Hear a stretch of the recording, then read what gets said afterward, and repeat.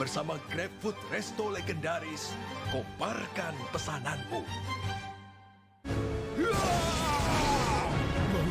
Tangan gue kenapa nih? Aduh, gatel banget, gak tahan. Move on ke Head and Shoulders. 100% pede, ketombe basah dan gatal. Wiped out.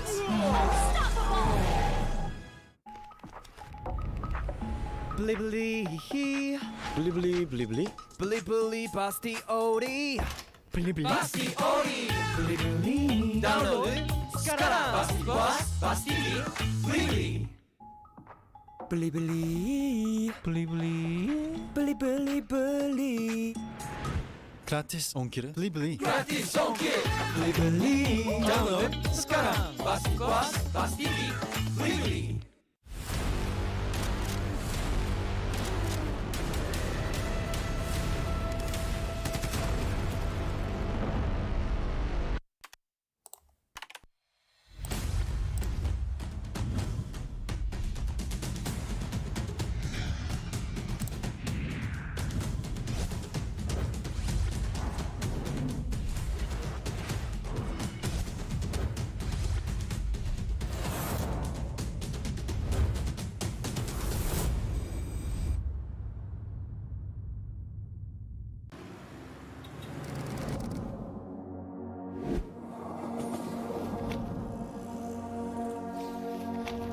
Kita nih di sini nggak masalah kalau mulai dari nol lagi, kayak kita berkembang bareng, improve bareng, ya kayak apapun yang kita pengen lakuin ya kalau bisa bareng gitu.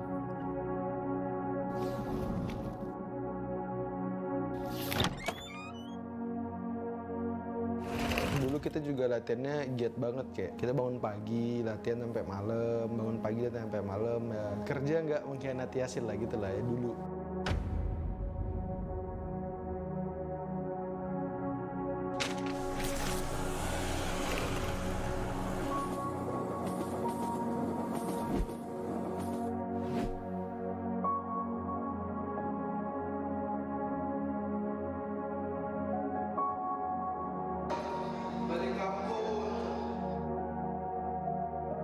Pertama kali sih kenal Mobile Legend tuh dulu download Mobile Legend kan, nggak ngerti kan mainnya gimana, terus hapus, terus habis itu lihat temen-temen sekolah pada main, punya aja rasa kayak oh temen-temen gue main semua nih, kalau gue jadi yang paling jago pasti keren nih kan, ya udah gue download lagi, main lagi. Dulu sih nggak ada apa-apa sih, nggak pernah mikir apa-apa sih dulu, kayak ya udah jalan aja, sekolah juga tetap lanjut, bedanya cuma tinggal Jakarta aja dari orang tua gitu doang. Nggak sempat kepikiran sampai jadi pemain profesionalnya sih. Tiba-tiba diajak si Edward main masuk Esports tapi jadi cadangan doang kan. Itu tuh Onyx nggak salah kalau yang dulu, jadi cadangan doang, terus tiba-tiba mereka ada playernya tuh yang bisa, jadi ya udah jadi pemain inti, ya udah sampai sekarang.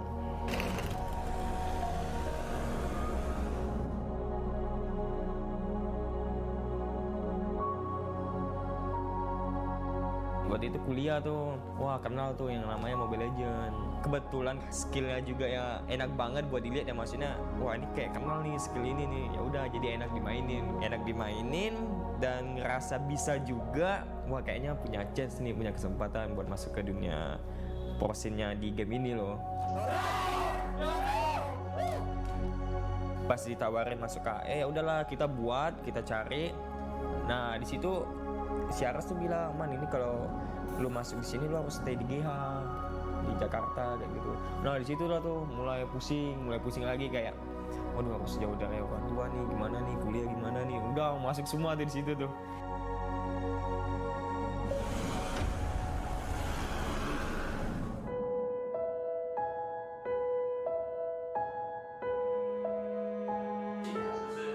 Dulu sih main game dimarah ya, pasti dimarah, kayak main game terus kerjaannya nggak ada kerjaan lain. Sampai dulu dilatihanin kayak ada les olahraga biar nggak main game. Sampai handphone disita, nggak boleh main, kayak main handphone cuman boleh Jumat, Sabtu, Minggu doang. Tapi ya curi-curi main, kena marah ya.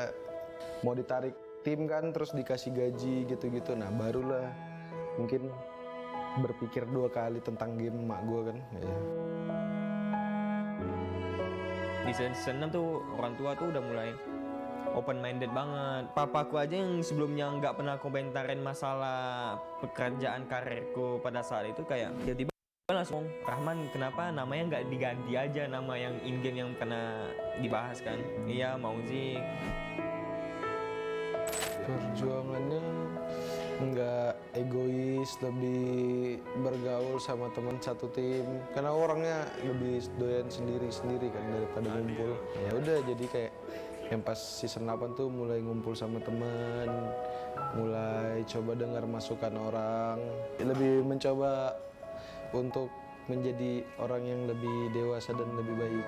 Yang bantu pas dari titik terendah terus naik lagi sih harusnya pesan dari orang tua sih, itu paling berpengaruh lah ya.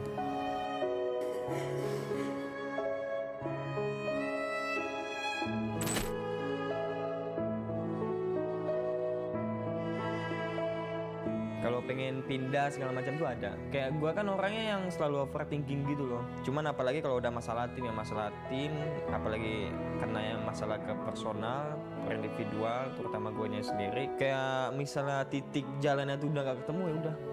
Ujung-ujungnya overthinkingnya tuh udah jauh banget. Aduh pengen pindah dah. Orang yang pertama kali gue ceritain kan ya ke orang tua. Kayak ngomong, "Ma, bagus Rahman pindah apa enggak ya masalah tim? Emang kenapa timnya gini-gini?" Mama sama papa kan pengen ngeliat Rahman tuh angkat piala di AE kayak gitu. Dengan kata-kata yang bisa dibilang ya itu tuh kayak ada harapan gitu loh, kayak ada cahaya harapan gitu yang gue rasain pada saat itu. Males kenal orang-orang baru kayak dari manajemennya gitu-gitu. Terus dua ya emang udah nyaman aja di sini kayak sama orang-orangnya, semuanya lah. Kan juga udah banyak yang dikorbanin dari jauh dari orang tua, bikin pendidikan juga. Terus ya nggak mungkin ya rehat kan, nggak mungkin kayak gitu. Jadi ya emang harus diperjuangin aja, jadi ya semangat aja terus biarpun banyak rintangannya. Alasan kenapa gue bisa cinta banget sama tim ini ya di AE, karena kita tuh pengen ngebangun yang nama sistemnya kekeluargaan gitu loh. Jadi kayak kita punya mindset ya kita harus naik bareng, ya turun bareng, apapun ya bareng gitu. Sampai titik mana momen kita pengen dibeliin device pun ya semuanya harus dapet. Saran gue sih ya buat player yang baru join ke dunia e-sport ya, terutama kalau bisa ya ekspektasi lo dan harapan lo ya, harapan sih boleh gede, cuman kayak ekspektasi lo ya jangan gede gitu. Kayaknya harus tetap down to earth sih, jangan cepat star syndrome. Jangan sombong lah, tetap humble biar nggak kepala gede. Terus kalau kepala gede itu kan udah pasti jadi latihan males, jadi ya itu pasti berpengaruh kepada permainan gitu dong.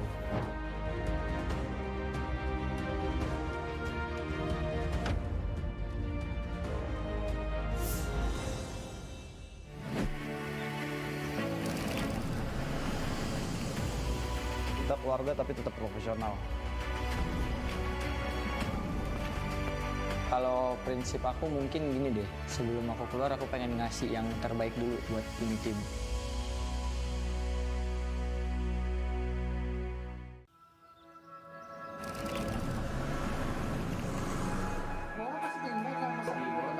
Tim ini ya udah kayak keluarga. Kita keluarga tapi tetap profesional.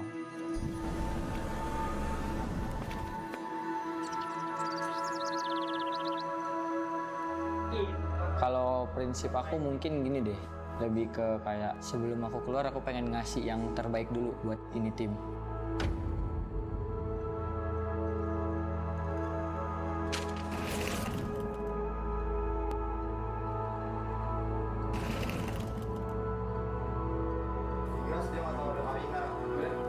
Gua kalau dari awal gue suka MOBA sih sebenarnya sih, suka game MOBA. Iya, seharusnya gue pindah ya. Cuman kayak gitu. Kira gue di kuliah ya teman-teman setongkrongan mainnya Mobile Legends terus, gue awalnya iseng main sih. Kok ini ada turnamen ML, ikut yuk iseng-iseng. Nah itu tuh himpunan gue lah tuh yang bikin, gue ikut menang. Habis gue menang, udah kita ikut turnamen terus sama dia, terus-terusan sampai akhirnya misah. Gue buat tim di akuisisi sama salah satu tim Esports Capcorn.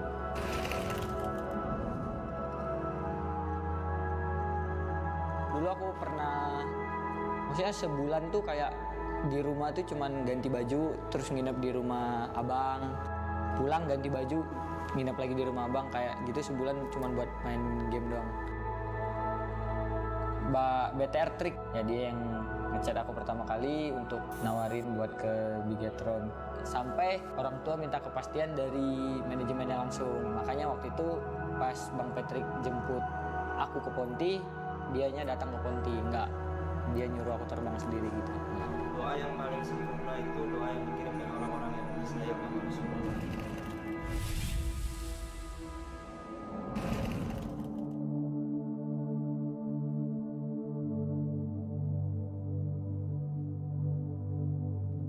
Kalau gua rasa ada lah, kayak nanti jadi apanya pasti ada, dia kecemasan dia. Cuman dia ya selama gua bahagia kayak aman sih.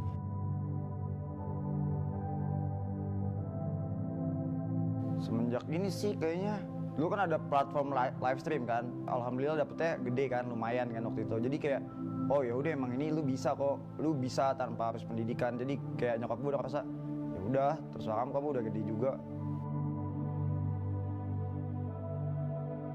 Aku nggak pernah, maksudnya nggak pernah cerita ke orang tua sih tentang kayak, oh aku capek gini, nggak ada. Paling kayak, ya aku kasih tahu mama aja kegiatan aku tiap hari gimana, aku kasih tahu Cece kegiatan aku tiap hari gimana, gitu dong. Kalau yang sampai struggle itu nggak ada. Egi, selamat dan sukses ya untuk playoff-nya. Berikan yang terbaik untuk tim, jangan lupa berdoa. Dari sininya juga ada dikasih jam tidur. Oh jadi kayak waktu kita tuh lebih teratur lah. Kayak makan ada jamnya, makan dikasih, terus tempat tidur, tempat tinggal segala macem. Jadinya orang tua nggak terlalu khawatir lah.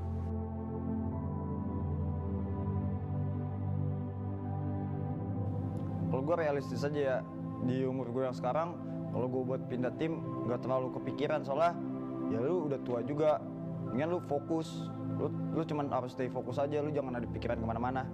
Satu, kalau kedua, gue udah berapa tahun di sini, udah gitu sih, itu aja kayak udah lama. Gue cuma mau bilang gue minta maaf, gue gagal, udah.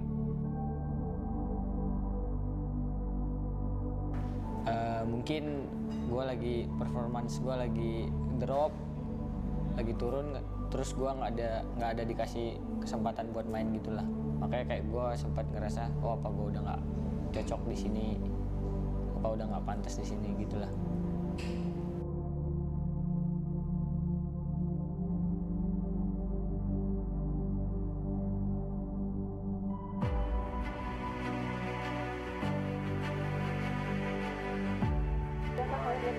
Nggak ada, lebih ke akunya sendiri sih. Maksudnya aku pengen, maksudnya kayak, oh BTR udah ngasih kepercayaan ke aku, tapi kayak aku nggak mau nyanyiin gitu lah. Lebih ke kayak gitu sih prinsip aku. Anggap aja ini udah final buat kita. Tunjukin semua kualitas lo, semangat lo, semuanya preparein semua di sini ya. Main semangat mungkin, oke? Ya.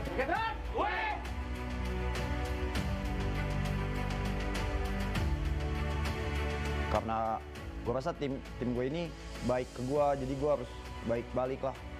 Soalnya apa yang gue mau rata-rata diturutin sih. Semenjak ada Vesager, ini tim emang keluarga. Tapi semenjak ada dia, kita keluarga, tapi kita harus profesional. Jadi kalau salah ya salah, bukan karena dia keluarga lu bela bahwa kondisinya salah. We have nothing to lose. Gak ada yang peduli kita kalah menang, oke?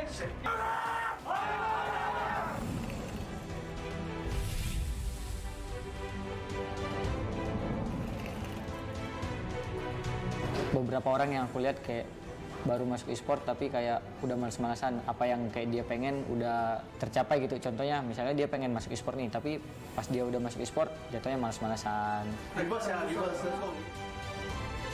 Harusnya mereka seperti apa? Ya udah, ini lu udah dikasih token, lu manfaatin sebaik mungkin. Lu harus momentum, lu harus fokus sama momentum yang dikasih buat player baru ya. Yang penting sih, di saat lu udah punya momentum, lu harus manfaatin. Perjuangan yang mereka lakukan adalah pengorbanan. Pengorbanan adalah totalitas usaha dalam menggapai tujuan mereka. Mereka tidak jerah akan kegagalan, mereka tidak puas dengan apa saja yang telah mereka gapai selama ini.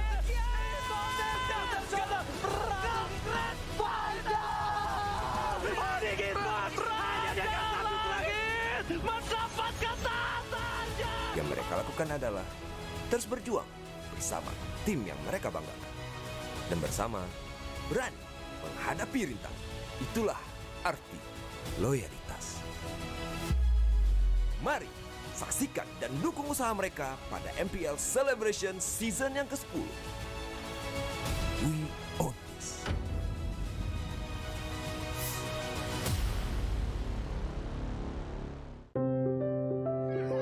Kalau orang tua gue tuh kayak nggak pernah nyuruh lo jadi ini. Orang tua gue tuh selalu kayak yang lo mau ya udahlah, tapi lo harus tunjukin lah. Kata saya, lu nggak sekolah-sekolah, itu biasa nggak danuin. Nah, ntar gue Deden punya gaji gitu. Liatin aja dah Deden gitu. Gue nanya lah ke almarhum bokap gue lah, mau yang mana? Terus kayak dia jawab ke RRQ aja.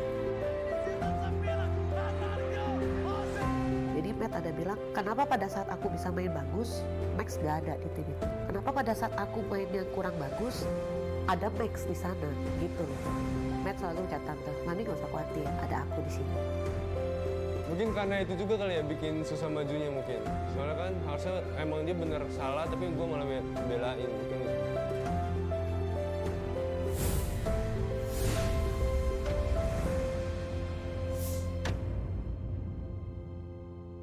Get Galaxy A33 5G. Why? Because it's Galaxy A33 5G with awesome processor. Buy now. Get Galaxy A33 5G. why?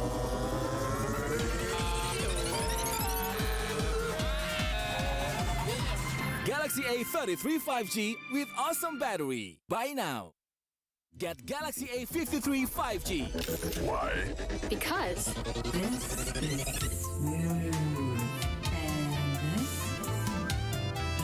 Galaxy A53 5G with awesome smooth display. Buy now. Get Galaxy A73 5G. Why? Because this is awesome. This is awesome. Awesome detail. Awesome detail. Awesome detail. Galaxy A73 5G. Take more awesome details. Buy now. Baru Axe Dual Action versus parfum. Yakin parfummu bikin kamu tetap segar saat berkeringat? Coba Axe baru. Kini lawan bau badan dan wangi segar bahkan saat kamu berkeringat. Axe Dual Action baru. Kepada sang legenda, nikmatmu sungguh tiada tara. Berjuang menjaga cita rasa hingga menjadi besti dengan api. Apalagi yang bisa kami lakukan selain menuruti perut yang bergejolak ingin menyantap? Inilah wujud terima kasih kami bersama GrabFood Resto Legendaris. Koparkan pesananmu. Tangan gue kenapa nih? Aduh, gatel banget, gak tahan. Move on ke Head and Shoulders. 100% pede, ketombe basah dan gatal. wiped out.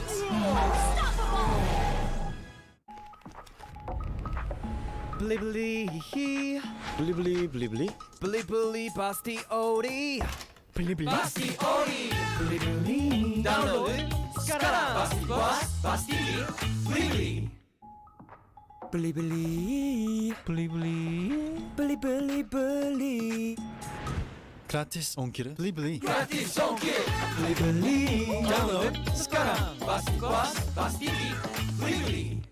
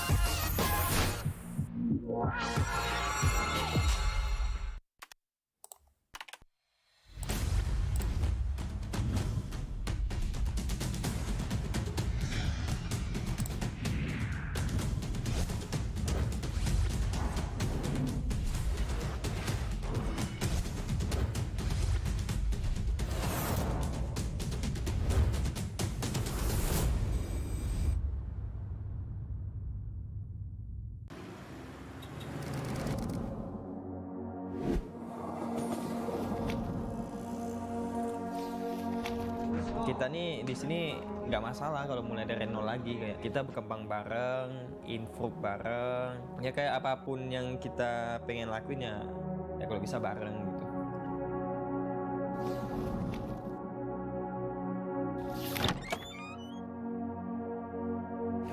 Dulu kita juga latihannya giat banget, kayak kita bangun pagi latihan sampai malam, bangun pagi latihan sampai malam, ya kerja nggak mengkhianati hasil lah gitu lah ya dulu.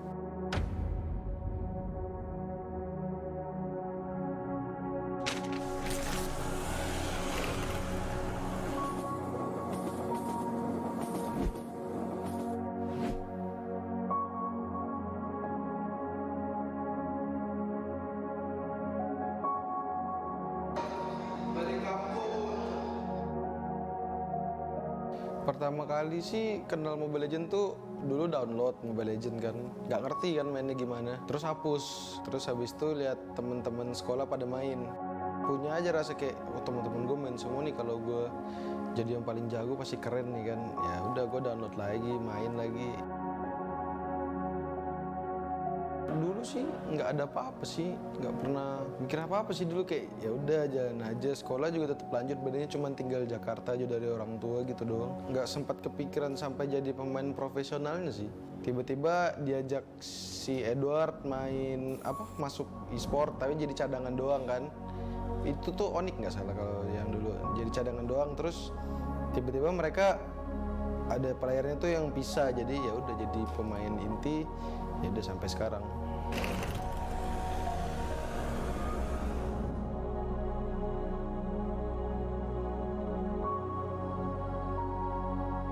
Waktu itu kuliah tuh, wah kenal tuh yang namanya Mobile Legend. Kebetulan skillnya juga ya enak banget buat dilihat ya, maksudnya wah ini kayak kenal nih skill ini nih, ya udah jadi enak dimainin dan ngerasa bisa juga, wah kayaknya punya chance nih, punya kesempatan buat masuk ke dunia pro-scene-nya di game ini loh. Pas ditawarin masuk KE, ya udahlah kita buat, kita cari. Nah di situ si Aras tuh bilang, man ini kalau lu masuk di sini lu harus stay di GH di Jakarta kayak gitu. Nah di situ lah tuh mulai pusing lagi, kayak waduh harus jauh dari orang tua nih, gimana nih kuliah gimana nih, udah masuk semua tuh di situ tuh.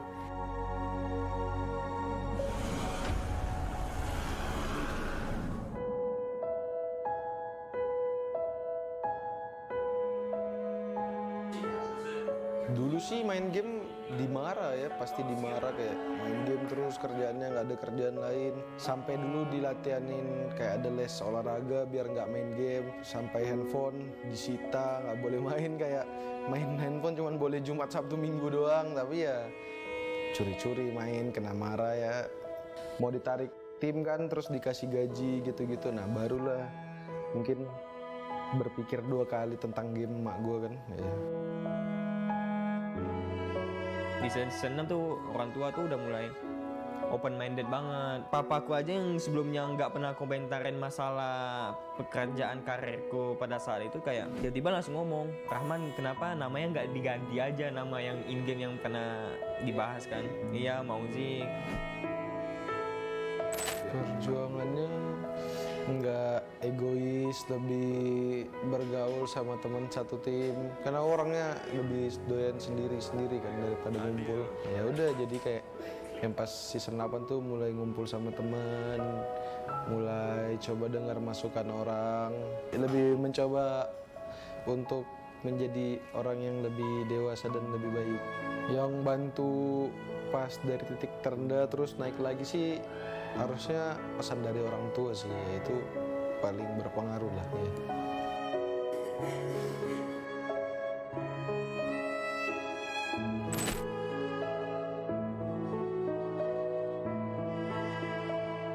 Kalau pengen pindah segala macam tuh ada. Kayak gue kan orangnya yang selalu overthinking gitu loh. Cuman apalagi kalau udah masalah tim, apalagi karena yang masalah ke personal, per individual, terutama gue sendiri. Kayak misalnya titik jalannya tuh udah gak ketemu, ya udah.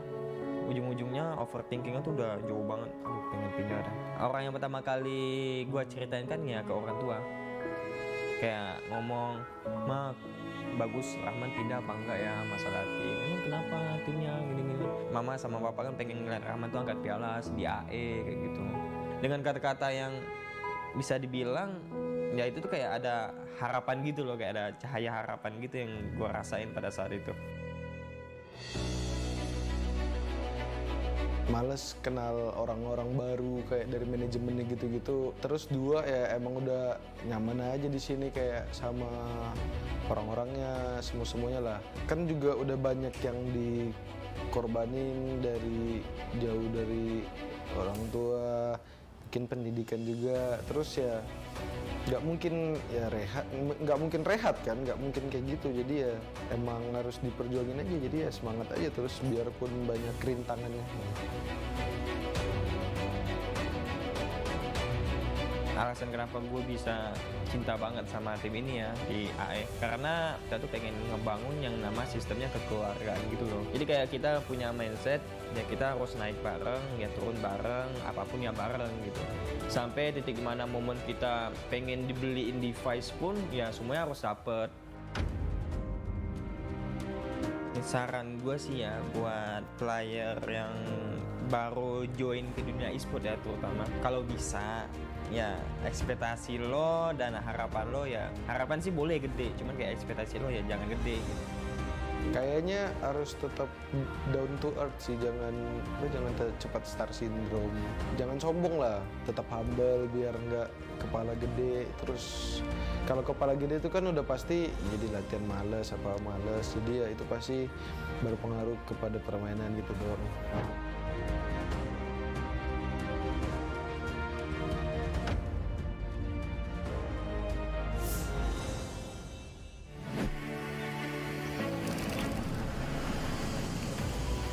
Kita keluarga tapi tetap profesional.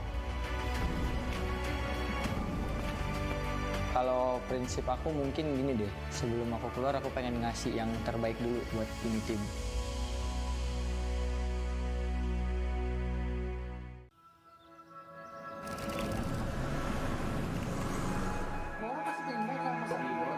Tim ini ya udah kayak keluarga. Kita keluarga tapi tetap profesional.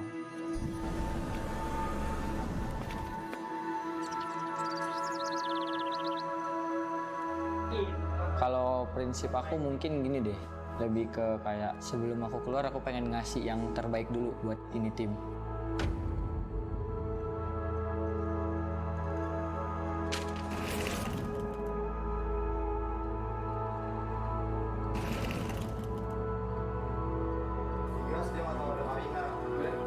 Gua kalau dari awal gue suka MOBA sih sebenarnya sih, suka game MOBA. Iya, selesai gue pindah ya. Cuman gitu. Kira gue di kuliah ya teman-teman setongkrongan mainnya Mobile Legends terus, gue awalnya iseng main sih. Kok ini ada turnamen ML, ikut yuk iseng-iseng. Nah itu tuh himpunan gue lah tuh yang bikin, gue ikut menang. Habis gue menang, udah kita ikut turnamen terus sama dia, terus-terusan. Sampai akhirnya misah, gue buat tim, diakuisisi sama salah satu tim e-sport, Capcom.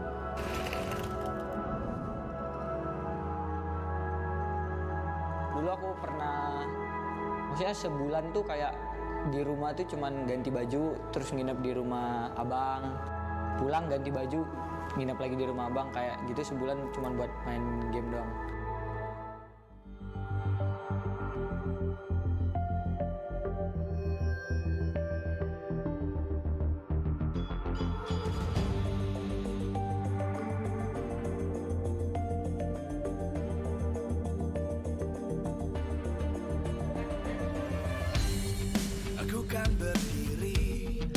Terus berlari, terus ke arah puncak tertinggi.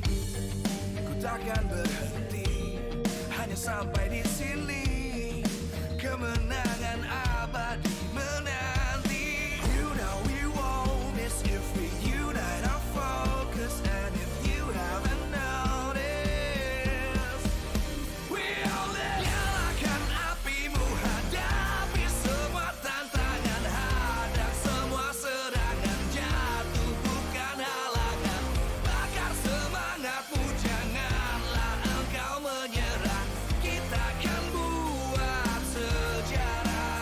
We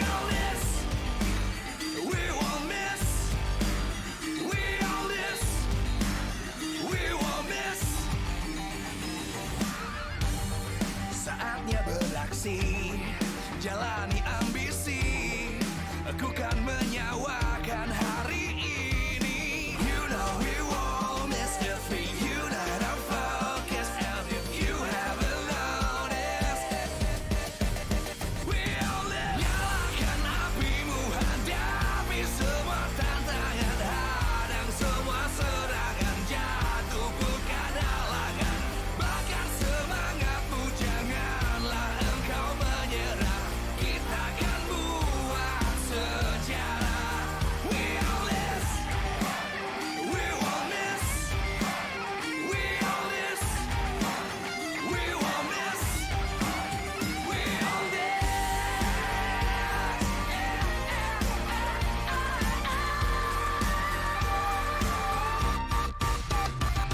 Nyalakan apimu, hadapi semua tantangan, hadang semua serangan, jatuh bukan halangan. Bakar semangatmu, janganlah engkau menyerah. Kita akan buat sejarah. We all this.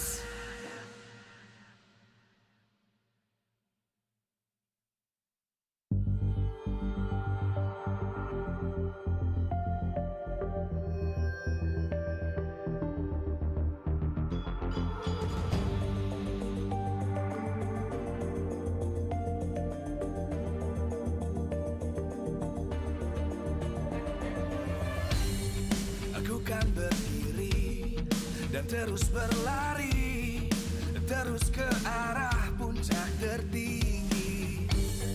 Ku takkan berhenti, hanya sampai di sini.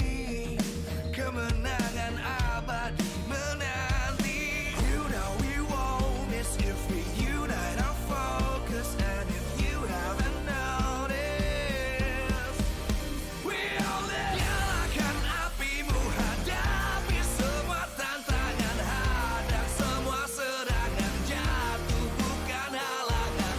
Bakar semangatmu, janganlah engkau menyerah. Kita akan buat sejarah. We all this, we won't miss. We all this, we won't miss. Saatnya beraksi, jalani ambisi. Aku kan menyawakan hari ini. You know we won't miss if we unite our focus. And if you haven't noticed, we all live. Nyalakan apimu, hadapi semua tantangan, hadang semua serangan, jatuh bukan halangan. Bakar semangatmu, janganlah engkau menyerah. Kita akan buat sejarah. We all this, we won't miss. We all this, we won't miss. We all this.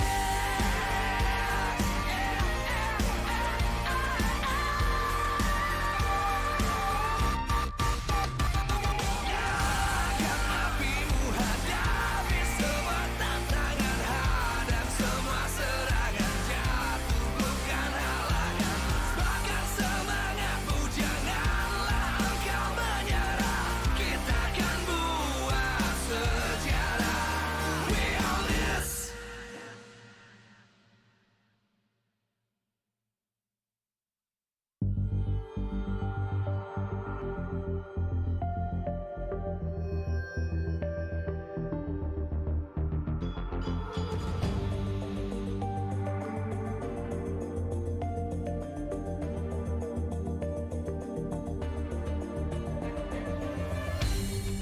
Aku kan berdiri dan terus berlari, terus ke arah puncak tertinggi. Ku takkan berhenti, hanya sampai di sini.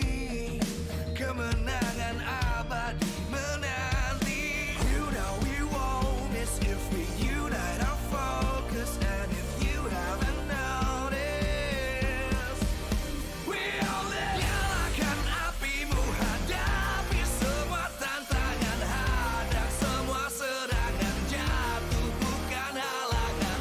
Bakar semangatmu, jangan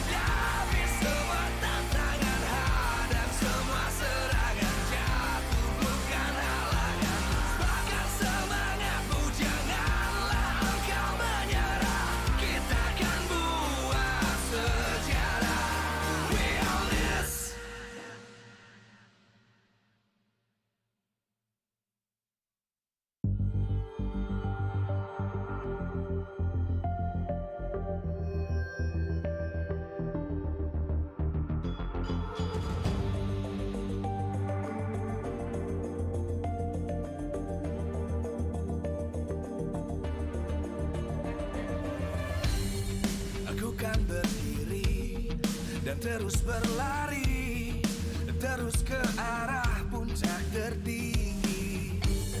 Ku takkan berhenti, hanya sampai di sini. Kemenangan abad.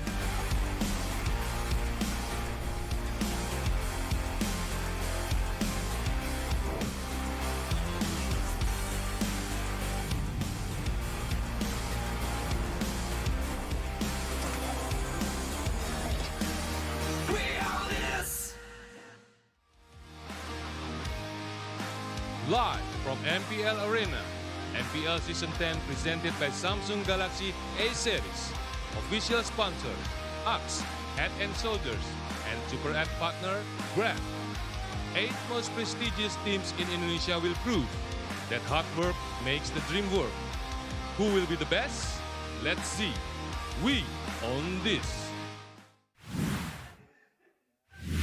The battle for the playoffs continue with Bigetron Alpha and Geek Fam in the first match of the final day of Week 6 MPL ID Season 10. Here again, accompanying you throughout the day, it's Mirko, Eterna, and Gani. He has to say his own name. Okay. Exactly. I can't say my own name? No.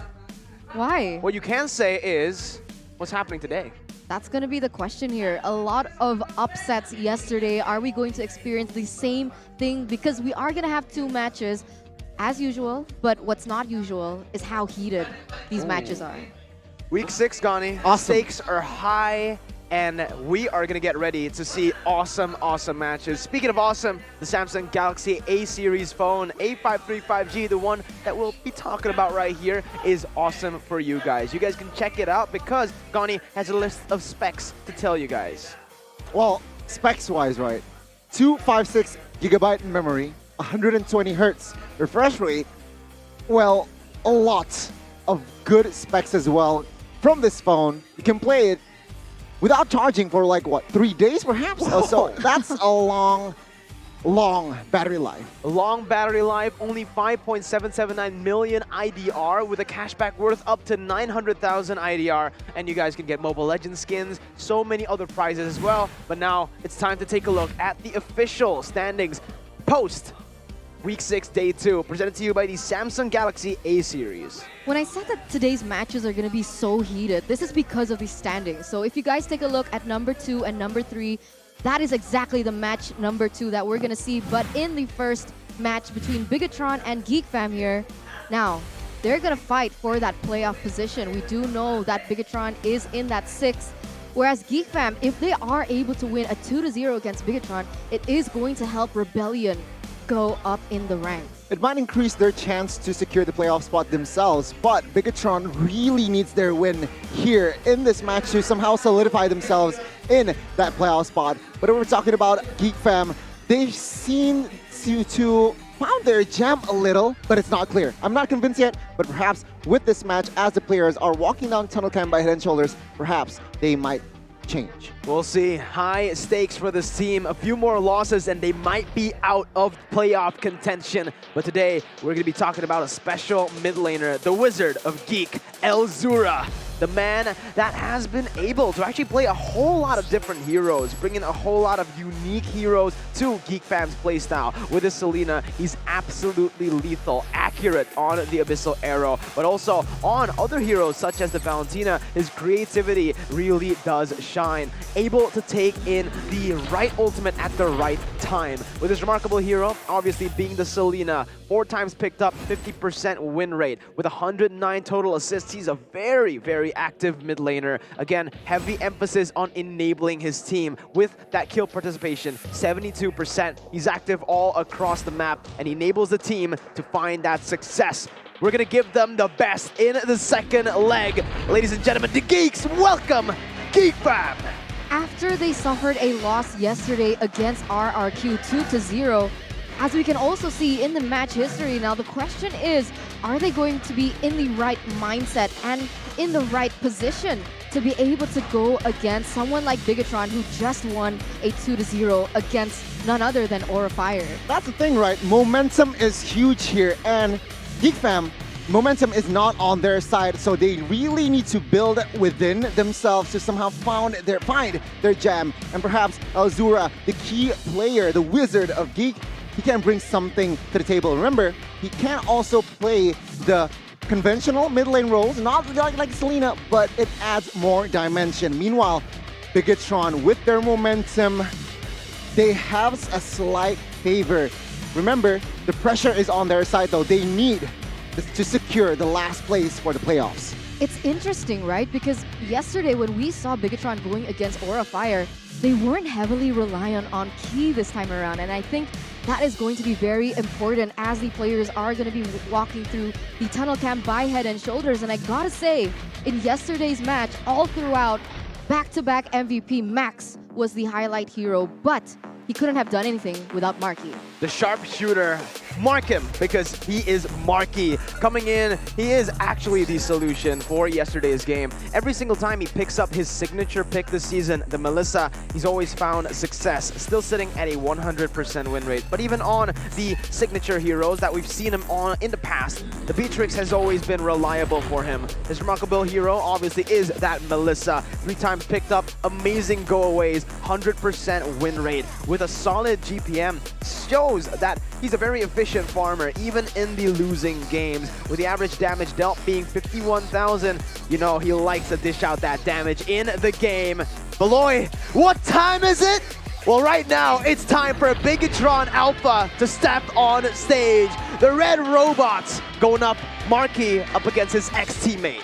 Oh, so a little reminisce nostalgia situation here for both of the players, but we can also take a look at the match history here from Bigetron Alpha, and we can see that the last time that they went against one another was actually Geek Fam winning it a 2-1. So they have the momentum, but what they don't have is the history. Yeah, well, they are now in a 2-win streak, so perhaps, again, you're right, that their momentum is on their side. Perhaps to make it a 3-win streak against Geek Fam.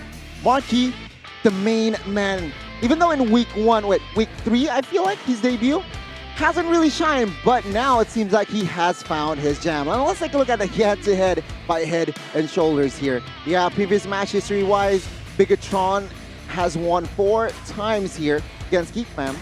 But talking about at the Geek Fam side as well, objective, they are in the losing here, in the losing side. So perhaps they need to repair, a lot to repair here to somehow find their jam against Bigetron. Remember, leg 1 they won, so perhaps they can somehow replicate the formula up against Bigetron Alpha. Now this is interesting because when we take a look at Geek Fam, we always highlight that early game pressure, but when we see the statistics, it didn't seem like they had any objective above Bigetron. As now, we're going to take a look at the keys to victory by Axe. Keys to victory here. Paquito can be the key forward side of Bigetron. They can flex it.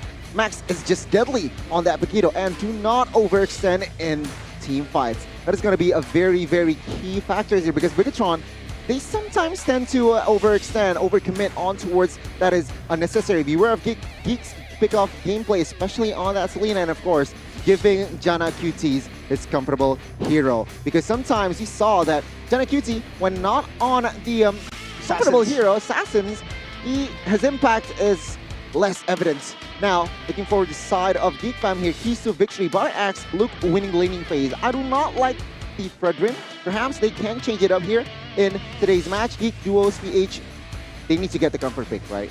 They need to somehow, for Beloy and as well as Jana QT, they need to somehow found their hero here in this draft. And of course, winning team fights and objectives in the first 5 minutes. They need to repair that as, of course, from the head-to-head, they are on the losing side as well.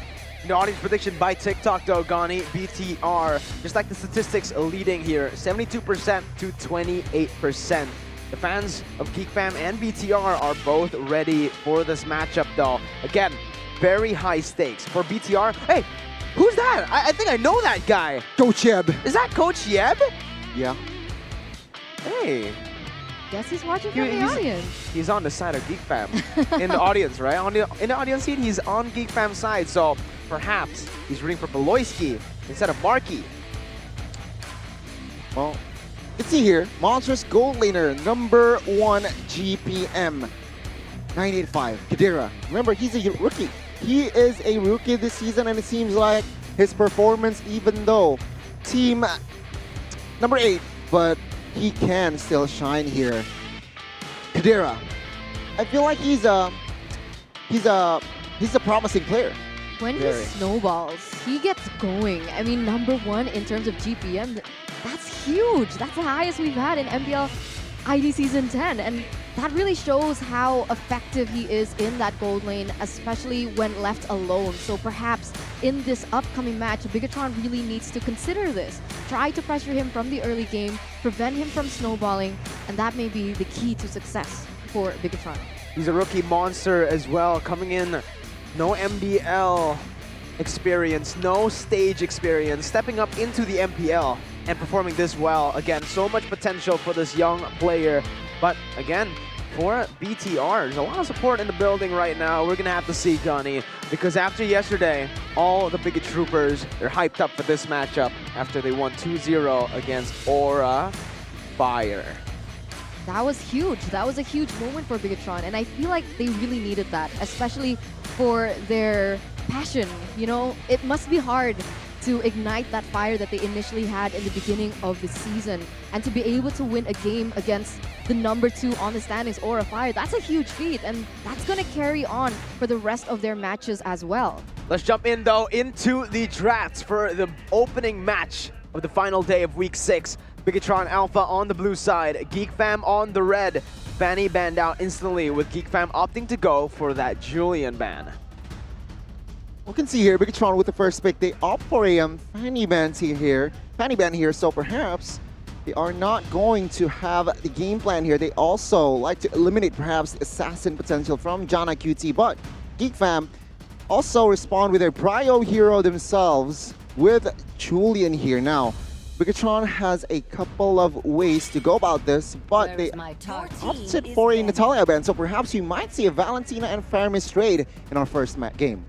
Yeah, remember the Akai is also still available, but it is going to be the Fermis ban here in the second point for the side of Geek Fam. So Bigetron Alpha, they have a chance. Remember, the Beatrix and the Wanwan is still up for grabs. It all depends on who they want to prioritize, because if Kadera gets his heroes, if Jana Cutie gets his heroes, if Marky gets his hero, that's going to be very, very important to the gameplay later on. Heavy emphasis on comfort heroes. That's exactly right. For Jana, those are the assassins, right? For Beloyski as well, the Natalia, the Franco. Bigetron Alpha, like you mentioned, Gani, can just leave the Valentina open because they have first pick, but then they're also leaving a whole lot of other heroes open. The Beatrix, the Wanwan, on the hands of Chadera. He is lethal on those two heroes, especially the Beatrix though.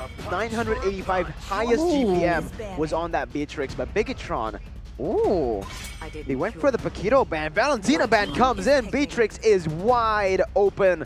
1-1 as well. What do you think BTR should go for? I gotta say, I feel like Bigetron should somehow pick up this Beatrix, taking it away from the side of Geek Fam. And well, as we all know, Marquis is like so intrigued to play that Beatrix. There you go. There you go. The Beatrix pickup for Bigetron Alpha. Another solid pick, a hero that's found so much success and a lot of people think is just plain out broken, Eterna. I agree. It's crazy, the impact that it has, the flexibility, and I think we've talked about it a little too much at this stage, but now Geek Fam with the first two picks. 1-1 and Diggy perhaps to prevent Bigetron for picking it up for themselves, because we've seen time and time again, 1-1 sure a great hero, but against the Diggy, rendered useless. Literally yesterday. Yeah.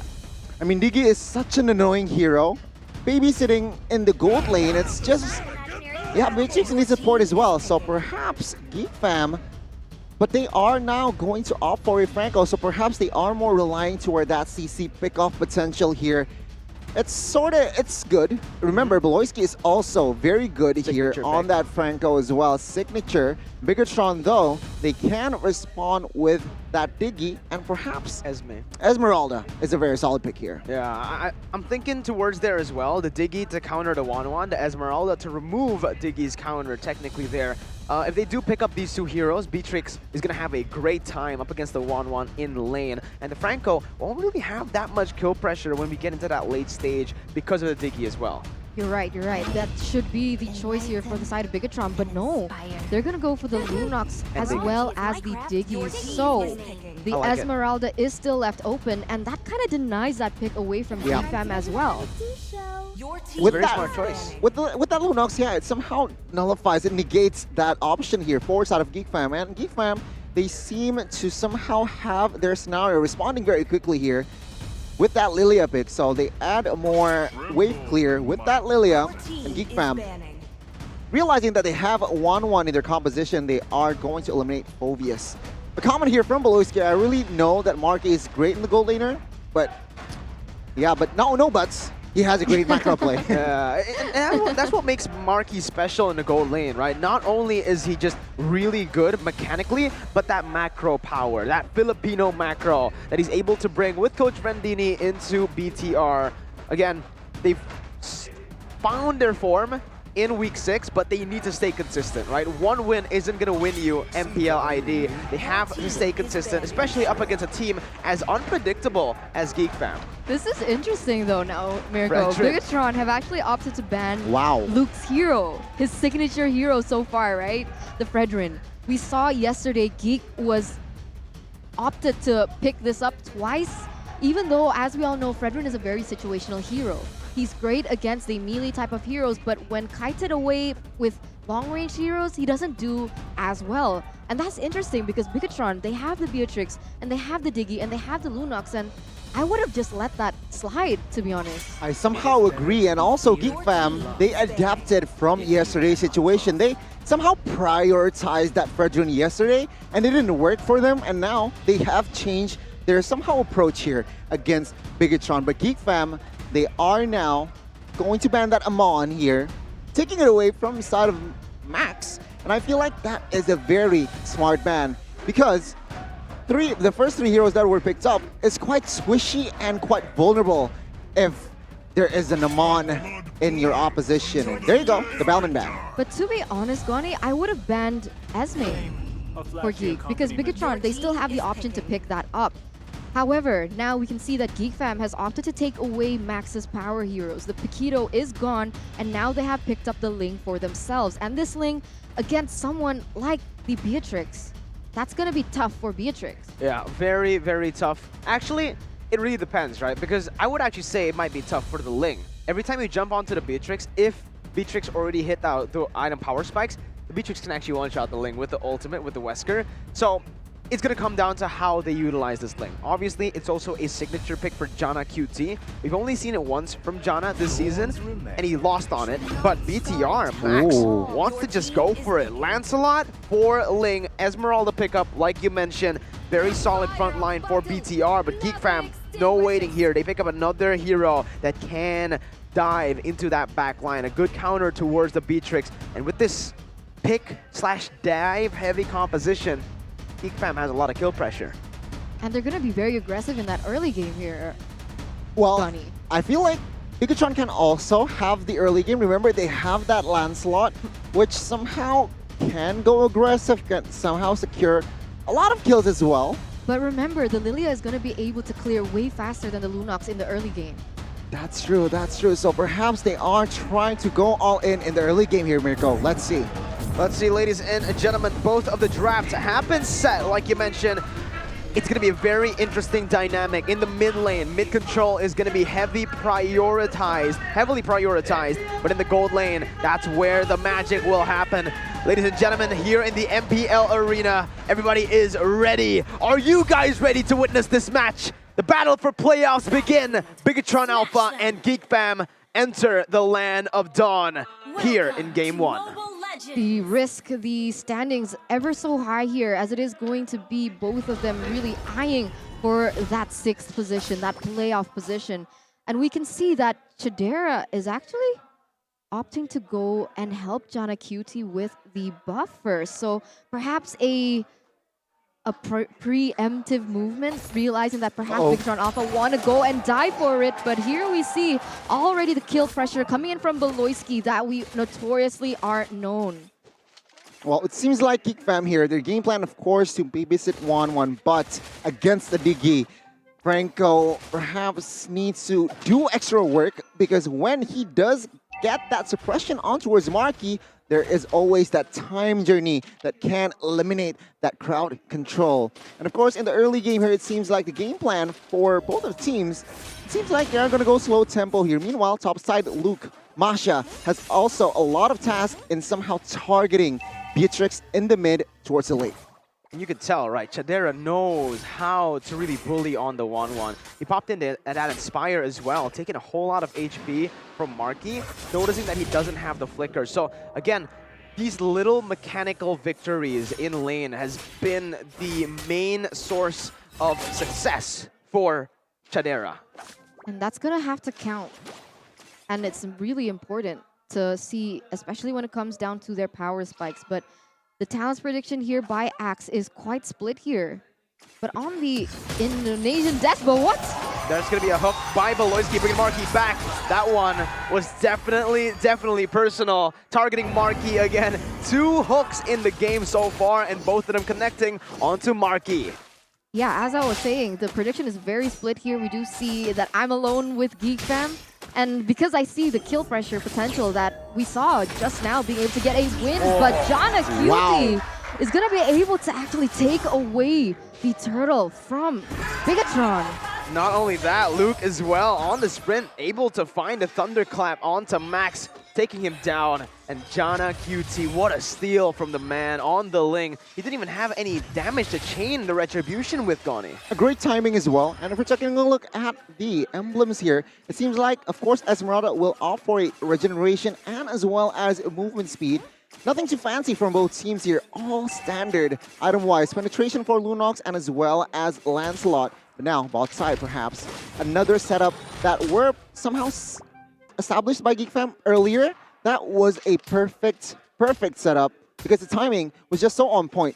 They get the kill on towards Marky, and then they rotated fast on time, in time, to get the steal on towards the turtle. Remember here that Moreno has not opted for the mystery shop, so he's gonna need a little bit more time compared to Elzura with that emblem. But here we go, Max. Man, he's so aggressive, putting so much pressure onto Geek Fam. Even Chorizo, up in that orange buff, actually going to be able to chunk Jana quite low. But Jana has just completed one of his items, the Wind Talker, that'll help him greatly in the mid-game. Marky, though, with the help of this Diggy, it's just going to be so easy to actually get that map pressure. But again, Beloy, he's trying to get that hook on towards Beatrix. Here, though, on the top side, some of the blade is going to be popped in by Jana. Fast hands, Max going to fall onto the hands of Jana. This is why it's a signature pick. Very fast and very lethal. And with the pickoffs on the board, Geek Fam has actually started to lead with a 1,300 gold lead. So far, Bigetron Alpha not able to get any pickoffs on the board, but you can see that they are rotating in a way to prioritize the objectives. But if Max's retribution fails like it did before, it's going to be a tough time for Bigetron, especially when we get into that mid side. Seems like the early game plan for the side of Geek Fam has worked. They got the early control. Kill-wise, gold-wise as well, rotation, they are now leading. The question is, can they maintain the lead? Because the second turtle, it seems like there's going to be no contest as Max, he is late in the rotation. Yeah, so Rizzo trying to go for a cheeky steal there, just with the Falling Star Moon. Has to pop the sprint. That's definitely not a good resource burnt in. Maybe a little bit of a miscommunication there because Max was definitely not going for the steal. Wasn't really going for the contest. But he does have the Hunter Strike now. Seems like now, position as it stands here, Geek Fam, they need to, like I said, maintain, and Bigetron, they need to wait for the mid-game power spike. Lunox, Beatrix can be deadly in the mid-game. And of course, Esmeralda, perhaps after Oracle, he can begin to somehow find and become the frontliner. As it stands, item-wise here, BOD secured and all mid-side. Then lane, Jana looking for the damage again. Thorn Rose by Max, taking a whole lot of HP from Jana QT, chunking him low. But again, no real kill pressure just yet. Aloyski popped that conceal and was brought back by the reverse time. We're going to see how this is going to pan out, right? Because when it goes into the later stages of the game, it's going to be very difficult for Geek Fam because of the fact that Bigetron Alpha has that Diggy. They need to be able to prioritize that kill pressure! But no, Aloyski gets taken down, and he's the main person to be able to make that happen. Sorizo up top though. Geek Fam are looking for a trade. Falling Sarmoon locking him in place. Sorizo trying to dodge away. Gets the shielding back up. Going onto Elzura, who doesn't have the black shoes. And Sorizo is able to survive. Vagina QT though. He doesn't take any prisoners. He goes in under the turret. Moreno is able to take the kill. And Bigetron Alpha lead again. Max in the mid lane. Going to be able to secure the mid lane tier 1. Top side pushing in as well. BTR equalize in gold, even though they're down 2 kills. Yeah, misplays from Geek Fam, or even perhaps you can consider that an outplay as well. I do understand that Jana Cutie needed the kills, because that's how their composition was built, right? But someone like Moreno, with the micro ability that he has, is going to be able to counter that really well, especially with the ultimate. And that's the beauty of the Lunox. She's able to get away in those positions, but also deal out the damage. And so far, she hasn't reached her power spike either. She's only secured that Clock of Destiny. The Lightning Truncheon has yet to follow. And even then, she's already having that much of an impact. You can see the Lunox pressure on the neutral objective. This time, it's Geek Fam who are not going to be able to contest the turtle. Bigetron Alpha securing the 3rd turtle of the game, but Geek Fam have secured 2 out of the 3. I mean, momentum here. Again, Geek Fam lost their momentum. Uh-oh. Never mind. He just goes in for the flicker. Moreno going to be caught instantly, just shut down by the thunderclap from Luke. Bigetron Alpha are able to actually go down below. Falling Sarmoon by Sorizo there, as he is able to find a kill onto Franco. Shadira has the crossbow. Tang will choose to pop it over to Marky, but the time journey helps him out. That's going to be the Phantom Execution to the back line. Shadira still able to kite away, surviving for a bit longer, buying the time for Max to fall onto the hands of Jana QT with the tip of the blade. But look at the snipes from Marky all the way behind. Sorizo is still alive. He's trying to run away, but the thunderclap from Luke finally comes in to secure the kill. It's a 2-for-2 trade in the end.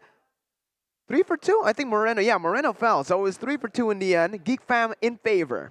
But Bigetron Alpha still with a 1,000 gold lead, and you can see how much promise that Sorizo has on this Esmeralda. The damage dealt by Axe also says that he has been dealing the most amount of damage as well. Yeah, this is interesting, seeing that the Roamer and the XP laner is actually the highest damage dealer here as it stands. And of course, Jana QT followed right after, and Bigetron, they have secured all the outer turrets from the side of Geek Fam, which means the space from the side of Geek Fam, it's quite limited here, which actually 1-1 needs, right? He needs space. And of course, Bigetron Alpha negates, eliminates that fact. And perhaps a setup here bot side, but nothing much just yet. And again, players gold by UBS. Sorizo, the XP laner, is number 1.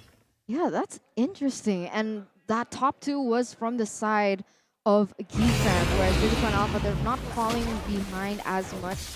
But we can see that this is going to be hard, right? Because we're already reaching the 9th minute. They are going to all go grouping up to this neutral objective. And team fight-wise, I feel like Bigetron Alpha has a better edge.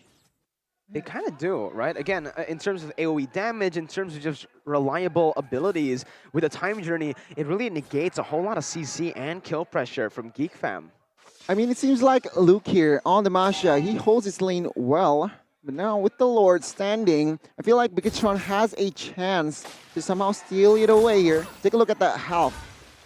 Take a look at the health from side of Geek Fam. They're all poked. Yeah, Jana is taken low, Elzura as well, but Alarm Box, Marky goes in for the flicker, onto the damage as well. The time journey to bait Chadera in as Max picks up the red tree on the Lord. Lord Slain presented to you by the Samsung Galaxy A series. What an amazing orchestra plays there by BTR, as again, Jana still able to secure the purple buff, but was taken low. They're never letting Geek Fam take things without getting punished. Results as predicted, though. That's how the composition of Bigetron Alpha works. And I gotta say, at this stage, in this current meta, the Diggy is just so reliable. Because even if Geek Fam wanted to go for a setup, the time bombs are gonna deal so much damage, even if he builds tank, Goni. Yeah, I mean, we have entered the mid game here, Eterna, so take a look at the items from Lunox. Genius 1 immediately built before that lightning truncheon because he realizes that they need penetration, they need damage, and no Athenas just yet from side of Geek Fam. That's huge. The magic power, and of course, Hunter Strike, BOD from side of Lancelot. Again, physical, magical damage output is just huge from side of Bigetron Alpha. Geek Fam, they need defensive items. Elzura already jumping in. Jana QD trying to do damage onto Marky, who is going to be taken down. Coming ways as well. Marky goes in. Oh my god, it's Max who actually picks up the kill with the help of the alarm bombs. Meanwhile, in the back line, Sorizo with the falling Star Moon, able to find two. Immobilized right here. Bigetron Alpha trying to collapse. Geek gets hooked into the turret. Gets bloody hunted as well. Geek Fam able to find a trade. A 2-for-1 in terms of kills, but BTR were able to get the turret. They're at almost a 5,000 gold lead here, Bigetron Alpha, which means Geek Fam, they are really lacking in that damage. Take a look at the Sorizo here. I mean, he has opened up a lot of opportunities for side of Bigetron Alpha to somehow create the space and also bought time for the team to somehow perhaps reset or do a proper engage, which honestly, Geek Fam, they are lacking to somehow damage to kill this guy. They need to go for pickoffs, guys. I feel like that's the only way that they can go for this. If they group up, we saw how that failed. And it's difficult to see right now because you can see the way that Bigetron Alpha, they're rotating. They're rotating as 4, and so they're trying to deny that pickoff potential. Only Sorizo, only the Esmeralda is the one splitting up. And I guess that's what Geek Fam is going for right now. Yeah, they're going to go look for those pickoffs, and you can see Geek Fam, they're already popping in that conceal down below. They're committing into picking the member, Sorizo, off in the bottom side, but Sorizo's not going to reveal himself just yet. We do have a little peek at the items again, Gani, in the 13th minute of the game. Chadera, though, he's going to be able to find Sorizo. Belosi coming in with the Bloody Hunt as well. Chadera has all of the weakness points popped in. Crossbow tank going to be popped right now. That's going to be Sorizo popping in with a truncheon. Good snipe by Marky. That's going to be the time journey as well. Sorizo surviving. Moreno jumping in with the Chaos Order onto Elzura. Finding a pick, outplaying Geek Fam's pick potential. Yeah, Geek Fam took way too long to set that up. I don't know if they knew that he was there or not, but I understand. They were trying to use Kadera as bait, but it just took too long, and Bigetron Alpha picked up on that. Now, Elzura is the one to fall. Bigetron has the upper edge in this Lords, so we're going to see what Geek Fam can do. I believe Sorizo wasn't the proper target as well. He's an XP laner, he has Oracle already, so I don't know why they are going for that play. Oh, but Whiskey Dog gonna get shredded down. Jana QT jumping on Moreno, finding the kill right now, looking for more onto Key, taken low, but it's gonna be Chadero who actually finishes off. That's gonna be the Lord taken down. Retribution by Max, 2 members traded in for 1. Chadera has the crossbow attack, but Bigetron Alpha do not want to go for more. They're happy with the Lord take, and they'll just fall back. Luke, though, he wants to go for it. Max still is able to secure his purple buff. What I find interesting is every time they go into a team fight, I always feel like Geek Fam doesn't have the favorable trade. But in this particular situation, 2 team fights passed as well, it was Bigetron Alpha actually losing out. They lost more members. They were able to secure a utility as a neutral objective, though. And in that situation, who does it favor here, Gani? I feel Geek Fam has a breath of fresh air, picking up 2 kills, even though they lost the Lord, but their wave clear is more than enough to clear the second Lord even. And so, take a look at the snipes there. BOD, Hunter Strike, that is, and as well as Malefic Roar, that is what Marky has now. I mean, at this point, should Jana QT just opt for more of a defensive build? At least 1 item. Oh, I don't know, right? Because you're on the Ling, your main kind of key to victory is that damage. You, as an assassin, you need to try to burst that backline down. So if they do go for defensive items, if he opts for it, it's going to take a whole lot of that kill pressure away from the other members. Because remember, BTR as well, they're really defensive. Ling needs to get more offensive items to actually be able to shred down the shielding coming from the time journey and just all of the defense technically right now that BTR have built. It's just what I mentioned earlier in the draft. Ling doesn't have a good time up against a Beatrix from the Renner and obviously from the Wesker. If the Renner does that much, oh, just imagine the Wesker when Ling jumps in. It seems like Bigetron Alpha here, they are resetting. They are not going for the heavy siege just yet. And the reason is they are now realizing that Elzura also has his power spike and BOD has been just secured. by Jana QT. So Bigetron Alpha, they do not want to take risks, even though I feel like Bigetron Alpha still has the slight edge. They just want to play it disciplinedly here, waiting for the next Lord, or perhaps if one member, and that is a key member from side of Geek Fam, that is overextending, perhaps they will commit to a fight. But if not, Bigetron Alpha will just somehow play the discipline game here and play the patience game. I mean, to be honest, Bigetron Alpha, they don't really have much to lose, even if they do want to drag it out, right? The Lunox is going to be abysmal in terms of damage, and I'm not even gonna touch on Marky at this point, right? And even if Geek Fam, we see their composition, sure, they have Kadira, but we also have to think about that kill pressure. Kadira is useless against the Diggy, so even if it goes head-to-head, the Diggy is gonna be able to deny any source of late-game damage coming in from Geek Fam when they group up as 5. Yeah, the pressure is definitely on Geek Fam right now to actually make something happen. They're definitely the ones now caught in that desperate spot, right? Because even Beloy, with the conceal plays that he's been able to do in a lot of games, this time up against a Diggy, you're not really going to be able to do that because of the alarm bomb. So annoying, placed into the bushes every single time. Geek Fam can't even open up the map in the 16 minutes of the game, and that's going to be tough. It is, and it's so evident that Geek Fam, they are struggling, trying to make something happen here. As Bigetron, they are playing more reactively, and that is the right thing to go. I mean, they have Diggy, so just use that Diggy to somehow play more reactively. And now Sorizo opening up the map. Seems like he is doing a splendid job here. Bloody Hunt, though, popped in with a time journey as well. Chidera was able to find a winner. Oh my god, the crossbow tang there. He's able to find it. The winner truncheon wasn't popped by Moreno. And as you can see right now, they're just going to go on to the collapse. Sorizo taking a whole lot of that damage, soaking it in. I thought for sure that Moreno would go for that winner truncheon. Chidera got all of the weakness points before the time journey came in. How fast are you on this 1-1? Chidera! It's huge. That setup perhaps might just turn the tables around here for side of Geek Fam. They are now, with this Lord push, they can somehow get one inhibitor if the wave is manipulated correctly here. And now, let's take a look at the instant replay presented by Samsung Galaxy A series. Kadira, the main man. He gets the war. He gets the crossbow of Tang. And all the teams from the side of Bigetron Alpha, they are in shambles. They don't know what to do. 18 minutes in, thank God the countdown timers on the deaths weren't too bad, as they are going to be up and running to defend this one. But one of the things that I noticed here, Gani, was the fact that Jana QT picked up, what is that last item? Sea Halberd for Esme and as well as Diggy. An anti-region item, and it seems like, yeah, it works. It works. He might change it to perhaps a Immortal or Winner's Truncheon, but now it seems like with Esmeralda on your opposing side, it helps you to give that extra damage because only Franco build that Dominance Eye, so perhaps they need an extra anti-region item. Oh, what? 1v1 up top, and now even in the bottom side, Key losing out on the immortality. Bigetron Alpha, they held the game for so long, but Geek Fam with one team fight are able to turn the tides. Luke on the back lines, jumping with a thunderclap. Marky trying to deal damage as well. Winner Truncheon there, finally popped by Moreno, but it's way too late.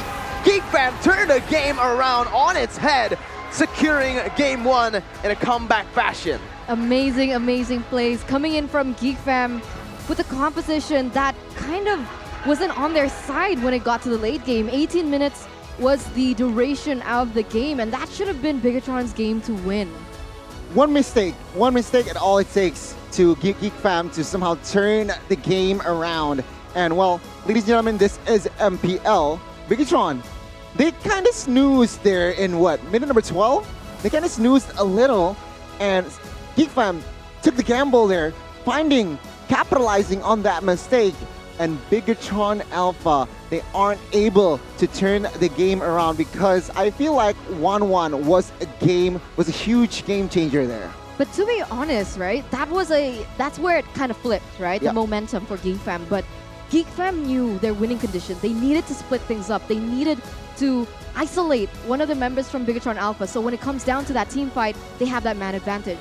And you saw that happening. So a little bit of a mistake by Max there to clear that top lane, in my opinion. He went in for an ego 1v1, definitely didn't work out for him. Jana QT with his damage items all fully built in, and obviously he was ahead of Max in the game, was able to take that 1v1, but I want to just talk about that one team fight where it was Chadera. Yeah. Chadera, oh man, I think that's the fastest 1-1 3 weakness point pop that I've seen, right? Because he got the 3 weakness points before the time journey came out, and all he needs to do is tap one button.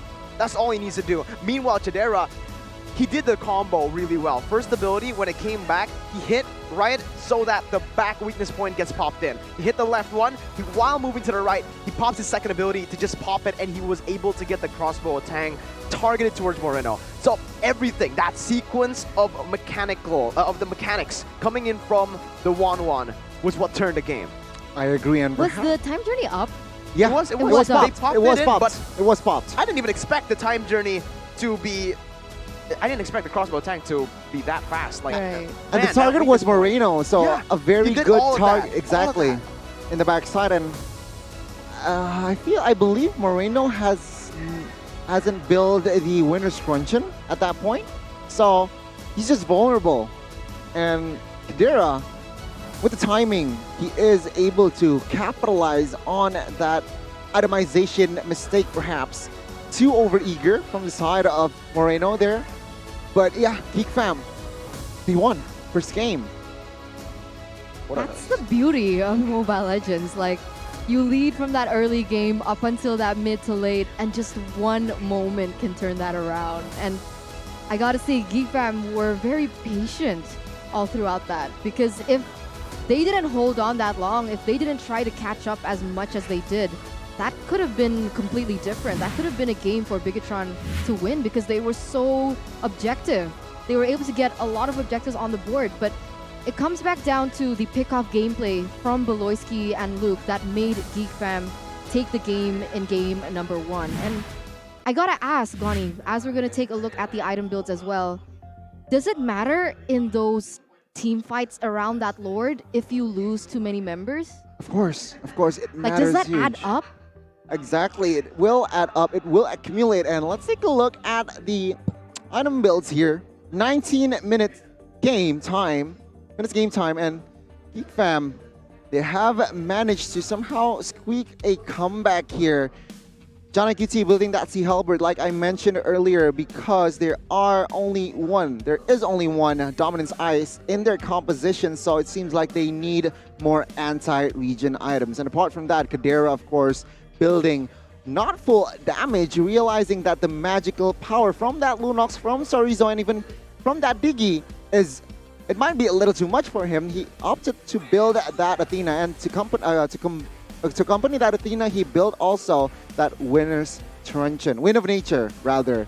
Of course, Luke playing very solid here, even though he lost his lane, but he has 0 deaths, 507 to his name. And post-game stat-wise here, the rich guy will beat Jana QT on that lane by Livin by Mandiri, 750 gold. Not that huge, but again, Geek Fam, they were losing in the early game.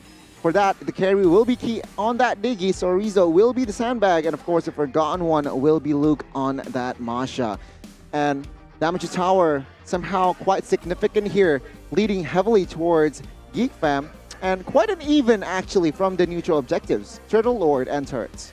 Yeah, I mean, if you take a look at the game, Max was just, yeah, he was underperforming, definitely, right? After such a massive win against Aurafire yesterday, with his performance being at his peak, back-to-back MVP, we expected him here on the Lancelot to pop off, but Jana just showed him levels here. And for Chadera, he made one big play that changed the game, but I do think that the MVP won't be Chadera. It is going to be the man who stayed consistent from the early game all the way to the late. Targeting-wise, this man was on point. 5-0 and 7. Your MVP presented to you by the Samsung Galaxy A series is the Masha. 2 Guardian helmets, a Twilight armor, and a Blade armor. A lot of defensive items. And if you take a look at the MVP highlight presented to you by Samsung Galaxy A series here, you can see here in the early game it was rather shaky for side of Geek Fam.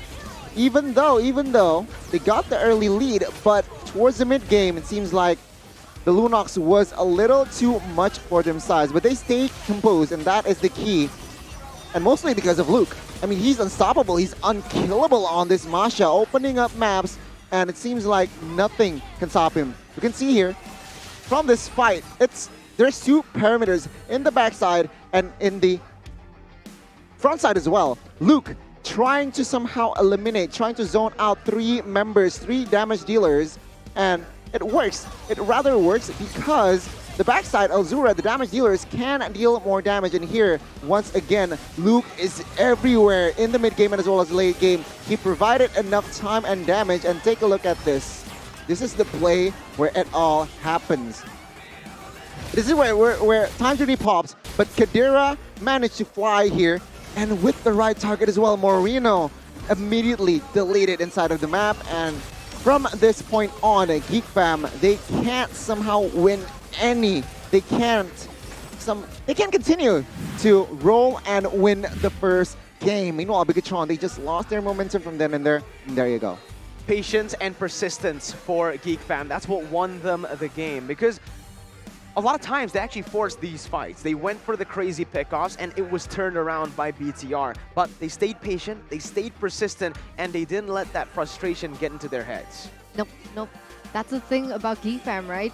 Even though they didn't have the map pressure, even though they lost a lot of trades, they still were able to slowly build whatever they needed. They slowly had compensation for every time they lost something, and that built up towards the end. And it only took that one moment by Chidera to just flip things off. And we're going to see what happens here in game number 2, because honestly, it's going to come back down to the drafts again, I believe.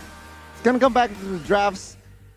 It's going to be a fresh draft, perhaps, in second game. They need a fresh draft. With the new Axe effect, they can certainly do that with the dual action body spray right now. You guys can also provide yourself up to 48 hours of freshness with Axe. Go ahead and buy Axe right now, and you can get prizes up to tens of millions of rupiah while smelling good. That's huge. That's huge, and I believe I can't wait to jump into the second draft, as we are going to witness the locker room here from the side of Bigetron. It seems like still all smiles, so morale is still up here. Perhaps they are now focusing, getting the second game, and then the third game. All they need to do here is perhaps somehow repair their mistake from the game of Nomura, and that is they need to be more synergy. They need more synergy here. Maintaining a lead is hard. Very, very hard, right? Like, in the game right now, we're going to take a look at the game recap again. The impact players are both of the XP lanes from the side of BTR and for Geek Fam. Luke, you know what? A lot of these individual plays happen in that XP lane, right? A lot of moments where Sorizo was able to outplay 1v2s, 1v3s, and in the team fights, it was Luke. So, in lane, Sorizo. In team fights, Luke. I gotta agree with you. And other than these two players, I'd like to highlight Max. We saw in the draft that they took away a lot of his comfort heroes, right? The Bauman was banned away. We can also see that the Paquito was banned away. The Lancelot was the hero that he was forced on because Ling was taken by Geek Fam. And do you think that that was one of the reasons as to his performance and why he didn't shine as bright like he did yesterday against Aura? Perhaps, because again, comfortable heroes, right?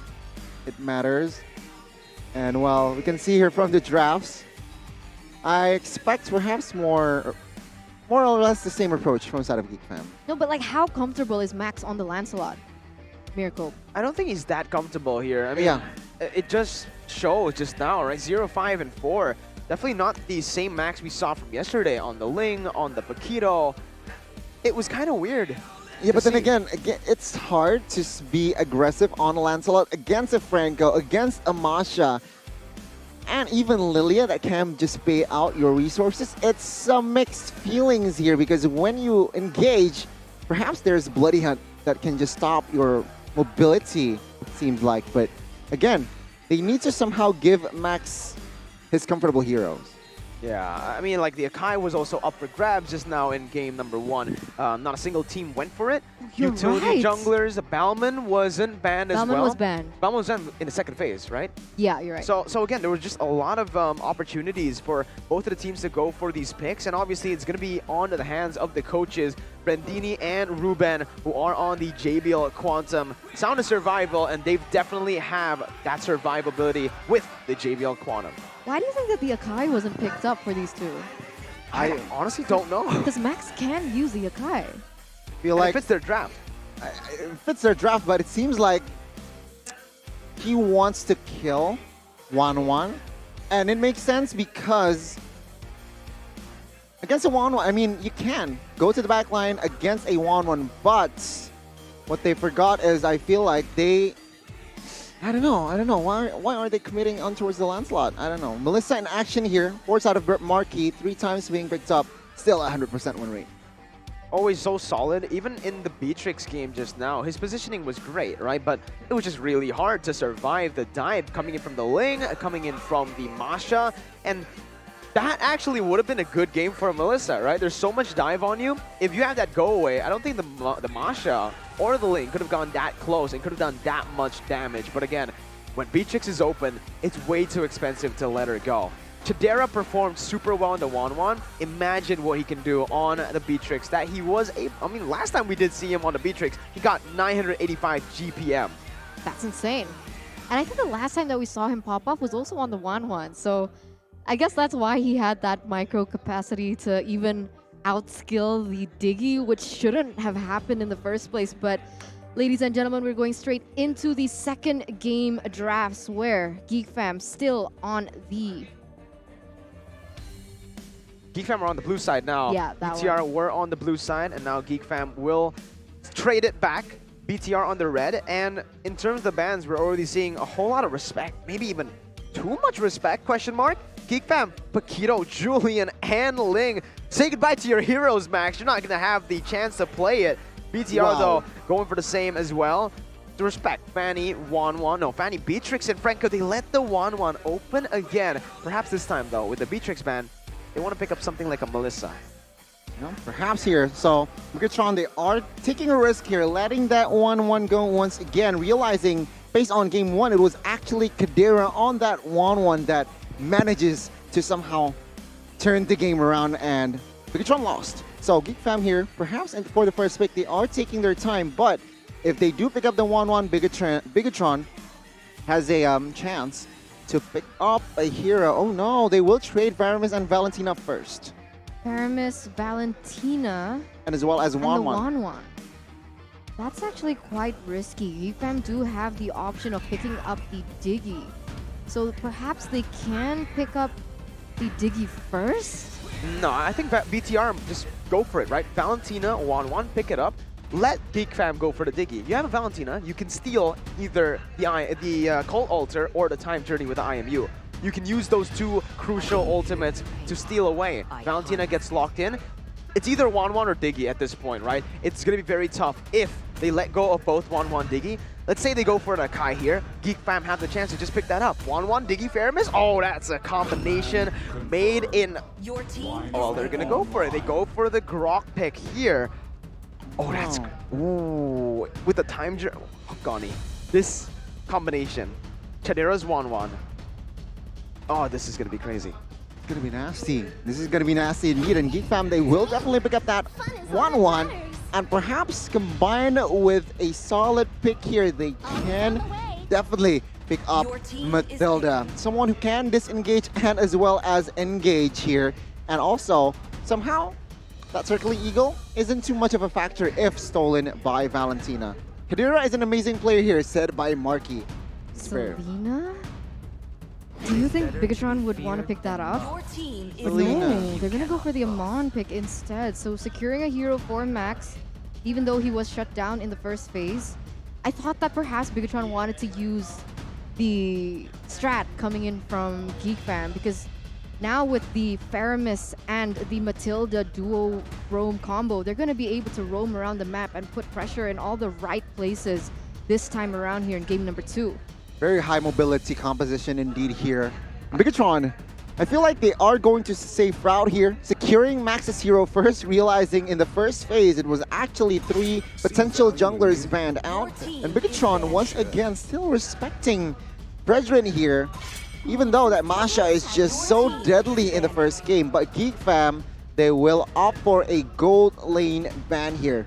Melissa has been eliminated, and I do believe that they will commit towards a another hero that is targeted towards Marky. Yeah, I mean, right now, as it stands, the other hero that we have seen by Marky, we've seen a lot actually. The Bruno, we've seen the Brody, but BTR are gonna ban next. The Fredrin ban came in. They are gonna go for another ban towards Luke with the Masha as well. So there's just so much respect from BTR over to Luke. As he was the MVP, he was so annoying on that Masha, and noticing that Geek Fam banned the Melissa, they know something's brewing up in that XP lane. Seems like here with the last ban, gold lane ban here. I feel like they should go for a Brody ban, but no, they opted for an Arithal ban here. So again, they do not want to deal with someone that can just deal a lot of damage, and I guess Arithal with their comp here is somehow hard to catch. Counters 1-1. Okay, counters 1-1 as well, especially in the mid game and the late game. Bigetron with the first pick, they need burst. They got burst. Or AoE. Technically, yeah. Claude is a good counter towards the Feramis compositions, right? Because with the Cult Altar, you get shredded down, melted down. All of that Cult Altar HP expected to disappear with one Blazing Duet. But it's only if he gets the Power Spike. Wanwan is a great lane bully up against the Claude, and Geek Fam can utilize this kill pressure they have in the gold lane by maybe picking up a good weak side XP lane and picking up a jungler that has that kill pressure to be placed onto that bottom side. What jungler comes into mind though? Lancelot? Esme for sure, Spirit, and the Akai. So, this is a nasty composition from Geek Fam. Bigetron, I reckon, but they can't pick up the Diggy anymore because they've already picked up the Valentina and the Grok. So what can they do? XP lane, Uranus is the only one I can think of. If they're really desperate here, so Rizzo can perhaps play the Thamus, which isn't really Dairos? good. Uranus. Up against a 1-1 and an Esme, Uranus makes more sense. Again, he does well up against this 1-1. With the basic attacks coming in, your passive is going to be pretty active most of the time. And again, you're not really going to be able to burst down the Uranus that well on the 1-1. It depends. If the 1-1 goes 6-0, then she can burst everyone down. But here in MPL, I don't know. Is that going to happen? Chadera proved us wrong in game 1. We'll see here as we're jumping in onto the audience comment. Raw.jer45. Stop taunting. Start improving. Good luck, BTR. A spicy comment from the man himself, Raw.jer. That's actually funny though. But we do have another comment here from you guys. Zainal_26. Not just yet. I think he's a little bit shy, but what did he say? What time is it? What time is it? Currently, it is 4:06 p.m. in Jakarta, Indonesia, WIB. I mean, last time you said it's Bigetron's time, but... I said Bigetron's time to walk on stage. You're right. But now it's time for Geek Fam to show whether or not they can clean sweep Bigetron Alpha in the land of Dawn, or perhaps will BTR be able to equalize and force a third game in the series? That's going to be the question here, Miracle. But the problem is with such an aggressive draft coming in from Geek Fam, it's going to be a little bit more difficult for Bigetron Alpha. The only reliable source of disengage to Geek Fam's really dive-in strat is the Grok. But even then, if Kadera is able to pop those weakness points, that's just all going to be transferred to the backside, and you can see it's going to be difficult, Ronnie. 2 battle spells already used here in the first minute, not a good resource. And composition-wise, once again, it's going to be hard. It's going to be hard for side of Geek Fam here. Now we're looking at the spells, actually to catch perhaps the members from side of Bigetron. 3 sprints. We'll have to see here. Man, Marky's just not going to have a good time in this lane. It was Chadera who should have lost in the last game's lane with a Diggy and a Diggy and a Beatrix. Wow. But here we do see the town prediction by Axe. There's one BTR, oh man, and it's not really good for BTR right now because Jana just stole a purple buff as well. Max not having a good time, Marky as well. 2 lanes losing already, but BTR. Yeah, we'll see what they can do with it. Obviously, Bigetron Alpha always been able to pull out crazy things, surprises, and once again, it only needs one moment for them to pop off. So now, Geek fam, right? 8 seconds left on the clock here for the next neutral objective to spawn. And the problem is they're going to have a better time in taking that neutral objective. Kadira already, because he's winning that lane, he's going to get a lot of gold here in that early phase. That's just huge here. And Turtle is up. Uh-oh. Jana. Jumping in very deep here. Still has the consecration key as well. In the midst of it all, going to be caught as Luke is going to be able to dish out the damage onto him. No real commitment just yet into the team fight. It's just both of the teams walking back and forth. So Rizzo as well still has that consecration. And both teams will just opt to back off. No real need to go for those commitments just yet. I mean, it seems like Bigetron was waiting to buy time for Max because he was still on his buff. And he hasn't been able to rotate to the bottom side just yet. But Marky here, once again, gonna get so bullied here in that early game. He was forced to use that blazing duet as well, which isn't good because he hasn't cleared the lane. And take a look, full gold shield turret towards the sand on Tadira. It's tough, man, right now. BTR again, looking for the play, though, down below. Jana QT with the heavy spin, able to go for the heavy spin, knocking him back, but Max is still going to be able to win out in the retreat battle. Now going on to Luke, is able to use the Endless Charge to secure first blood. An objective and a kill over to BTR. Let's appreciate Moreno for 1 minute here, because that was definitely able to be done by Max because of the fact that Jana QT was heavily zoned away because he took in that heavy spin as well. Very small play indeed. And again, item-wise here, Akai opted for the cooldown reduction here. So I feel like he can spam more skills. And of course, that Matilda will offer a regeneration as well. So nothing is much of a standard here, emblem-wise. But Bigetron Alpha, with this gold lead, they are able to somehow translate it towards the pressure. Remember, Amon, the burst shards is just too much, even on towards Luke. Earlier, we saw how big the damage was. But remember here, Goni, Jana QT is on the Demon Slayer emblem. So how is that going to differentiate with Max, who's opted for the mystery shop? I feel like Max will, of course, clear jungle, but he will participate in more kills, more setup to somehow find wars winning on team fights. Whereas Jana, with this Demon Slayer, he will prio more on towards the objectives, the jungles, and then looks for a pickoff. Neutral objective control for Geek fam, and for BTR, that kill pressure, right? And in that top side, again, it's just going to be really, really tough for BTR right now because they're just trying their best to grab minions here and there, putting some gold onto Marky. Hey, funnily enough, you guys can also use Grab to grab food with the 20,000 IDR discount code and the promo code grb.tl/MPL as BTR are looking for something up top, but Chidera's gold lead is pretty massive up against Marky. Marky's going to be able to actually jump back to the BMI, but yeah, Chidera is waiting for him. Now with the second turtle spawning, both teams will look to collapse and contest this turtle. Let's see who has the better setup. I mean, so far it is Bigetron Alpha with the early advantage and Geek fam nowhere near. So does it seem like they might want to go for something else? But it does seem like they are going to collapse now as Jana QT already in the vicinity. Heavy spin popped in by Moreno, actually dealing a lot of damage onto Jana, and that's going to be the falling Sunwood as well. Max securing the turtle right here, as Moreno is going to be able to dish out the damage onto the Cult Altar that was placed by Elzura. Taken low, Voloisky able to dash out, flicker out of the wild charge. Elzura going to be caught though, and the charge under the turret, picking up a kill. Max going to get pinned down under the tier 2 turret, as Jana is able to find a trade up top as well. Chidera finds a turret, so it was actually worth it for Geek fam. Yeah, all in all, it's heavily favoring Geek fam. Oh, another play. Oh my goodness. Yes, Voloisky helped Chidera, but still, Chidera is able to actually do this so many times. He doesn't have the wild charge, pops in the Guardian's Barrier. Crossbow attack going to be popped in by Moreno as he goes for it. Chidera taken down. Moreno able to find the kill, trading it back again for BTR. Man, still with a 700 gold lead right now. And in terms of those items, are there any differences? Have you reached any power spike that we need to look out for? Well, no shoes here. 4 out of 1-1, but another fight. Again, Jana in his own jungle, going to be chunked very low. Moreno picking up a kill, invading very aggressively.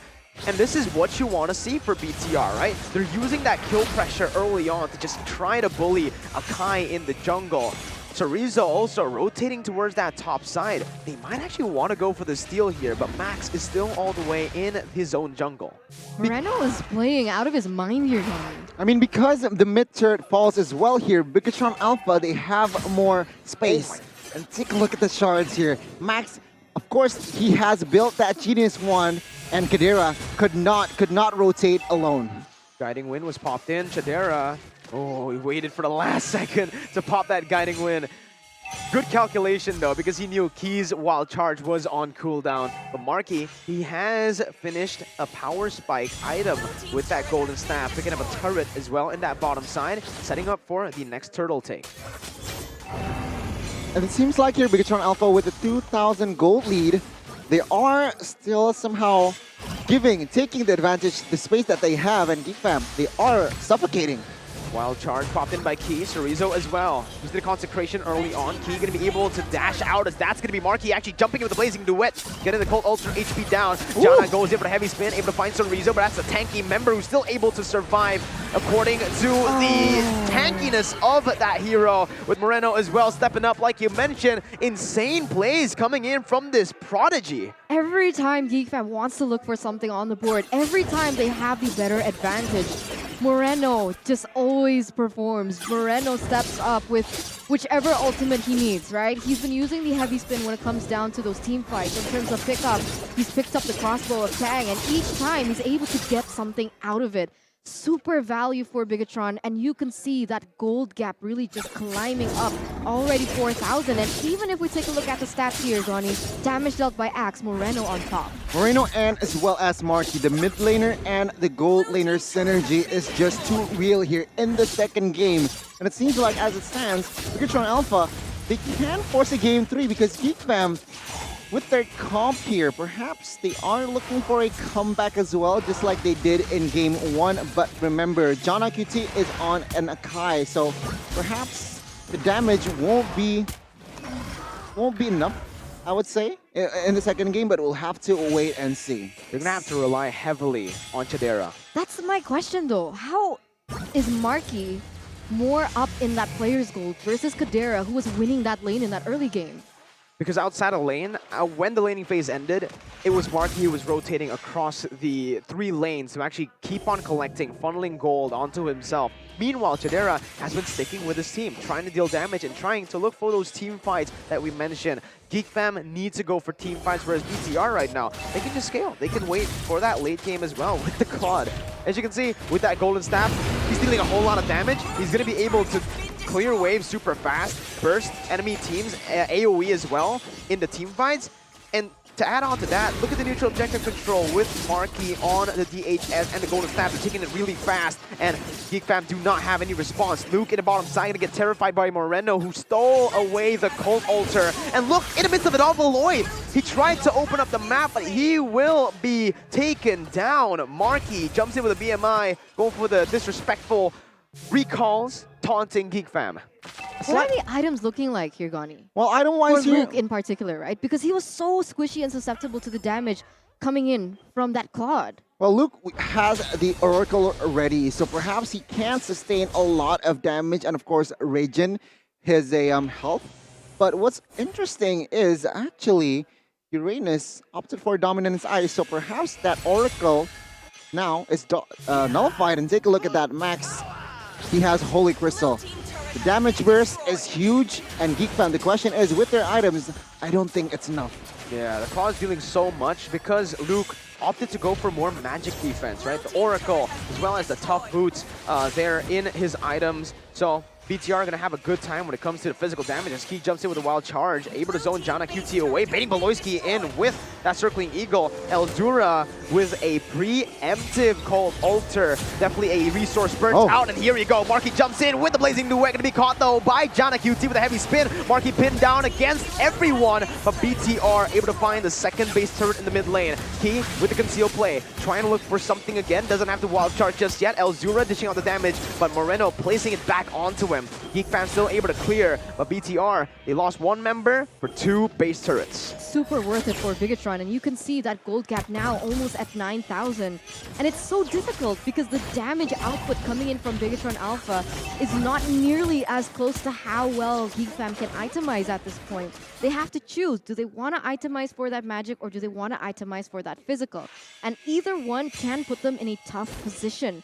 Marquis already dealing so much damage because of the power spike that Mirko already mentioned beforehand. And you can see the damage output from Moreno as well as Max in terms of that burst and that sustain. How are they going to come back from this? It's very hard, realizing that they are behind at 8,000 gold as well. The damage from the magical power is huge, and as well as the physical as well. That is just perhaps a little bit too much here for side of Geek Fam to withstand. But one approach that they can do here to somehow survive and perhaps catch up is they need to split. They need to somehow push one lane, so the pressure is only just by 2 lanes from side of Bigetron, which is quite hard as well.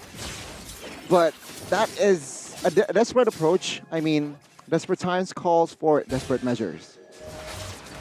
Just really, really hard right now, right? Like if you're a Geek Fam, because in terms of the wave clear, high ground potential, you don't really have that much as well.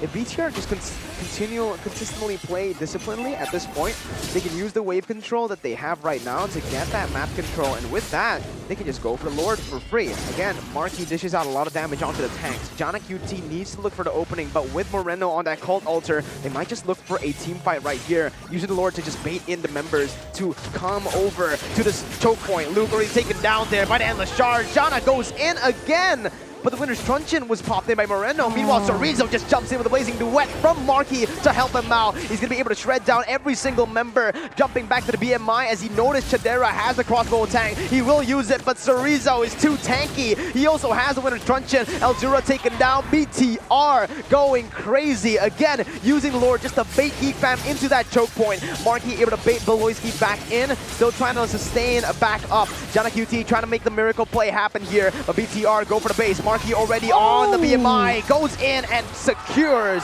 game number 2, equalizing 1-1. Clean a game by Bigetron here in the second game. And they are going to be forcing Geek Fam to a 3-game series for match number 1 between both of these, as the tension is starting to get higher and higher. And I gotta say, Geek Fam had the better draft, but in terms of that execution, they were lacking.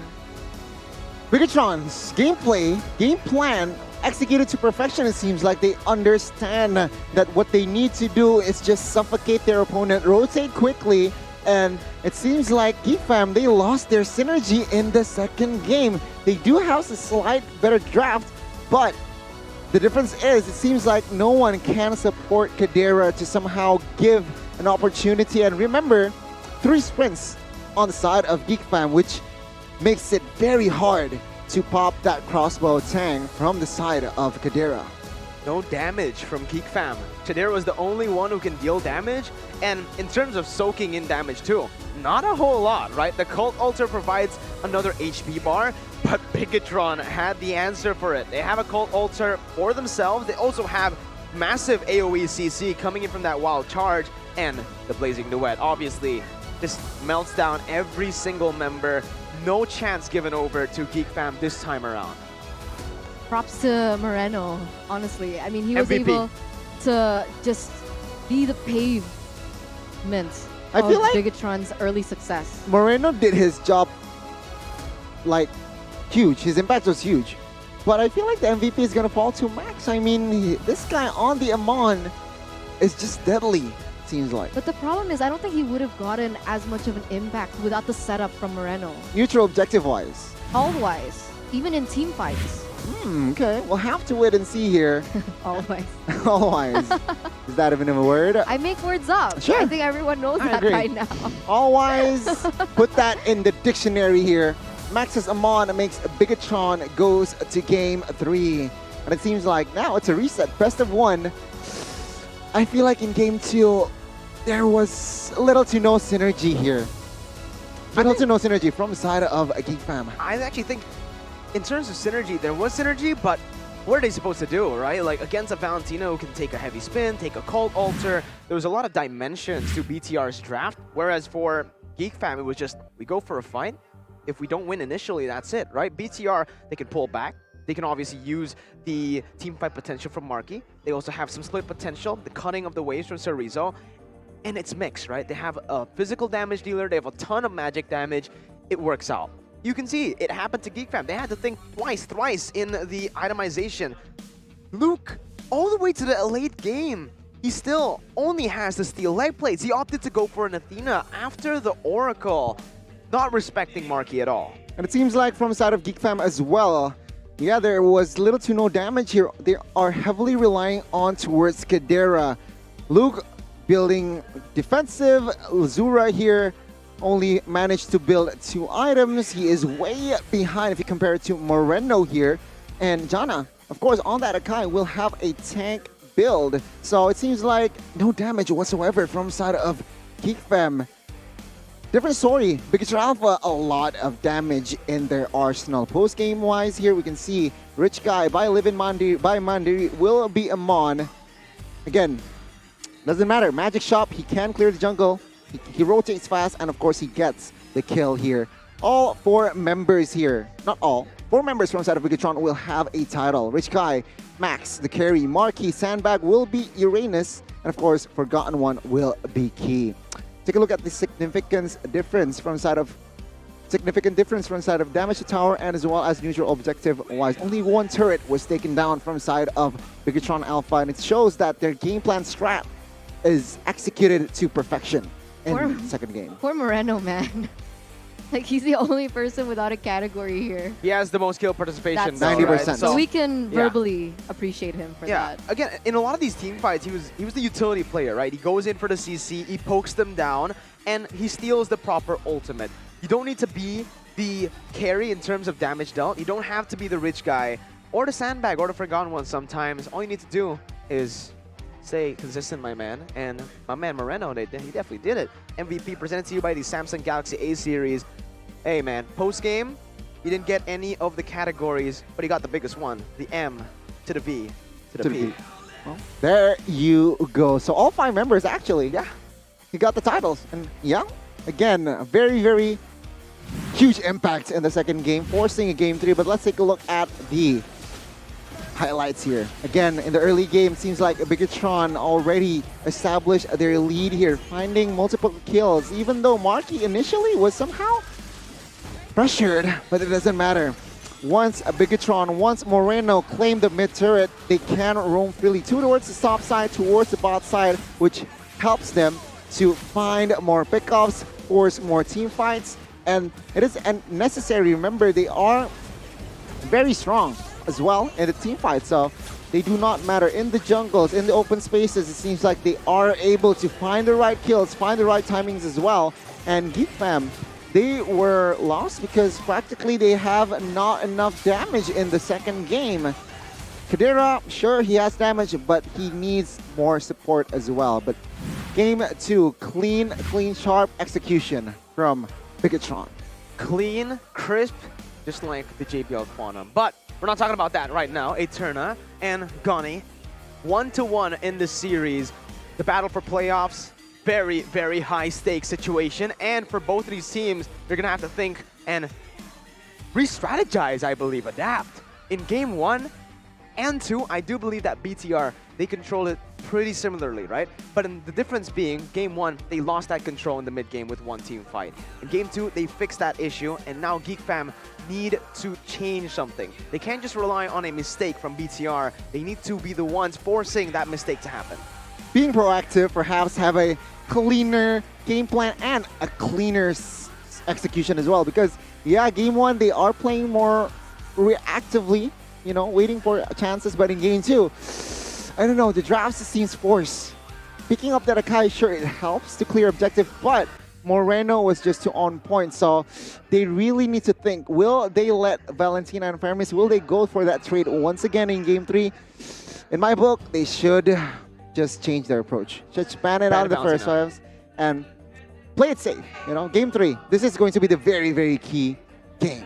Well, they had the first pick. They had the option to actually grab the Valentina, right? Just like you guys can grab food right now with grb.tl/MPL, or just take your Samsung phone, open up the camera, scan the QR code over below Gani right there if you want a simple way of doing things. Again, though, back into the drafts, Eterna, they had the choice to pick up the Valentina. We've mentioned this many, many times, the discussion, right, amongst the casters as well. Valentina, Faramis, which one's more prio?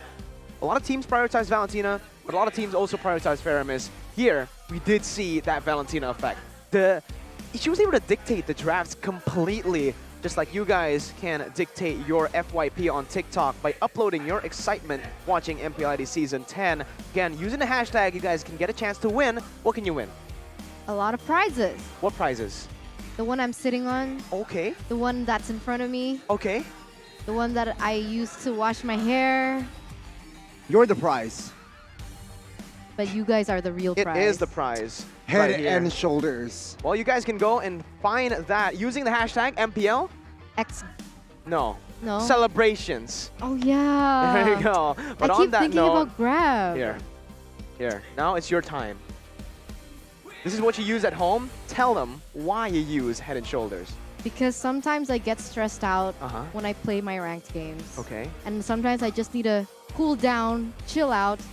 And that's why with the Head and Shoulders cold menthol, my head becomes clean, my brain becomes cold, clear, and I can play on point and get to Mythical Glory in 3 days. Just with that. Just with this. Man, you guys cannot miss it. Go ahead and check it out in any mini market. But on that note, ladies and gentlemen, we're going to take a quick break before we head on over to the decider game number 3. We'll see you in a bit.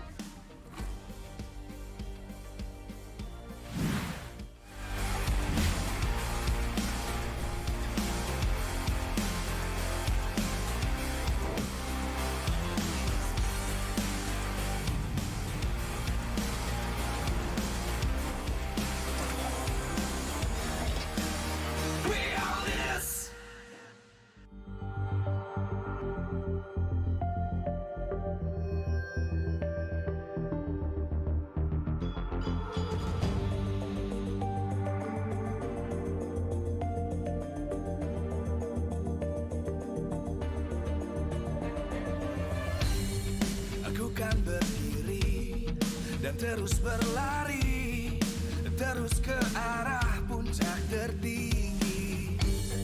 Ku takkan berhenti, hanya sampai di sini.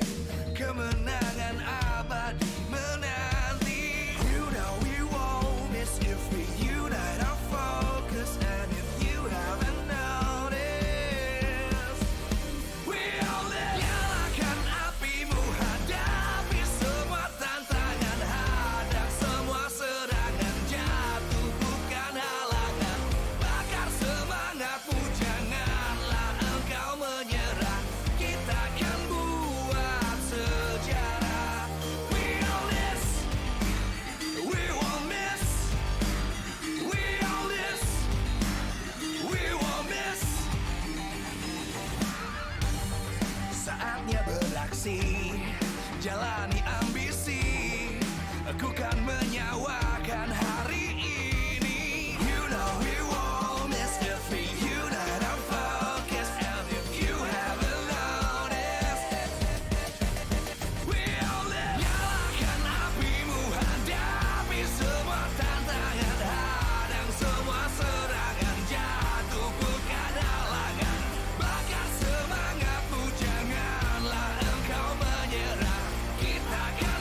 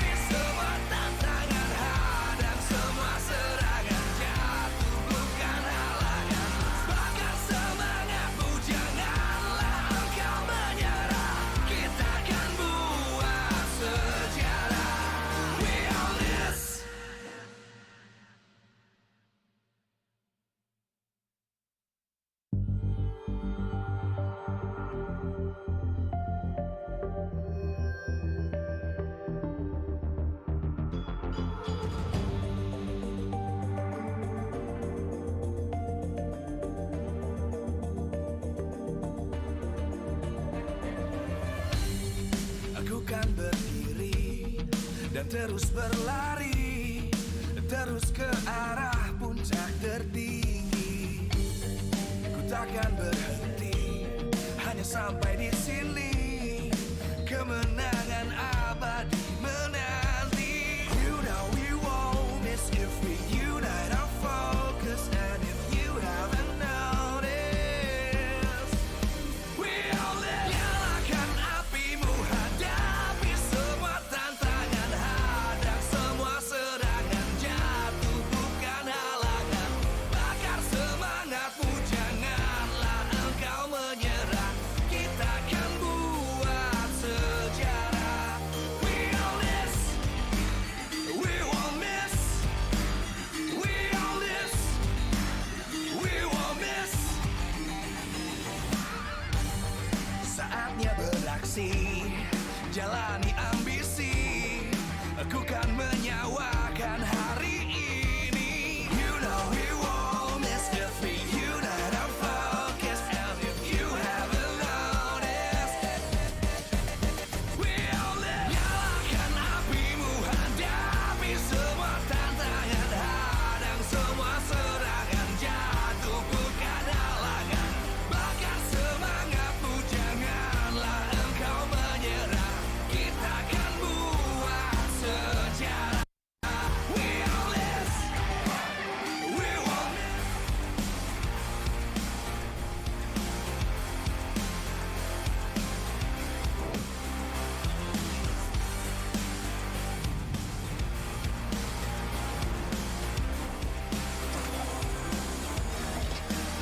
We all this.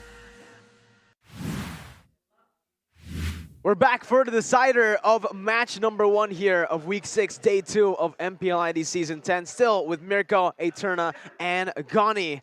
It's 1-1. BTR just equalized, and we're gonna get into the player cams right now. Third game Third on our game. hands here. And for those of you who perhaps missed the previous game between Geek Fam as well as Bigetron, it was Bigetron winning it out in the... How many minutes was that game, Bonnie? Quite fast, actually. It wasn't 15 like minutes? game number 1? Or wasn't it? That went to 19 No. minutes? No. And on that note, let's take a look at the impact player here. Again, Valentina played a huge role. He realized that, yeah, it's just, in some situations he steals Akai's heavy spin, and in most situations he steals the call of altar as well. He just knows when and to, yeah, he just knows when to steal the And what ultimates to steal. and what to steal. That's important. But on the other side, the impact player goes to the roamer here. Beloyski with that Matilda. Not a lot of going on actually from side of Geek Fam in game 2. So perhaps Matilda provides engage, disengage, and it's quite hard because I feel like there is just no damage from their composition. It's a little bit too much. So perhaps in game 3 they need to repair their traps. They need to be more confident, take more risks here. We'll have to wait and see. And my guess is they just ban out that Valentina and Fairness. Don't go for that trade. Yeah, and even if they want to go for that trade, maybe they can go for the Valentina instead now, right? Again, because the Valentina dictates the draft. That's what we mentioned earlier just now before the break. With the Valentina pick, it made essentially the Akai pick kind of advantageous to BTR because he can steal the heavy spin, he can steal the Cold Altar, he can also steal the Falling Star Moon, the Crossbow Tank, so many crucial ultimates on Geek Fam. And that's what you can expect when a Valentina is on the enemy team. If you pick up big ultimates like that on your team up against a Valentina, huge. You're giving up a lot of value and an advantageous position over to Valentina. And that's why. Are Geek Fam going to go the same route as to respect ban Max's heroes in the first phase, or are they going to look for something else? Because honestly, in game number 1, it worked because they left Max's hero to be picked up in that second phase. So the Amon was still able to be banned out by Geek Fam. But in game number 2, Bigetron learned from their mistake. They picked it up early. And now in the third game, how are they going to go about this? Realizing that it is a different kind of situation, and we can already see something change. They swapped again. BTR on the blue, Geek Fam on the red. Fun fact, in this series, the red side has won 100% of the time. Geek Fam, finally though, they listened to us. They listened to all of the comments. Valentina, Faramis, get that out of here. BTR though, they're like, no, we're going for respect. Chadera, no 1-1 for you. Already a different approach here from Bigetron and as well as Geek Fam. Bigetron last time around, they are somehow prioritizing a hero on towards Marky here, perhaps in the first and as well as second phase. But now, Geek Fam, what are they going for? Bigetron, what are they going for to prioritize here the third game? Julian, perhaps. We might see a Natalia, a Julian could come through again, but two bans towards Chadera. So they don't want to first pick the Beatrix. Remember, in game 1, they first picked the Beatrix, leaving the 1-1 open. And this is interesting, right? Because BTR have the first pick. They could have just let this Beatrix go for Geek Fam to ban. It would have been Geek Fam's chance to go for the ban. They want the Paquito. Oh, but okay. But because they banned the Beatrix here, maybe Geek Fam can ban the Paquito next. We know how good the Paquito is on the hands of both Chorizo and especially Max yesterday. Okay, and we're gonna see here. It's actually gonna be the Selena ban coming in for Geek, so they have actually opted to try and swap that around. Bigetron for sure will be picking up the Paquito first pick, but Geek Fam now, as a response, they can always pick up the Akai, even though it didn't really have much of an impact in that game. It might be different though, because they've already secured that Natalia. Yeah, Natalia and as well as Julian will be picked up here. So what they are saying is, Geek Fam, okay, you get a Paquito, but let me use my signature hero as well. Maloyski on that Natalia is just fearsome. Remember, his macro sense is up there. And with Natalia roaming around in your jungles, it just gives a lot of information for your team, and perhaps Geek Fam will play around the information that Beloyski is giving. And of course, Julian, a very solid hero. The burst potential from this guy, just one item, Genius 1, is already more than enough to dish out a lot of damage to the opponents. Bigetron, they might go for a Rafaela pick here to somehow negate the Natalia's presence, but no, Ruby is also another answer to somehow decrease the mobility that Natalia has. And to add to that, they are going for that Lilia pick to add more clear department in the mid lane. And sustain, right? For Geek Fam though, they have a lot of kill pressure right now. Natalia and Julian, obviously two signature picks for both Beloy and for Janna. Geek Fam with the final pick in the first phase. I do think securing a gold lane would be wise for them. A Claude pick, then going for 2 bans towards Marquee would be great, right? I don't think we're gonna see the Amon. We have never seen Janna on the Amon, so they go for the gold lane pick, not the Claude. They go for the Irithel, and they're gonna go for the bans towards Marquee. This might just be the strategy, right? They want to bully that gold lane. Okay, giving space for Irithel to farm to funnel gold as well. And Geek Fam, they are now going for a Dyrolf ban, so perhaps signaling an Esmeralda first pick in the second phase. But Rex has a comment here. Beloyski still not that good. His macro is not there yet because his mechanic is not as good as an Indonesian tanker. What a comment here by Rex. But yeah, that's an opinion, ladies and gentlemen. But Bigetron, yeah, Masha here banned out. Wait, that was a crazy statement there by Rex. But yes, now Geek Fam has opted to ban the Melissa away, taking it away from Marky, his signature pick as well. Bigetron now with the last ban, they could ban out the Esmeralda, but perhaps they might just be baiting Geek Fam to pick that up, because they still can put and still flex this Paquito into that lane as well. BTR with the final ban. I do think going for the XP lane ban again would be pretty good.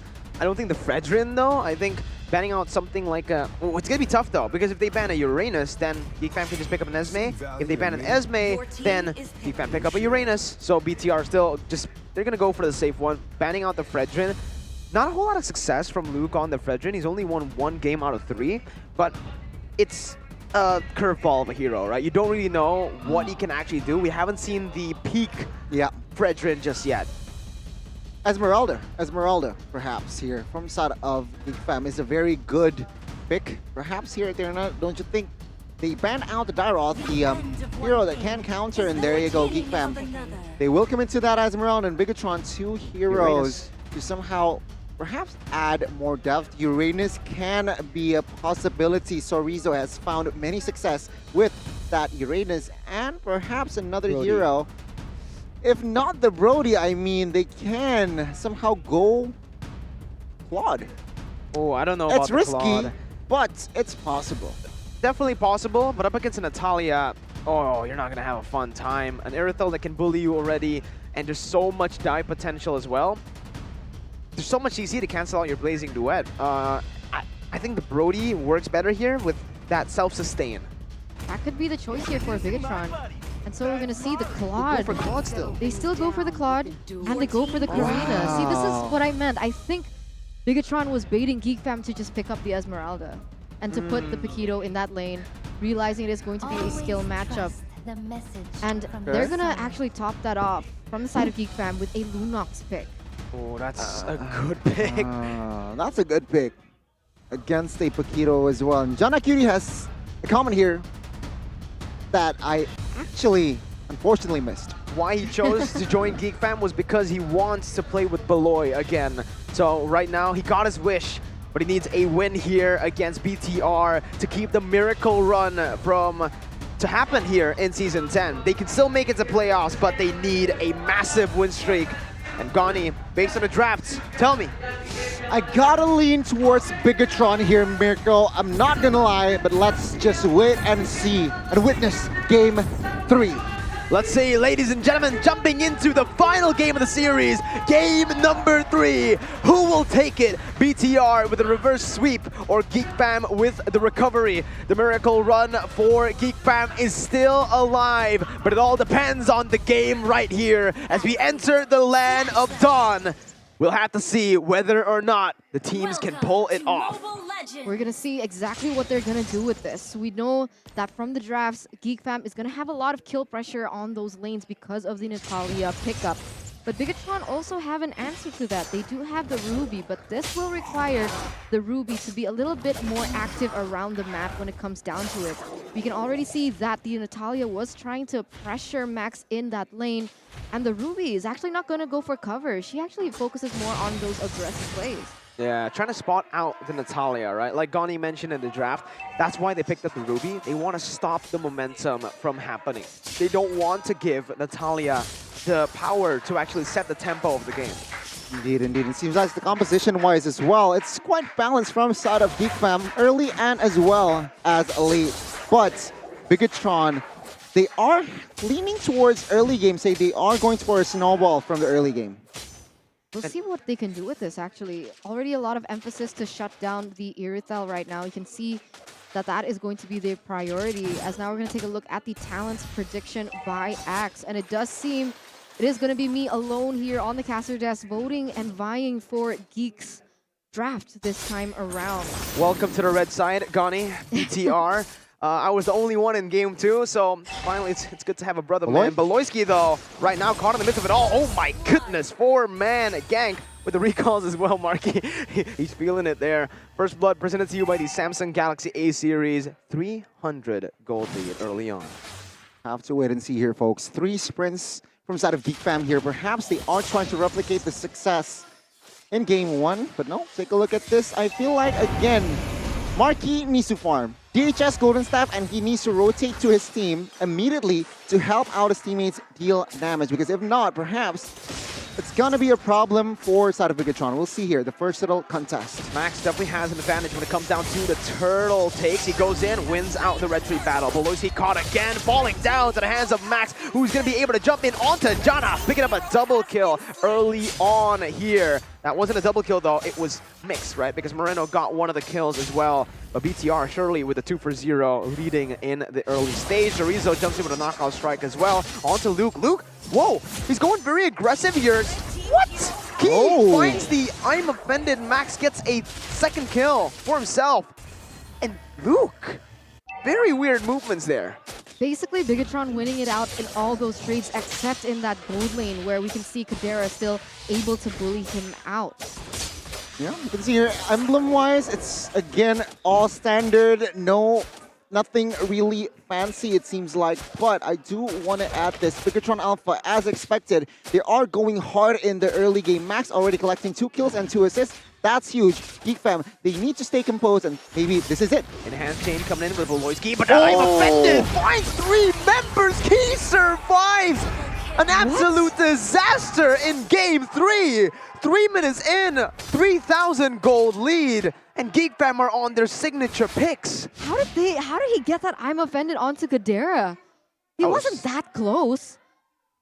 Apparently he is that close. He was the timing. He was very key, and he survives as well. So 0 trades here, Geek fam. They need to stay composed. They still have a chance in the mid game. Yeah, and right now, again, we mentioned it early on, Voloisky is not going to have that tempo to play with because of the Ruby, and it just shows, right? 3rd minute, we are seeing kind of a dive from Voloisky. He's looking for another one right now. But again, he's not really able to find it. Marky will be able to stay here, and Key, with the support, Chidera is not going to have room to play that aggressive as well. 3v2? 4v2? Let's see here, Voloisky going to be able to jump in. Key with the stun as well. Marky with the Blazing Duet clearing out the waves as Elzura rotates down below. They're giving up a turret up top and a turtle away to BTR, and they're committing. They're committing onto Key. 1 member traded in for an orange buff, a turret, and a turtle. Geek fam need to find more. They will be able to convert onto the bottom side turret, but again, Bigetron Alpha win in this trade. Way more value for Bigetron Alpha, I have to agree with you. And that initial gold lead has now gone to 4,000. And look at the damage coming in from Sorizo! That's huge. That is huge. I mean, Bakito, as we all know, I mean, not even 0 items, the damage is just too much here. So, Bigetron Alpha, 5 minutes in, almost 5,000 gold lead. Oh my god, Key. Oh, he's in the zone right now. Gani, he knows it. And here in the bottom side, Sorizo in a 2v1 goes over the knockout strike, unable to connect. Moreno trying to find Voloisky, finds him in the bush. See you later, Voloisky's in.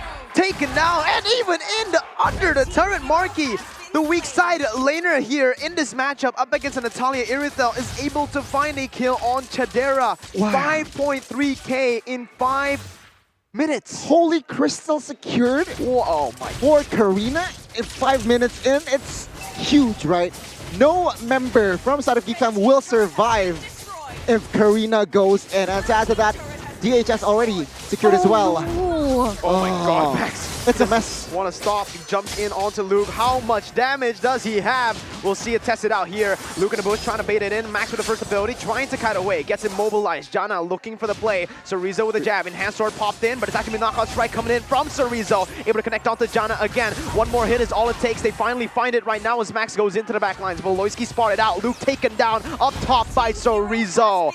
And in the mid lane, Marky with the Blazing Duet, able to out-damage Elzura, jumping on the BMI. Taken down by Voloisky. But look at Keys looking for a trade. Valoy is able to get the kill and bounce out, but tier 2 turret was taken in for that play. Okay, they stop finally. There you go. They go for the turtle. What was Elzura doing anyway? I mean, she hasn't even reached her power spike. She didn't have her ult as well, and why did she face check? Overcommit? It's just oversight coming in from Geek fam all over, blunders all over as well. And with that in mind, Bigetron Alpha, they're really pushing the tempo once again. They received another particular turtle. And Geek fam, they're starting to look very desperate, looking in for kills, looking in for plays that they can't even win. A tough game here from side of Geek fam. This duo PH players from side of Geek fam, Jana and Voloisky here, sitting at 4 deaths in that 7 minutes game time. Not a good lead. And take a look at that. Top 3 members that deal the most damage in this game. It's from side of Bigetron, Max Moreno and as well as Sorizo. 3 lane, they are winning. They are really controlling the tempo and game. Geek fam, it's really hard to find a winning condition for them. They just need to farm. At this point, they just need to farm. And Elzura's damage is below key as well. Key. And that's not great, right? Yeah. I think, if I'm not mistaken, she does have the Clock of Destiny, but not yet the Lightning Truncheon. But even then, her damage output should still be above that. I guess she hasn't had the best time so far because of how things are going And once again, Bigetron just exploiting that map control, taking everything that they can from Geek here in the third game. Wait. Yeah, Janna is 4 levels below of Max right now. Wow. Wow. Demon Slayer and as well as that just shows the domination here from the side of Bigetron Alpha. And it seems like Geek Fam, they are really crumbling. Oh, conceal play. No, Chadera. Okay, Chadera spots it, but they're gonna go for the purple buff. Janna, no, that's another purple buff that's taken away by BTR. They're not giving it to Janna. 4 levels below, not able to find farm. They're trying to go for the orange buff, but oh no, I don't know. Do they want to go for this? Janna and Beloy against Max right now. Max. He sensed it. He sensed that he walks away. Janna is still staying though. Marky is gonna go for the orange buff. That's why he walked away. Beloyski and Janna QT. They're looking for it right now. Marky has spotted Janna. Dashes out. Gives over the orange buff to Geek Fam, but in terms of pressure, it's still BTR winning bottom, mid, and top side with the wave cleared out. Now they're going to be setting up for the next objective in that Lord, the first Lord of the game. And it doesn't look like Geek Fam is in the capacity to contain it because Sorizo is actually going to be taken down. And that's their compensation, I suppose, from the side of Geek Fam. 5 levels difference here for the junglers. Max jumps in onto the tank. The frontliner of Geek Fam almost taking him down with 1 combo. Gani. Geek Fam need to farm. Yes, they need to get into that late game, but at this point, how? BTR are freezing the waves, getting the Lord, and playing it super slow. It's clear that Bigetron Alpha, they are now in control of the tempo, in control of the map, and Geek Fam, they are, I don't know, the first 3 minutes was a mess for them. And so perhaps their job is just harder now, but nothing much they can do. Bot side. Sorizo not having a good time getting ganked, but he's still surviving. Beloyski's taking low. Moreno trying to look for Beloy again, but just finds Janna. He doesn't even go for Janna here. He just goes back to the mid lane, over to the purple buff, taking it again away from Janna as they pop the conceal. Marky goes into Blazing Duet, dealing so much damage with the nature as well. Bit of damage coming in. Key with the I'm Offended flicker, wasn't able to find anyone, but they're looking for a siege in the mid lane. Chidera popping in that sprint, and Geek Fam are able to survive the siege. Beloyski jumps in onto 2 members. What? He's gonna get taken down by Moreno. Whoa, Beloyski with a very aggressive play. He found Marky there, but again, this is gonna be BTR collapsing once again onto the turret, finding Luke with no front line there. Chidera's gonna fall next onto the hands of Max, but no, Chidera is able to get the shutdown. Slowly but surely, Geek Fam are taking the gold lead back.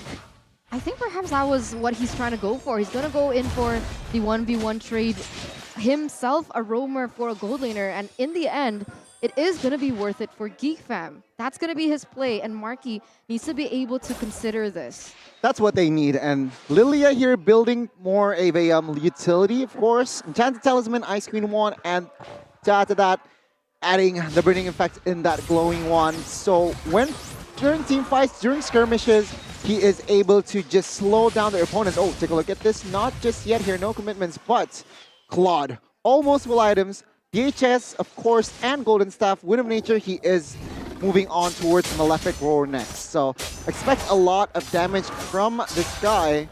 And I feel like, even though they are still behind, but Geek Fam slowly but surely catching up as well.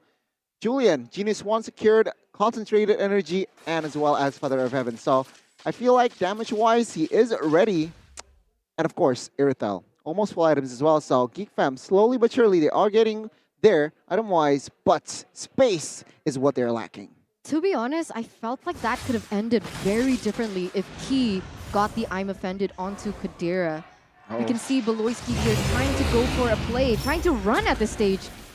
Oh, Beloyski gonna be caught again. Marky finds the first ability, but look at the Lord. This is what Beloyski wants to do. We saw this in M3 and we're seeing it again here. Beloyski will fall, but look at the Lord again. In terms of the HP bar, the Lord is taken low. Geek Fam can go for the secure. So Rizzo trying to come back right now. Janna is on the Lord. Max goes in and he steals it away from Geek Fam. Max! The miracle play that Beloyski enabled does not happen for Geek.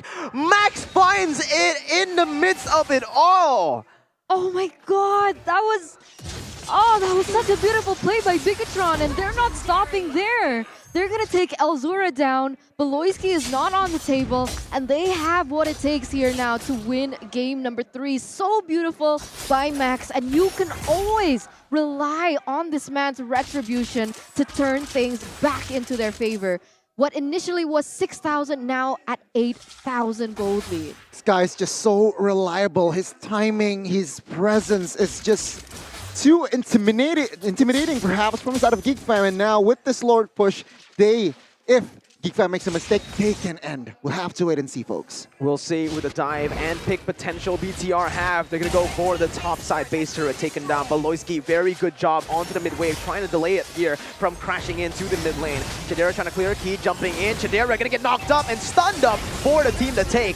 Max picks up the kill. Enhanced Lord dealt with, but look at Sorizo, goes in for the knockout strike onto Elzura right as he pops out from the Brilliance. And now Falling Diamond comes in, finding 5, but the damage coming in. It's another Maxniak. It's a Savage 4. No, it's not. Marky again. He's the one stealing it from Max. But Max living up to the name, Maxniak. Maxniak. Max I mean, attack. at this stage, we shouldn't be surprised. How many times has he pulled the same thing over and over, being the X factor for his team? If Max performs, his team goes places, and it synergized so well with how effective Key was on the Ruby. And at the end, with every of that combined, Geek Fam didn't stand a chance whatsoever, despite the efforts coming in from Beloyski. It was a stomp. It was a stomp here from the side of Bigetron. They just somehow stepped their gas from minute 1, and they just go full throttle. Geek Fam, they aren't able to find a single loophole. They can't find a forced mistake as well. And Bigetron, they found the reverse sweep against Geek Fam. Where's It's Repo? Amazing. Oh, there he is. You're right. What is he gonna do this time around? Yesterday against Aura Fire, he did a kind of... Put out a lighter with the fire. That Now- didn't light up. Oh, okay, there you go. Who's that Pokemon? Oh my god! Oh, okay, it's himself. There you go. Yeah, it's a picture of himself. It wasn't a 2-0, so technically no egg. But there was an egg for Repo, I guess, because he didn't play. Maybe. That could be the case here, Goni. That could be the case. And well, ladies and gentlemen, Bigetron. Shush! They're Reverse solidifying sweeping. They're their solidifying place. their place in the playoff spot. So Rebellion, Zion, and as well as Geek Fam, they need to try harder. They need to win more games. Okay, let's play again. Who's that Pokemon? All right. Oh, because he was in Geek back in the day. Yeah, okay, there you go. I didn't see the jersey. It was a Geek Fam jersey. It was Repo on the Geek Fam jersey. So, who's that Pokemon? Repo, when he was in Geek Fam. And he had an egg as a face there. Anyways, Goni, this game though, whoa. BTR in that final game was absolutely dominant. What they were. They were very dominant, and it seems like I feel like they understand their composition. They know. I mean, Beloyski picked up the Natalia, instantly countered by Ruby, and it's just so hard for the side of Bigetron to somehow, again, force a mistake, force fights that were very necessary. In this day and age, in this patch, we rarely see a Karina jungler that is effective, but man, Max can definitely make it work. And he made it work as well because they picked up the natural counter for the Karina. The Ruby was actually taken from them, so they didn't give a chance for Geek Fam to pick it up at all, and it was just so well played. And with how close it is in the bottom rank of the standings, Bigetron getting this 2-1 is going to bring them places. It's going to be able to further secure their position to get into that playoffs. And wow, just GGWP for them, as now we're going to take a look into the host interview. Game ditutup dengan Maniac, nyaris savage, tapi Bude mau langsung bertanya kepada yang melakukan Maniac di game ini di penutupan dari match antara Geek Fam dan juga Bigetron Alpha. Pastinya sudah ada Marky di sebelah Bude. Hello Marky. And ini spesial ya karena Marky ditemenin sama Odi, sang manajer karena katanya malu sama Bude berdua. Oke Marky, how do you feel about this match? Is it sentimental because you are facing Baloy? Yeah, because I miss him. Oh, you miss him? Yeah, I miss him to always hug him. You want to hug Baloy? Okay, you can hug him later, but your savage is failed. You only get maniac. Yeah, I don't know, because I turn off my sound. That's why I don't know if my teammate is maniac or savage. Oh! I focus on game only. Oh, focus only on the game. But this game you got a 2-1 and I already see your gameplay and you become more comfortable in the game. Is that true? Yeah, I'm more comfortable. Wow. This week. So how can you make yourself more comfortable in the game? I always talk to my teammate. Oh. No problem. Oke, jadi dari tadi Bude ngobrol ya keasikan, lupa terasa ke kalian. Jadi Marky di sini memang kayak kangen banget, ini match yang sentimental juga, ketemu sama Baloy, dia kangen main peluk dia. Terus dia juga udah lebih comfortable, lebih nyaman berada di dalam in-game. Dan dia selalu ngobrol sama teammates-nya biar lebih ngeblend mungkin ya, biar lebih bareng lagi. Tapi mungkin kita bakal langsung next lagi. Di sini Marky, you're such a gold laner in Indonesia. What the difference between Indonesian gold laner and Filipinos gold laner? Now in Indonesia so aggressive all. Aggressive? Yeah. And how about you? Are you the aggressive one or? Yeah, I'm aggressive too. Because you're in Indonesia? No, even in PI always aggressive. So, but more aggressive in Yeah, Indonesia. Become aggressive and aggressive. So, is that really good in this meta? Become aggressive? Yeah. Oh well, but tadi kata Marky adalah kalau gold laner di Indonesia tuh agresif dan dia juga dari dulu udah agresif, sekarang jadi lebih agresif lagi. Please mention a gold laner that is the most aggressive in Indonesia.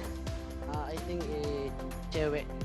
Cewek ya, dia bahasanya kayak bahasa Jawa kayak Bude cewek. It's called cewek from Esports. He's aggressive. Oh wow, and any words to your maybe Filipinos fans or your lover in Filipinos, Marky? Shout out sa girlfriend ko. And then salamat sa mga sumusuporta sa mga Pinoy dyan. Salamat sa inyo guys. That means? Thank you. Thank you to my fans and shout out to my girlfriend. Okay, shout out to girlfriend. And the last sentence from your ex-coach and ex-coach Yep. And also Blur say that Baloy will win this game. Any message for him? It's okay. It's okay, I love you. I love you all. I don't care about what you say. I focus on the game only. Oke, jadi tadi memang ada keseruan pas lagi Bude interview katanya Baloy menang tapi enggak, ternyata di sini dia nggak peduli, dia memenangkan gamenya dan dia tetap mencintai ex-player dan juga dari coachnya. Dan sepertinya sekian aja ya dari Bude Clara Mongstar, Marky dan juga yang nemenin Marky ada manajer dari tim Bigetron. Congratulations once again. And kita bakal balikin kepada para caster yang bertugas, silahkan. Galang. Thank you so much for the interview, Bigetron Mongstar, Marky, and Odi as well, who's just there, you know. He's chilling, just like we are chilling right here in the Secret Lab chair as we got to watch a 14-minute game 24/7. 24/7? Every day of the week? All day, every day. All day, every day indeed. 24/7 is the scoreline, ladies and gentlemen. It seems like Bigetron Alpha, they stepped the gas from the get-go, realizing that Paquito very strong in the early game. Lilia also very strong in the early game. I mean, apart from Claude, they're somehow early game centric here, and they just managed to capitalize that fact. Their composition and Geek fam, even though with Natalia that is somehow great in the early game, but there is no hero that can synergize with Natalia. Lunox needs time, Esmeralda needs time, as well as that Irithel. So it seems like their draft, they're kind of lost here, a little bit here and there, but no lines that can just connect. And there you go, Bigetron Alpha capitalizing on that fact. Taking a look at the items, of course, I mean, their economy is just way too ahead to Geek Fam to somehow found their jam and turn the game around. Rich Guy by Livin by Mandiri, max 839 gold per minute with that Maxniak. It just seems like it's too much. 2 titles for his name, and Forgotten One will fall to the hands of Key, but Luke will grab the sandbag as the Esmeralda. It seems like Damage Tower, Turtle Lord, and as well as Turret is also heavily leaning towards the Bigetron Alpha side. I mean, relatively, this was a quick game. 13 minutes? Very quick. Very quick. 55,000 damage dealt, 839 GPM. Another MVP for Max? For sure. Maxniak. So he's won 3 this week. He's won 3 MVPs this week. He might actually get Number 1 the weekly MVP standings? MVP. He might actually get the weekly MVP too. He got 3 MVPs. That could actually push him up in the standings, Miracle. Welcome to top 5 Max, perhaps. But here we go. The moment of truth. Come on, we didn't even need to ask the question. 11 kills. Maniac. MVP presented to you by Samsung Galaxy A series, Gani. 11 kills. 11 kills, I feel like the most from week 6, it seems like. With that on this Karina, 71% KP here. Let's take a look at the replay, what he did. He's just so aggressive. Here and there he moves from the early game, realizing the capacity that the Karina gives in the early game and just used it. Minute number 5, he has secured the Holy Crystal, and this was a huge play by Key. That was the outplay. It seems like I'm offended connecting on towards 3 and another play. One thing for sure from side of Bigetron, once they are rolling, they stay proactive, looking for fights, looking for more engages, and of course they didn't forget about the objectives. Here Beloyski trying to distract, which in a bit, but take a look at this. It'll work, but now take a look at this. Max what a play. just jumps in with the ult twice to steal it in time. And boom, Max founding the right timing there. And at this point, it's just so hard for the side of Geek Fam to defend because economically, they are just too far behind here. 4 man down, Johnny QT, the last man standing. We thought and Max will grab the Savage, but unfortunately, Marquis securing the last kill. Yeah, Marky is like, no Twice. Savage for you. No, your name is Maxniak, not, how do you? Savage. Savmax? Maxmage. Maxage? Maxage. I don't know, all right? It doesn't work. Savmax. That's why Marky's like, bro, I'm keeping your nickname for you, Maxniak. It sounds better too. Does. So for Max, I think he's happy with the Maniac. You know, I think he's happy with a 2-1 win against Geek Fam. But Eterna, that's the end of match number 1. Yep, but you have to remember going back into that, I can't get over it. I mean, there's a reason why Karina's was feared last season for Max in particular. He was able to be so comfortable, have so much impact, and I want to know what they were communicating in the game. Let's see. Let's be Lancelot guys. Let's go. Lancelot solo guys. Lancelot solo. Die! I can flicker. I get ambush guys. No, don't flicker. Hey, you want open? Ulti digi. Die Esme, die lunak. Beatrix guys. Just. Die. Last day. Nice. We can up spread. Lunak tak spread. Tower. Di ulti. Nice, Heng. Gak ada skill gue, Heng. Mati dong dia. Nice, kiting. Dia ulti kori, Jo. Aman. No open stack, guys. No open stack. Gue butuh. Akain ulti. Nice more. Lo. Bikin ulti. Apa? Bawa here. Bro. Nice. Ayo go ulti, Esme. Mati dia. Nice. Mati. Get and Marky. Go lock. Gas. Lock. Ayo ulti. Nice. Lock. Max. Marky. Heng. Fokus aja next game ah. Goman. Nathan no shield. Gas. Nice bro. Nice one. Ada gua Max. Lagi Max. Nice. Enggak balik. Marky. Nice. Gua aja Max. Gua cover lu. Nice, gua cover. Ayo ada sini. Mati. Nice bro. Irrital guys. Nah, second. Nice one. Hey, lunok. Cover ultimate. Nice, die, lunok. Nice. Dekat gua. Gua cover. Gua second. Mati. I hope. Nah. Sepek. Fokus one. Alhamdulillah. Nice one, bro. Next.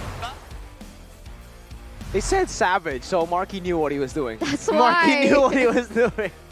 Unfortunate, but Goni, Twice in a row. it's the thing you do as friends, you know. If Goni got a Maniac, I would probably take the Savage away from him. And vice versa. We're never gonna let each other get that Savage, but I will let you get the Maniac, Goni. Thank you. There you go. Eterna keeps on getting Savages, so we don't even like. She goes 1v5 because she's on the best phone in the world, the Samsung Galaxy A series. I know. And I'm also wearing the best headset in the world. JBL Quantum. There you go. But it's really nice coming back to On the game. pitch. It's really nice to see them finally come back into their groove. We heard their communication very clear as well. And I'm just really happy for Bigetron, honestly. Do it Genuinely. again. Do it again, Goni. Do it again. JBL Quantum. Go get yours today with the JBL Quantum. Sound is survival, and if you guys want to play like a pro, you need the best sound quality possible to get that crisp, clean communication in with your teammates, with your coaches, just anyone around. Even when you're listening to music, right? We own this. You got to get that good sound quality. You guys can get a discounted offer for the JBL Quantum 50 by tapping back just now. You guys can get onto the link. Maybe you can buy yours today on Bleebly as well. Just the best e-commerce store to get yourself merch, technology, and obviously to complete your Mobile Legends account. Get up to IDR 40K cashback. 40K? 40. That's so much! That's a lot. You can even buy other stuff with that 40K. But how? How do I do it? Using the voucher code. What's the voucher Game code? dash MPL 10. Or you can also scan the QR code over there, but I don't condone it. I prefer doing things the hard way. Use the voucher code. Once Type it again, in. game MPL 10. Dash MPL 10. Yeah. You That see was if the for effect. game I didn't say it for MPL effect. 10. Well, you know, if you want the right effect in your life, you should save with Live In by Mandiri, because you get to live life just spectacularly with the Live-In points you get every time you save up money. And obviously, by downloading Live-In by Mandiri right now, you guys can get special promos. Goni, yeah, how do they keep up with Live-In? Well, I'm here for a good time, not a long time, but I'm willing to invest Live-In by Mandiri. And perhaps Bigetron Alpha, they have managed to found their identity here. 2 straight wins, 3 straight wins. And let's take a look here. Keys to success. What they did is they managed to successfully counter Geek's gameplay. They managed to read Geek like a book in the last true. 2 games. That's true, because in the second game, that Natalia pick in that first phase was Ruby. just, okay, that's what they want to go for. They want to go for picks. And because he picked up the Natalia, it also tells them that they're not going to have a lot of CC as well. And that's why the Karina was just a monster in that game. Whose CC did they have other than Julian? And even then, he was easily taken down before he was able to use his enhanced chains. Yeah, probably the only other CC they have is the Falling Star Moon from the Esmeralda, but she's all the way up top in the early phases of the game. And like we said, the Ruby pick literally just denied the tempo that Beloyski wanted to bring into the game with his Natalia. He wasn't able to pressure that gold lane, and the Claude pick became really good because no one really was able to bully the Claude. He got that power spike so early into the game, and like you mentioned, Gani, 5 minutes in, Calamity Reaper and Holy Crystal. Max, what the heck, man? That's huge. Holy Crystal is like the most expensive item, if not second most expensive It's item. the most, yeah, second exactly. most. Well, he collected in the 2 items in first 5 minutes. That shows dominance. That shows confidence as well. And it's just so clean. Like, maintaining is harder sometimes, but they were sharp, staying proactive. They didn't forget about the objectives, and that is what made the difference from the side of Bigetron in Game 3. And we kind of mentioned this as well, coming into game number 3. In game 1 and 2, it was Bigetron pushing the pace, getting the lead. In game 1, Geek Fam were able to capitalize on a mistake from BTR. Yeah. But in game 2, BTR didn't give that opportunity. In game 3, it's going to be tough to win if you're relying on just a mistake happening from your opponents. And BTR, again, guess what? They did not let that opportunity slide. They got the early game, and they used it. That's the thing. That's why Geek Fam really need to go back to the drawing board. They really need to go back and not focus too much on the strategies that they've already exposed to the public, because second, third time, people are going to know how to counter it, and that's how it all went to ashes. But game number 1, match number 1, done and dusted, like Gani likes to mention. Wow. And this upcoming man. match is I gotta say, way more heated. This is the fight for the upper bracket slot. As of yet, RRQ. RRQ and as well as Aura Fire Fire. will go head-to-head in match 2. Oh, we're gonna have a spectacular match. Again, Aura Fire were able to take down RRQ in the first leg, but in the second leg, RRQ, will they be able to come back? Or will Aura burn the Kings down once again? Before we head on to that match, we're gonna take a break. So stay tuned, go grab food, or just get some snacks, chill out a bit before we head on to another Fire match. Mirko, Eterna, and Gani, we'll see you in a bit.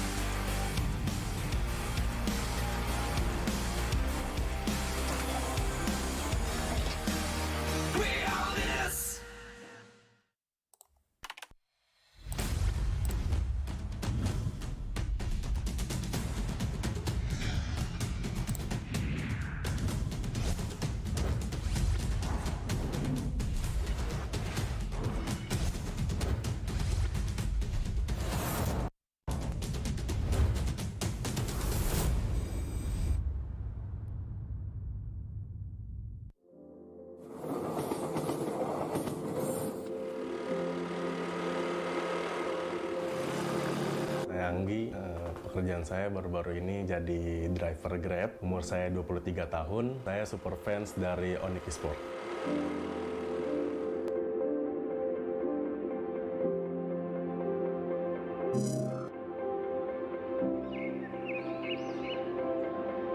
Namaku Hafiz Kairunanda, aku berkuliah di Perbanas Institut Jakarta, mengambil jurusan D3 Keuangan dan Perbankan, dan aku juga salah satu super fans dari tim RRQ.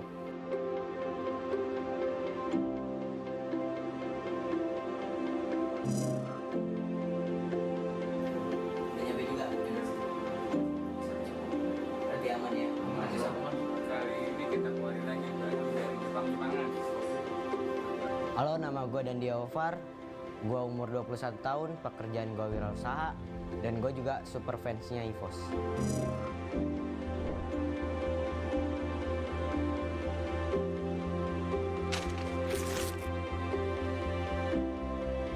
Sebelumnya tuh kerja di toko daging, saya job desk-nya jadi admin juga, nge-slash juga gitu ya.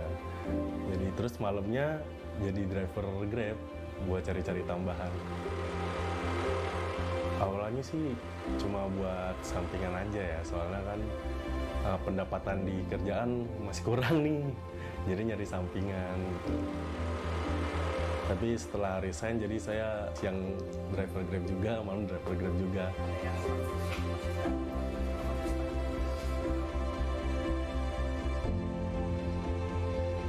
Pada zaman SMP, aku bercita-cita sebagai dokter.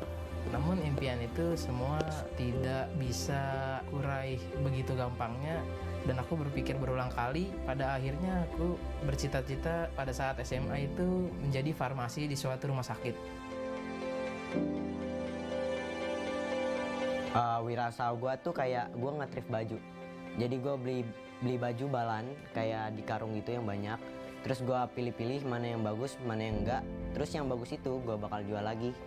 Langsung aja sikat. Gue mulai thrifting itu sejak 4 bulan yang lalu karena mulai ramenya kan thrifting gitu-gitu. Jadi akhirnya gue berani coba buat ngejualan baju. Oh gitu, udah nyampe barangnya? Ya udah bagus bro. Soal pengalaman ya, kebetulan sebelum di toko daging itu juga saya kerja di retail gitu kan. Jadi terbiasa nih ngelayanin customer gitu ya. Mungkin pelayanan saya baik gitu, pernah dikasih tip besar juga sih mas. Waktu itu saya antar orderan food nih, saya sapa gitu dengan baik lah pokoknya sebelum saya antar, setelah antar juga. Terus pas di jalan pulang gitu, dapet mas tip. Lumayan tuh, ada pujian juga, kayak ramah sih gitu saya.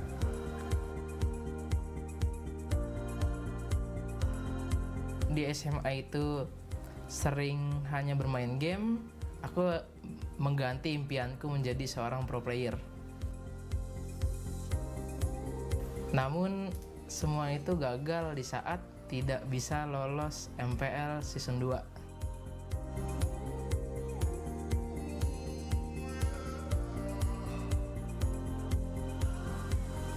Sebenarnya sih ada naik turunnya, jadi kadang di luar ekspektasi, kadang sesuai ekspektasi. Jadi gue harus ngikutin alurnya sih, alur sosmed yang lagi zamannya gitu. Kadang juga lebih, alhamdulillah. Kalau nggak lebih ya syukurin aja apa yang ada.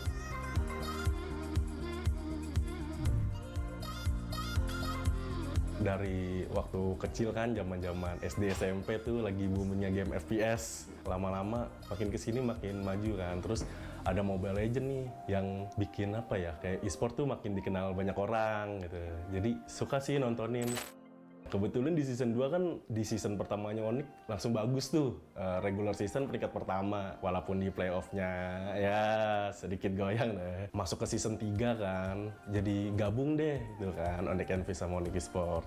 Makin suka gitu kan, kebetulan tim baru terus makin kuat banget nih, isinya bocah-bocah gitu kan. Pada saat SMA kelas 1 semester 2 itu aku mencoba game Mobile Legends. Bisa dibilang itu tipe-tipenya itu juga MOBA, yang juga itu aku suka juga kan, karena game kompetitif strategi juga.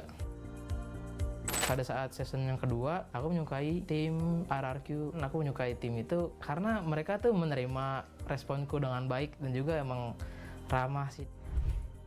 Jadi awal gue tahu e-sport itu dari game PC. Terus semenjak udah mulai ada HP Android, udah ada game-game mobile. Terus gue ngeliat game Mobile Legends, gue perhatiin, oh ternyata timnya bagus-bagus nih. Orangnya juga kayak humble-humble, kayak cantik-cantik, ganteng-ganteng. Pokoknya banyak kelebihan deh. Jadi dulu gue buka Instagram, kok ada EVOS nih. EVOS itu apa sih? Akhirnya cari-cari. Terus gak lama tuh dia buat giveaway kayak nobar film bioskop gitu bareng-bareng sama player EVOS dan keluarga EVOS besar lah. Nah, gue coba komen, akhirnya gue menang tuh giveaway. Gue di DM langsung oleh EVOS Esports. Nah, dari situ gue ikut acaranya, gue bisa kenal pro player. Ternyata mereka bener-bener baik sesuai apa yang gue ekspektasiin. Nah, sejak saat itu juga gue jadi cinta banget sama EVOS dan Esports. Aku lihat-lihat sih dari selama pandemi, konten-konten di IG-nya MPL atau tim-tim e-sport lainnya juga lebih rajin upload. Untuk RRQ itu sendiri banyak juga memposting segala macam konten.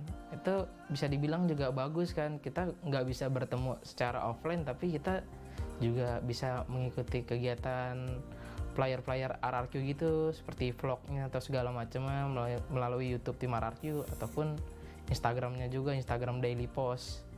Aku bisa dibilang lebih diterima lah di Kingdom itu. Jadi aku merasakan Kingdom itu sebagai rumah lah bagi aku tuh.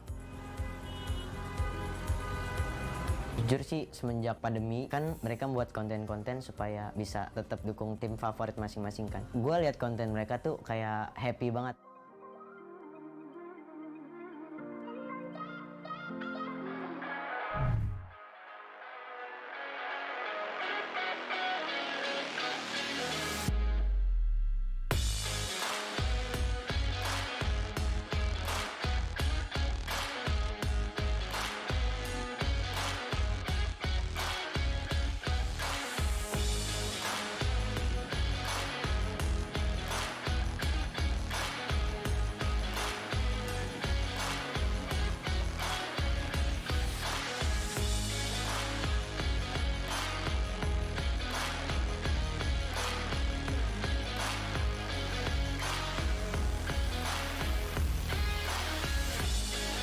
MPL Arena, boleh minta tepuk tangannya?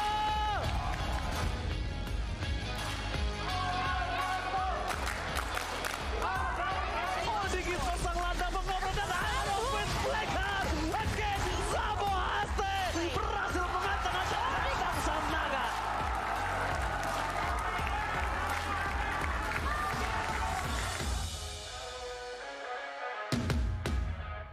Cloud-nya hilang, kemenangan seperti hadir untuk RRQ Hoshi. Oh my god, ini bencana.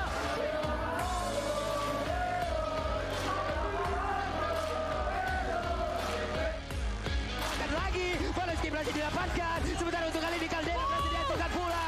One-one-nya, triple kill looking for media dan mereka berfokus untuk bisa mendapatkan kemenangan 2-0 tanpa balas dan benar aja. Esports Legend tanpa balas.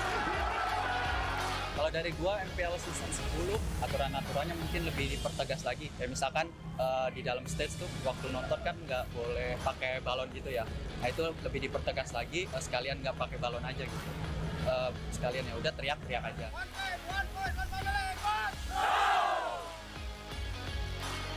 MPL sangat bagus sih. Aku udah ngerasakan MPL yang tertunda begitu lama di Surabaya dan berbagai macam dengan MPL sekarang udah semakin bagus.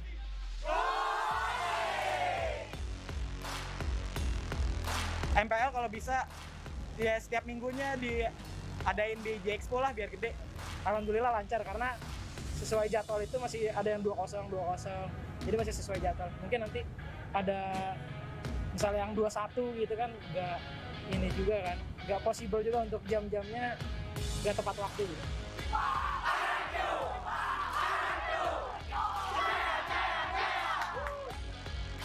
Harapannya kepada fans-fans tim MPL lainnya bisa saling menghargai, saling respect juga, biar nggak ada toksik-toksik lagi.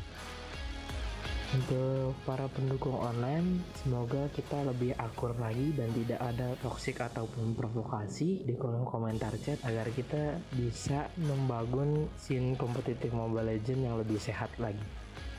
Harapan gua buat kalian yang mendukung tim-tim favorit kalian, jangan toksik, berikanlah hal yang positif. Dan gua harap kalian juga mendukung terus MPL ID, karena tanpa kalian, tanpa teman-teman, pasti MPL ID nggak akan sebesar ini.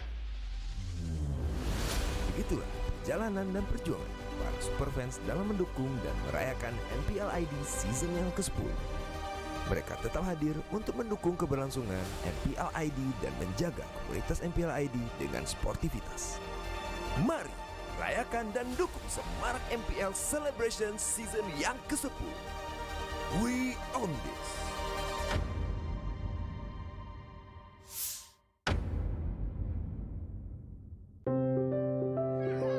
Kalau orang tua gue tuh kayak nggak pernah nyuruh lu jadi ini. Orang tua gue tuh selalu kayak yang lu mau ya udahlah, tapi lu harus tunjukin lah. Kata saya lu nggak sekolah-sekolah itu biasa nggak danuin.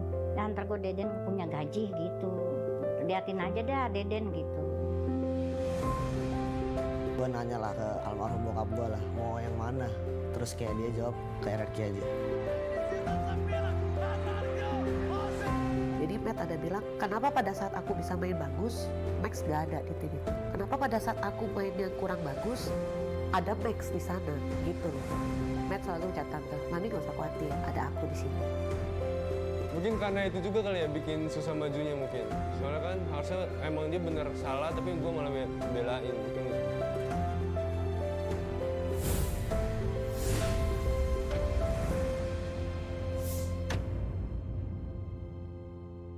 Get Galaxy A33 5G. Why? Because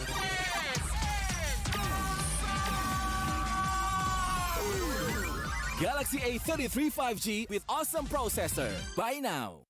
Get Galaxy A33 5G. Why?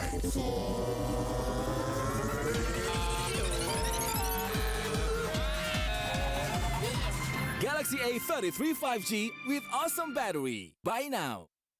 Get Galaxy A53 5G. Why? Because this is smooth. Galaxy A53 5G with awesome smooth display. Buy now. Get Galaxy A73 5G. Why? Because this is awesome. This is awesome. Awesome details. Awesome details. Awesome details. Galaxy A73 5G. Take more awesome details. Buy now. Baru Axe Dual Action versus parfum. Yakin parfummu bikin kamu tetap segar saat berkeringat? Coba Axe baru. Kini lawan bau badan dan wangi segar bahkan saat kamu berkeringat. Axe Dual Action baru. Kepada sang legenda, nikmatmu sungguh tiada tara. Berjuang menjaga cita rasa hingga menjadi bestie dengan api. Apalagi yang bisa kami lakukan selain menuruti perut yang bergejolak ingin menyantap? Inilah wujud terima kasih kami bersama GrabFood Resto Legendaris. Koparkan pesananmu. Tangan gue kenapa nih? Aduh, gatel banget, gak tahan. Move on ke Head and Shoulders. 100% pede, ketombe basah dan gatal. Wiped out.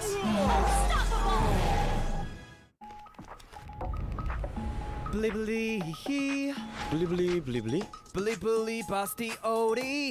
Beli-beli Pasti ori. Beli-beli, Download sekarang. Pasti puas, pasti beli. beli-beli, beli-beli. Gratis ongkir, beli-beli. Gratis ongkir.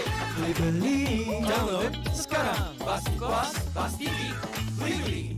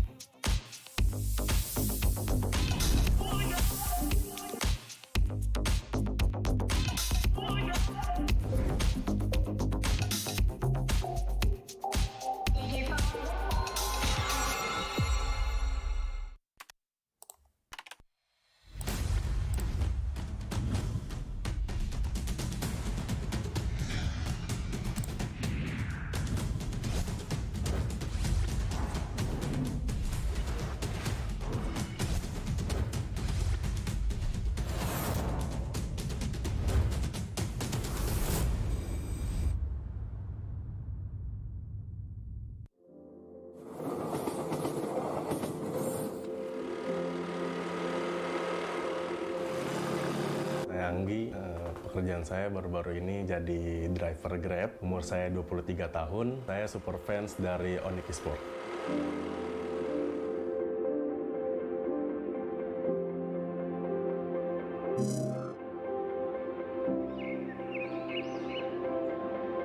Namaku Hafiz Kairunanda, aku berkuliah di Perbanas Institut Jakarta, mengambil jurusan D3 Keuangan dan Perbankan, dan aku juga salah satu super fans dari tim RRQ.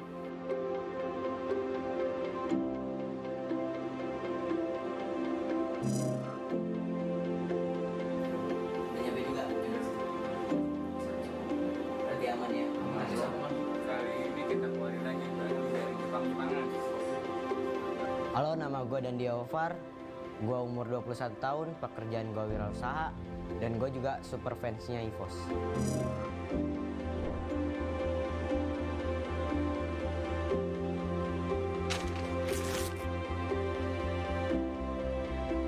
tuh kerja di toko daging, saya job desk-nya jadi admin juga, nge-sales juga gitu ya. Jadi terus malamnya jadi driver Grab buat cari-cari tambahan. Awalnya sih cuma buat sampingan aja ya, soalnya kan pendapatan di kerjaan masih kurang nih, jadi nyari sampingan gitu. Tapi setelah resign, jadi saya siang driver Grab juga, malam driver Grab juga.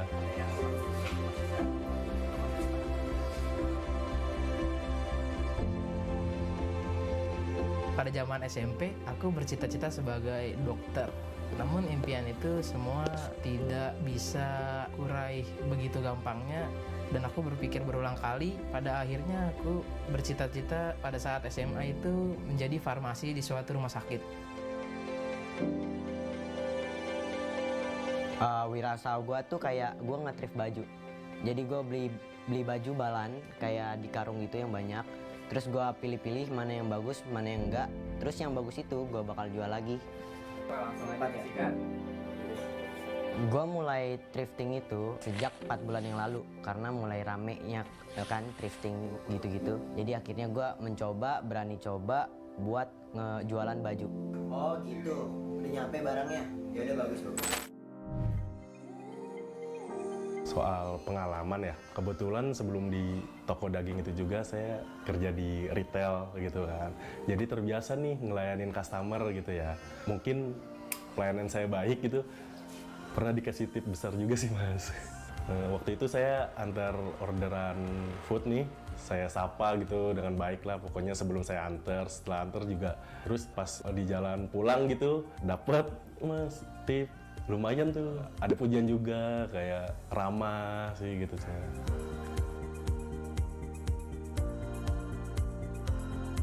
Di SMA itu sering hanya bermain game, aku mengganti impianku menjadi seorang pro player. Namun semua itu gagal di saat tidak bisa lolos MPL Season 2.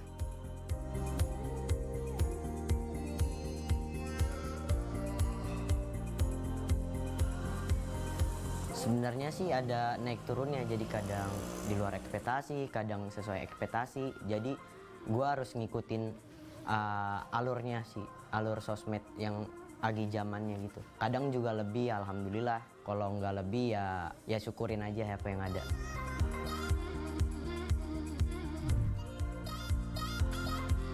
Dari waktu kecil kan, zaman SD SMP tuh lagi boomingnya game FPS. Lama-lama makin kesini makin maju kan. Terus ada Mobile Legend nih yang bikin apa ya, kayak Esports tuh makin dikenal banyak orang gitu.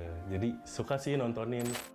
Kebetulan di season 2 kan, di season pertamanya Onyx langsung bagus tuh.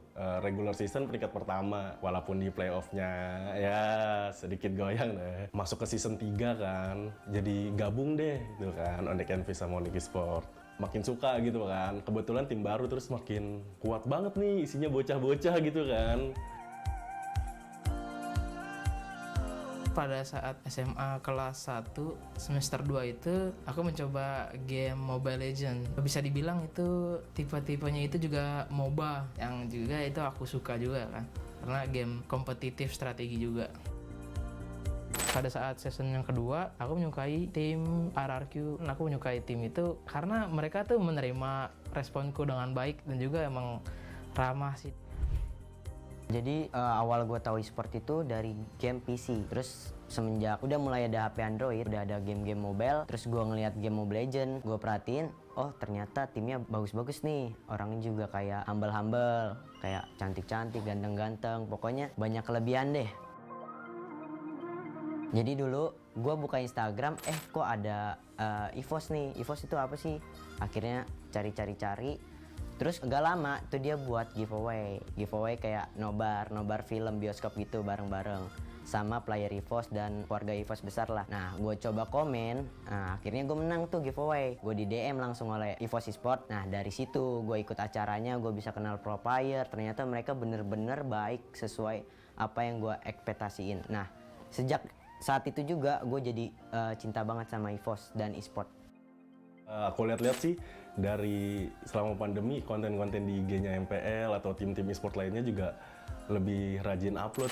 Untuk RRQ itu sendiri banyak juga memposting segala macam konten. Itu bisa dibilang juga bagus kan. Kita nggak bisa bertemu secara offline, tapi kita juga bisa mengikuti kegiatan player-player RRQ gitu, seperti vlognya atau segala macamnya melalui YouTube tim RRQ ataupun Instagramnya juga, Instagram daily post. Aku bisa dibilang lebih diterima lah di Kingdom itu. Jadi aku merasakan Kingdom itu sebagai rumah lah bagi aku tuh. Jujur sih semenjak pandemi kan mereka membuat konten-konten supaya bisa tetap dukung tim favorit masing-masing kan. Gue lihat konten mereka tuh kayak happy banget.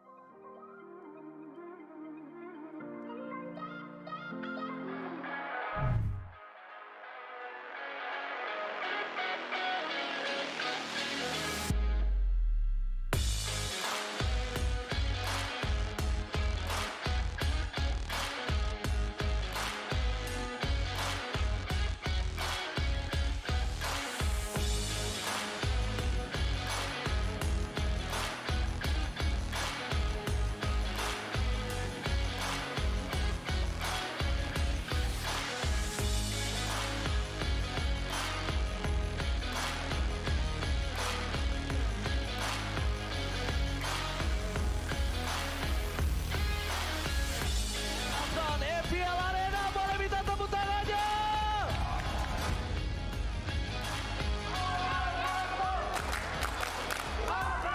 Hoshi pasang landa mengobrol dan Aerofit Blacker. Again, Sabo Haste berhasil mengatakan bintang Sam Naga.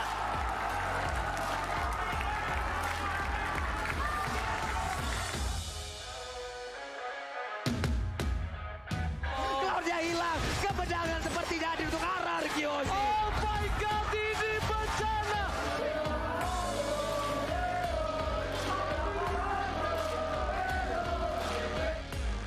Dan lagi, Valeski berhasil didapatkan. Sementara untuk kali ini Caldera berhasil dihancurkan pula. One-one-nya, triple kill looking for media dan mereka berfokus untuk bisa mendapatkan kemenangan 2-2 tanpa balas dan benda aja. Eagles Legend tanpa balas. Kalau dari gua MPL season 10 aturan-aturannya mungkin lebih dipertegas lagi. Kayak misalkan di dalam stage tuh waktu nonton kan nggak boleh pakai balon gitu ya. Nah itu lebih dipertegas lagi, sekalian nggak pakai balon aja gitu. Sekalian ya udah teriak-teriak aja.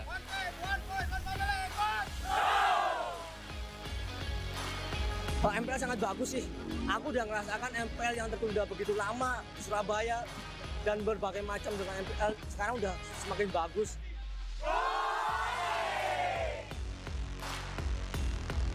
MPL kalau bisa ya setiap minggunya diadain di Expo lah biar gede.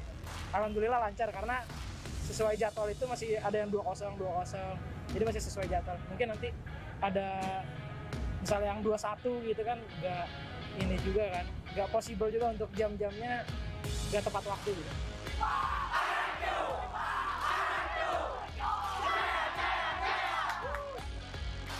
Harapannya kepada fans-fans tim MPL lainnya bisa saling menghargai, saling respect juga biar nggak ada toksik-toksik lagi. Untuk para pendukung online, semoga kita lebih akur lagi dan tidak ada toksik ataupun provokasi di kolom komentar chat agar kita bisa membangun scene kompetitif Mobile Legends yang lebih sehat lagi. Harapan gua buat kalian yang mendukung tim-tim favorit kalian, jangan toksik, berikanlah hal yang positif. Dan gua harap kalian juga mendukung terus MPL ID, karena tanpa kalian, tanpa teman-teman, pasti MPL ID nggak akan sebesar ini. Begitulah perjalanan dan perjuangan para superfans dalam mendukung dan merayakan MPL ID season yang ke-10. Mereka tetap hadir untuk mendukung keberlangsungan MPL ID dan menjaga komunitas MPL ID dengan sportivitas. Mari rayakan dan dukung semarak MPL Celebration Season yang ke-10. We own this!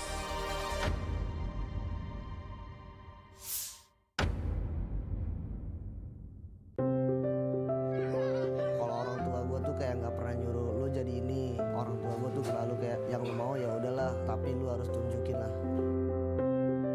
Kata saya lu nggak sekolah-sekolah itu biasa nggak danuin. Dan ntar gue Deden punya gaji gitu. Liatin aja dah Deden gitu.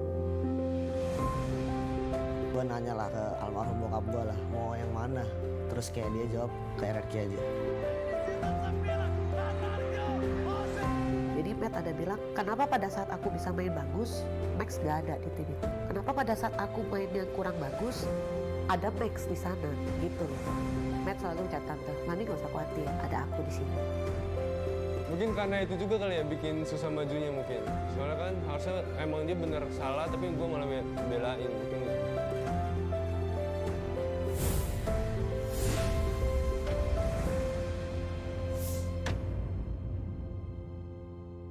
Get Galaxy A33 5G. Why?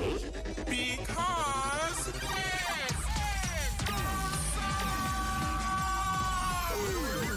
Galaxy A33 5G with awesome processor. Buy now. Get Galaxy A33 5G.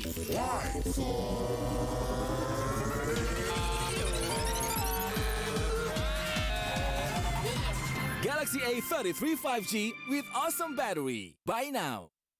Get Galaxy A53 5G. Why?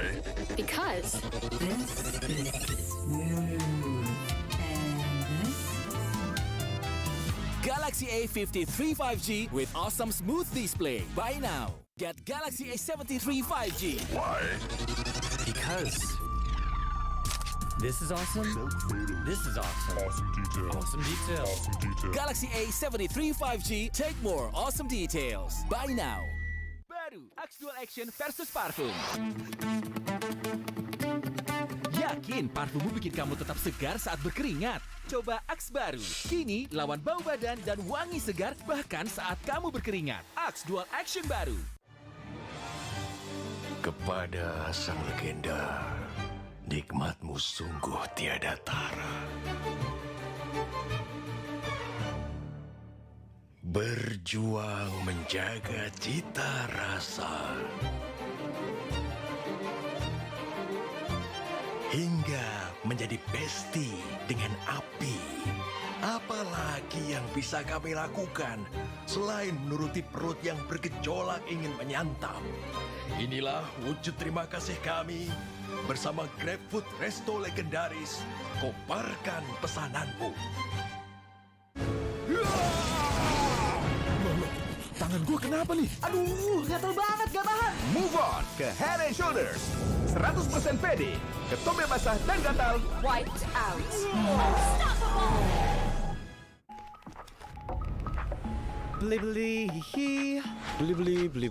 Beli pasti ori. Pasti ori. Download sekarang. Pasti beli. Beli. Gratis ongkir. Beli. Gratis ongkir. Beli. Download sekarang. Pasti beli.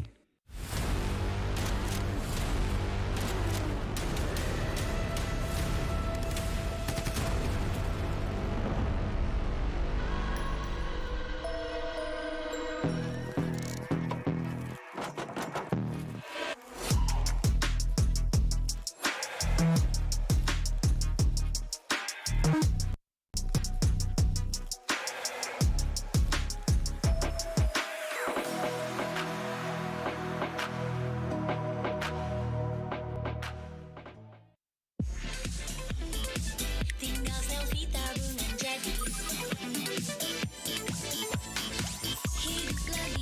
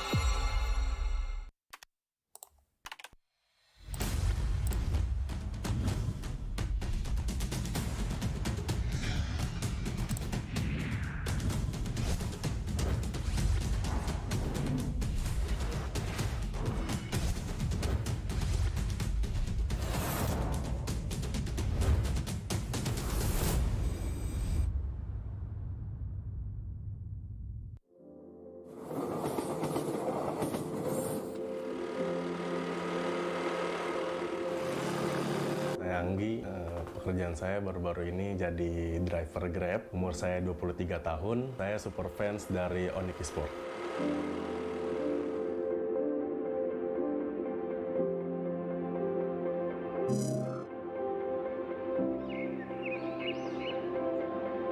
Namaku Hafiz Kairunanda, aku berkuliah di Perbanas Institut Jakarta, mengambil jurusan D3 Keuangan dan Perbankan, dan aku juga salah satu super fans dari tim RRQ.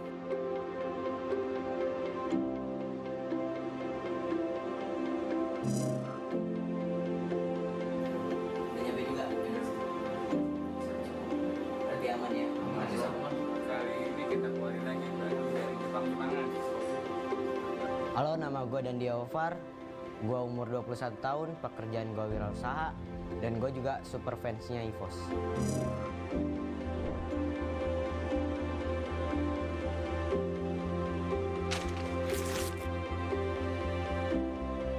Sebelumnya tuh kerja di toko daging, saya jobdesknya jadi admin juga, nge-sales juga gitu ya. Jadi terus malamnya jadi driver Grab buat cari-cari tambahan. Awalnya sih cuma buat sampingan aja ya, soalnya kan pendapatan di kerjaan masih kurang nih, jadi nyari sampingan gitu. Tapi setelah resign, jadi saya siang driver Grab juga, malam driver Grab juga.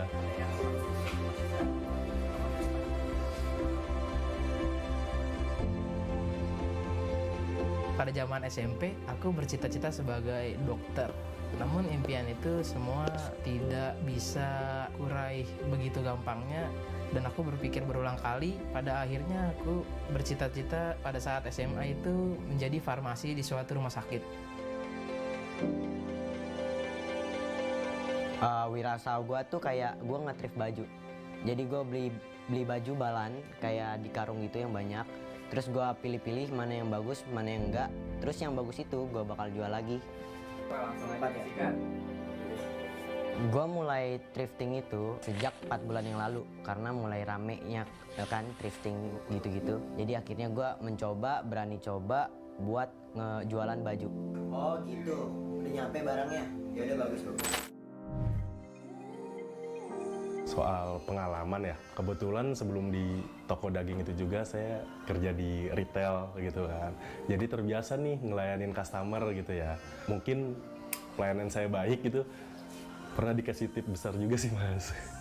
Waktu itu saya antar orderan food nih, saya sapa gitu dengan baik lah pokoknya sebelum saya antar, setelah antar juga. Terus pas di jalan pulang gitu, dapet mas tip.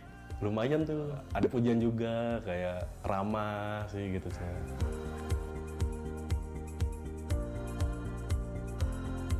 Di SMA itu sering hanya bermain game, aku mengganti impianku menjadi seorang pro player. Namun semua itu gagal di saat tidak bisa lolos MPL Season 2.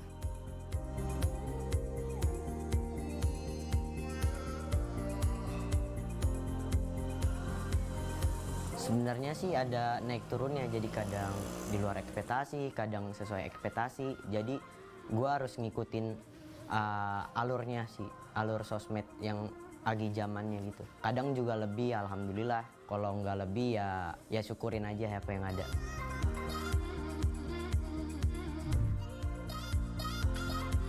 Dari waktu kecil kan, zaman-zaman SD SMP tuh lagi boomingnya game FPS. Lama-lama makin kesini makin maju kan. Terus ada Mobile Legend nih yang bikin apa ya, kayak e-sport tuh makin dikenal banyak orang gitu. Jadi suka sih nontonin. Kebetulan di season 2 kan, di season pertamanya Onyx langsung bagus tuh. Regular season peringkat pertama, walaupun di playoff-nya ya sedikit goyang deh. Masuk ke season 3 kan, jadi gabung deh gitu kan, Onyx NV sama Onyx Esports. Makin suka gitu kan, kebetulan tim baru terus makin kuat banget nih, isinya bocah-bocah gitu kan. Pada saat SMA kelas 1 semester 2 itu aku mencoba game Mobile Legend. Bisa dibilang itu tipe-tipenya itu juga MOBA, yang juga itu aku suka juga kan, karena game kompetitif strategi juga. Pada saat season yang kedua, aku menyukai tim RRQ. Aku menyukai tim itu karena mereka tuh menerima responku dengan baik dan juga emang ramah sih. Jadi awal gue tahu e-sport itu dari game PC. Terus semenjak udah mulai ada HP Android, udah ada game-game mobile. Terus gue ngeliat game Mobile Legends, gue perhatiin, oh ternyata timnya bagus-bagus nih. Orangnya juga kayak humble-humble, kayak cantik-cantik, ganteng-ganteng. Pokoknya banyak kelebihan deh. Jadi dulu gue buka Instagram, kok ada EVOS nih. EVOS itu apa sih? Akhirnya cari-cari. Terus gak lama tuh dia buat giveaway kayak nobar film bioskop gitu bareng-bareng sama player EVOS dan keluarga EVOS besar lah. Nah, gue coba komen, akhirnya gue menang tuh giveaway. Gue di DM langsung oleh EVOS Esports. Nah, dari situ gue ikut acaranya, gue bisa kenal pro player. Ternyata mereka bener-bener baik sesuai apa yang gue ekspektasiin. Nah, sejak saat itu juga gue jadi cinta banget sama EVOS dan Esports. Aku lihat-lihat sih dari selama pandemi konten-konten di IG-nya MPL atau tim-tim e-sport lainnya juga lebih rajin upload. Untuk RRQ itu sendiri banyak juga memposting segala macam konten. Itu bisa dibilang juga bagus kan. Kita nggak bisa bertemu secara offline tapi kita juga bisa mengikuti kegiatan player-player RRQ gitu seperti vlognya atau segala macamnya melalui YouTube tim RRQ ataupun Instagramnya juga, Instagram daily post. Aku bisa dibilang lebih diterima lah di Kingdom itu. Jadi aku merasakan Kingdom itu sebagai rumah lah bagi aku tuh. Jujur sih semenjak pandemi kan mereka membuat konten-konten supaya bisa tetap dukung tim favorit masing-masing kan. Gue lihat konten mereka tuh kayak happy banget.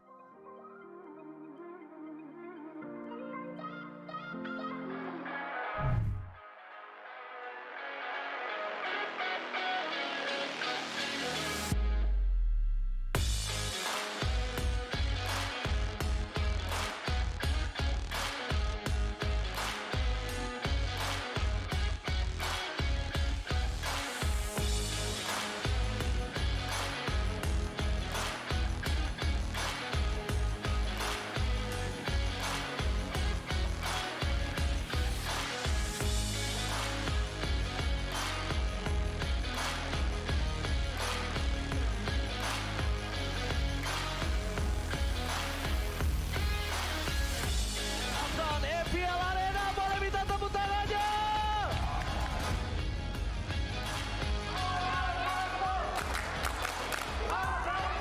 Dikit pasang landa mengobrol dan Aerofit Blacker again Sabo Haste berhasil mengacak-acak bintang Sam Naga.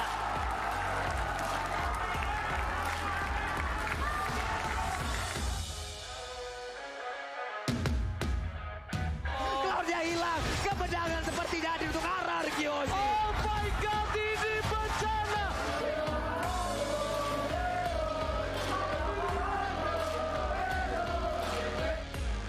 Dan lagi, bonus game lagi didapatkan. Sementara untuk kali ini Caldera berhasil dihancurkan pula. One-one-nya, triple kill looking for Media dan mereka berfokus untuk bisa mendapatkan kemenangan 2-0 tanpa balas dan benar aja. Esports Legend tanpa balas. Kalau dari gua MPL season 10 aturan-aturannya mungkin lebih dipertegas lagi. Kayak misalkan di dalam stage tuh waktu nonton kan nggak boleh pakai balon gitu ya.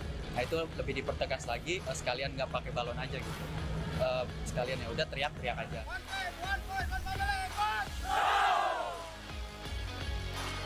MPL sangat bagus sih. Aku udah ngerasakan MPL yang tertunda begitu lama di Surabaya dan berbagai macam dengan MPL sekarang udah semakin bagus.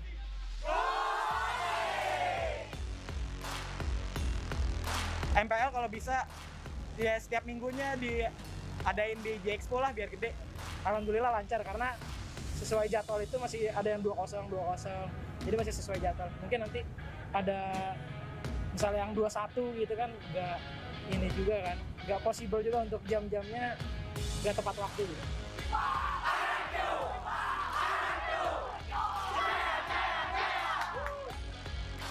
Harapannya kepada fans-fans tim MPL lainnya bisa saling menghargai, saling respect juga biar nggak ada toksik-toksik lagi. Untuk para pendukung online, semoga kita lebih akur lagi dan tidak ada toksik ataupun provokasi di kolom komentar chat agar kita bisa membangun scene kompetitif Mobile Legends yang lebih sehat lagi. Harapan gua buat kalian yang mendukung tim-tim favorit kalian, jangan toksik, berikanlah hal yang positif. Dan gua harap kalian juga mendukung terus MPL ID, karena tanpa kalian, tanpa teman-teman, pasti MPL ID nggak akan sebesar ini. Begitulah perjalanan dan perjuangan para superfans dalam mendukung dan merayakan MPL ID season yang ke-10. Mereka tetap hadir untuk mendukung keberlangsungan MPL ID dan menjaga komunitas MPL ID dengan sportivitas.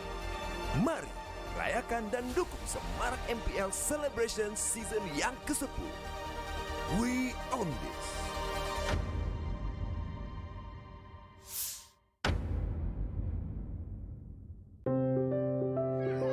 Kalau orang tua gue tuh kayak nggak pernah nyuruh lo jadi ini. Orang tua gue tuh selalu kayak yang lo mau ya udahlah, tapi lo harus tunjukin lah. Kata saya lu nggak sekolah-sekolah, itu biasa nggak danuin. Dan ntar gue Deden punya gaji gitu. Liatin aja dah Deden gitu. Gue nanya lah ke almarhum bokap gue lah, mau yang mana? Terus kayak dia jawab kayak Redki aja. Jadi Matt ada bilang, kenapa pada saat aku bisa main bagus, Max gak ada di tim itu? Kenapa pada saat aku main yang kurang bagus, ada Max di sana gitu loh. Matt selalu ucap tante, Mami gak usah khawatir, ada aku di sini. Mungkin karena itu juga kali ya bikin susah majunya mungkin. Soalnya kan harusnya emang dia bener salah, tapi gue malah belain mungkin.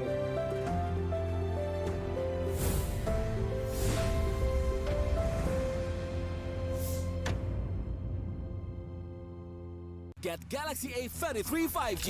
Why? Because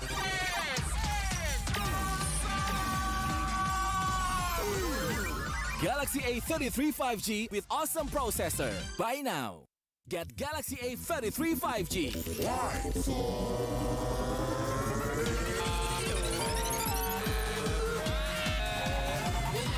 Galaxy A33 5G with awesome battery. Buy now. Get Galaxy A53 5G. Why?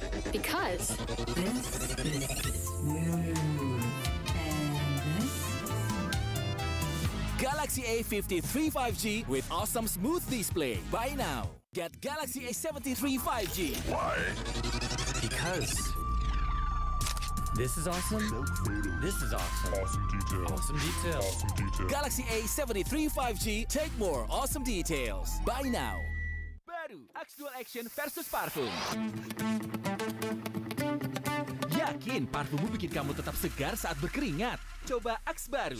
Kini lawan bau badan dan wangi segar bahkan saat kamu berkeringat. Axe Dual Action baru. Kepada sang legenda, nikmatmu sungguh tiada tara. Berjuang menjaga cita rasa hingga menjadi besti dengan api.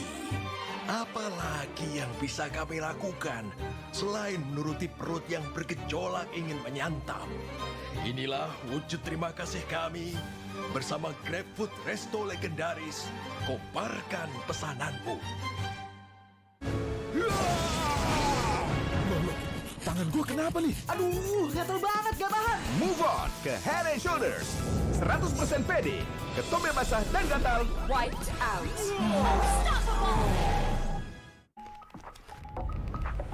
Beli-beli, hihi. Beli-beli. Beli-beli pasti ori. Beli-beli. Pasti ori. Beli-beli. Download sekarang. Pasti puas, pasti beli. Beli-beli. Beli-beli. Beli-beli. Gratis ongkir. Beli-beli. Gratis ongkir. Beli. Download sekarang. Pasti puas, pasti beli.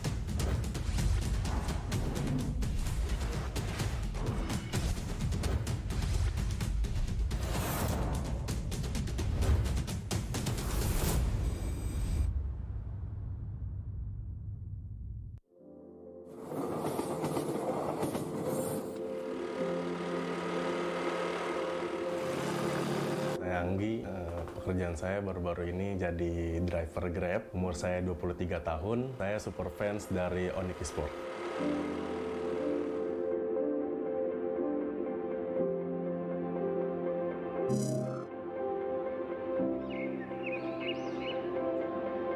Namaku Hafiz Kairunanda, aku berkuliah di Perbanas Institut Jakarta, mengambil jurusan D3 Keuangan dan Perbankan, dan aku juga salah satu super fans dari tim RRQ.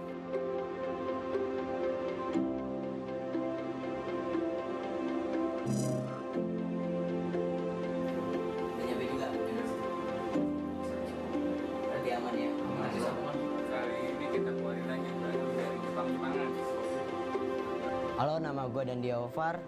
Gue umur 21 tahun, pekerjaan gue wirausaha, dan gue juga super fansnya EVOS.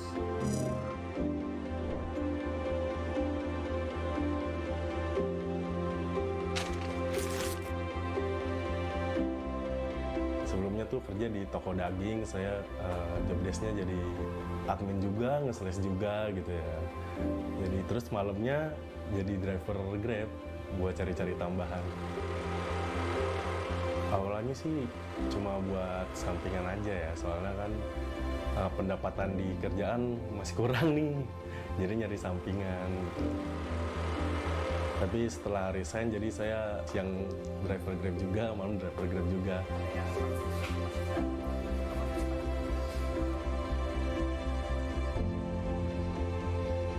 Pada zaman SMP, aku bercita-cita sebagai dokter. Namun impian itu semua tidak bisa kuraih begitu gampangnya, dan aku berpikir berulang kali. Pada akhirnya aku bercita-cita pada saat SMA itu menjadi farmasi di suatu rumah sakit. Wirausaha gue tuh kayak gue nge-thrift baju. Jadi gue beli baju balan kayak di karung gitu yang banyak. Terus gue pilih-pilih mana yang bagus, mana yang enggak. Terus yang bagus itu gue bakal jual lagi. Langsung aja sikat. Gue mulai thrifting itu sejak 4 bulan yang lalu. Karena mulai ramenya kan thrifting gitu-gitu. Jadi akhirnya gue berani coba buat ngejualan baju. Oh gitu, udah nyampe barangnya? Ya udah bagus. Soal pengalaman ya, kebetulan sebelum di toko daging itu juga saya kerja di retail gitu kan. Jadi terbiasa nih ngelayanin customer gitu ya.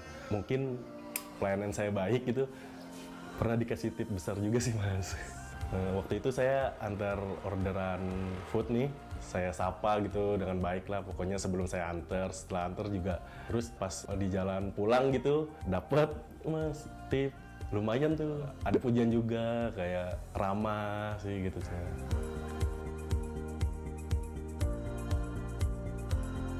Di SMA itu sering hanya bermain game, aku mengganti impianku menjadi seorang pro player.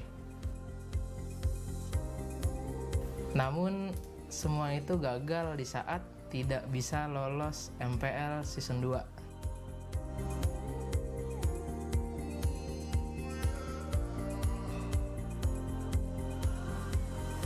Sebenarnya sih ada naik turunnya, jadi kadang di luar ekspektasi, kadang sesuai ekspektasi. Jadi gua harus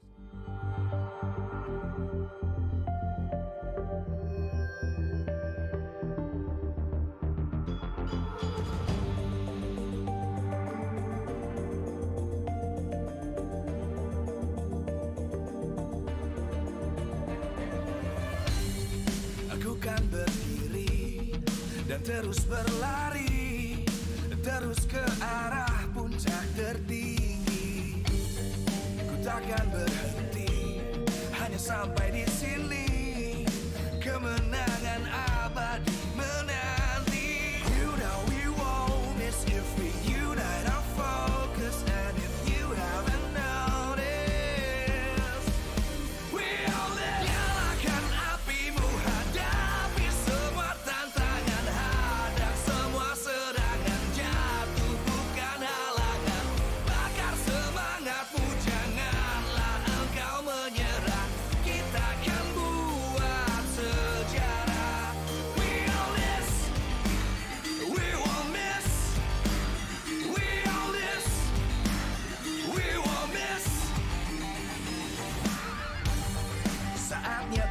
beraksi, jalani ambisi, aku kan menyawakan hari ini. You know we won't miss if we unite our focus. And if you haven't noticed, we'll live. Nyalakan apimu, hadapi semua tantangan, hadang semua serangan, jatuh bukan halangan. Bakar semangatmu, janganlah engkau menyerah. Kita akan buat sejarah. We all this, we won't miss. We all this, we won't miss. We all this.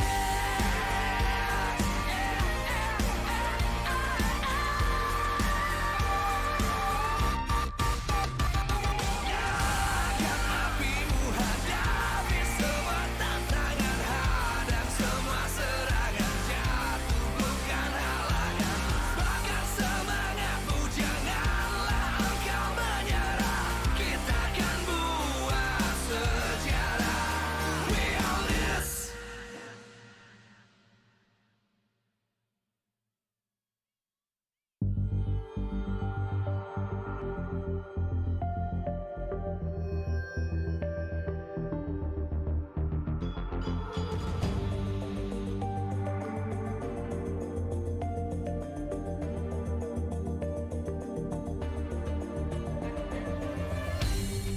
Aku kan berdiri dan terus berlari, terus ke arah puncak tertinggi. Ku takkan berhenti, hanya sampai di sini. Kemenangan abadi menanti. You know we won't miss if we unite our focus. And if you haven't noticed, we all live. Nyalakan apimu, hadapi semua tantangan, hadang semua serangan, jatuh bukan halangan. Bakar semangatmu, janganlah engkau menyerah. Kita akan buat sejarah. We all this, we won't miss. We all this, we won't miss. Saatnya beraksi, jalani ambisi, aku kan menyawakan hari ini. You know we won't miss if we unite our focus. And if you haven't noticed, we all live. Nyalakan apimu, hadapi semua tantangan, hadang semua serangan, jatuh bukan halangan. Bakar semangatmu, janganlah engkau menyerah. Kita akan buat sejarah. We all this, we won't miss. We all this, we won't miss. We all this.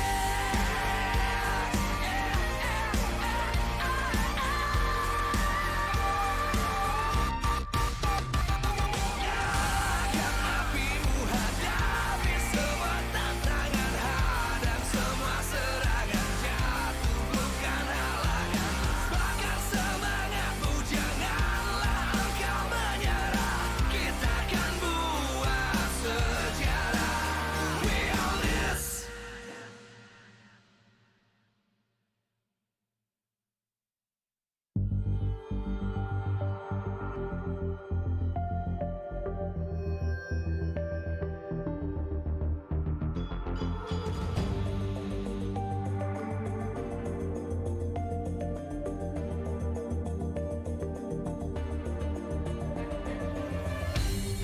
Aku kan berdiri dan terus berlari, terus ke arah puncak tertinggi.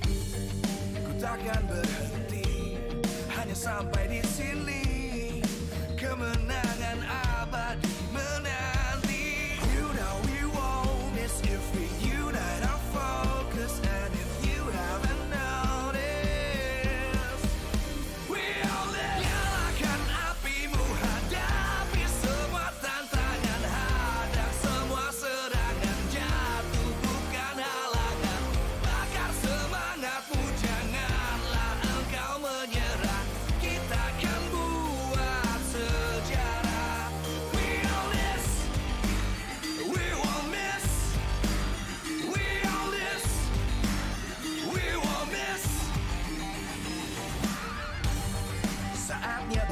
ambisi, jalani ambisi.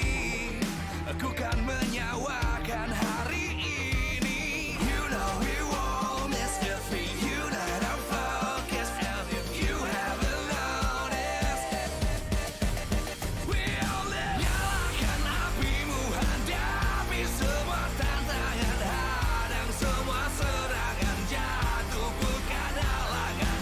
Bakar semangatmu, janganlah engkau menyerah. Kita akan buat sejarah. We all this, we won't miss. We all this, we won't miss. We all this.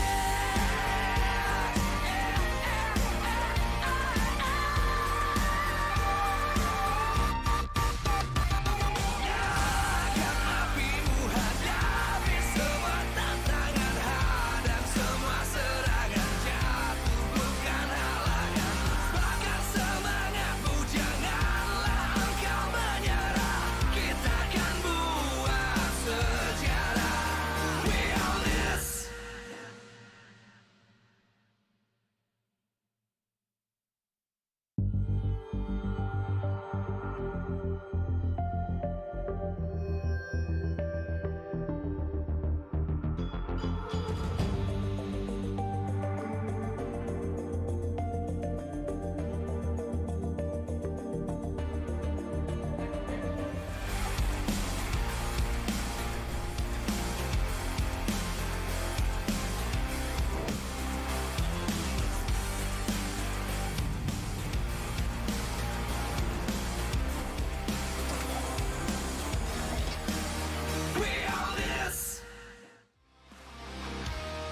Live from MPL Arena, MPL Season 10 presented by Samsung Galaxy A Series.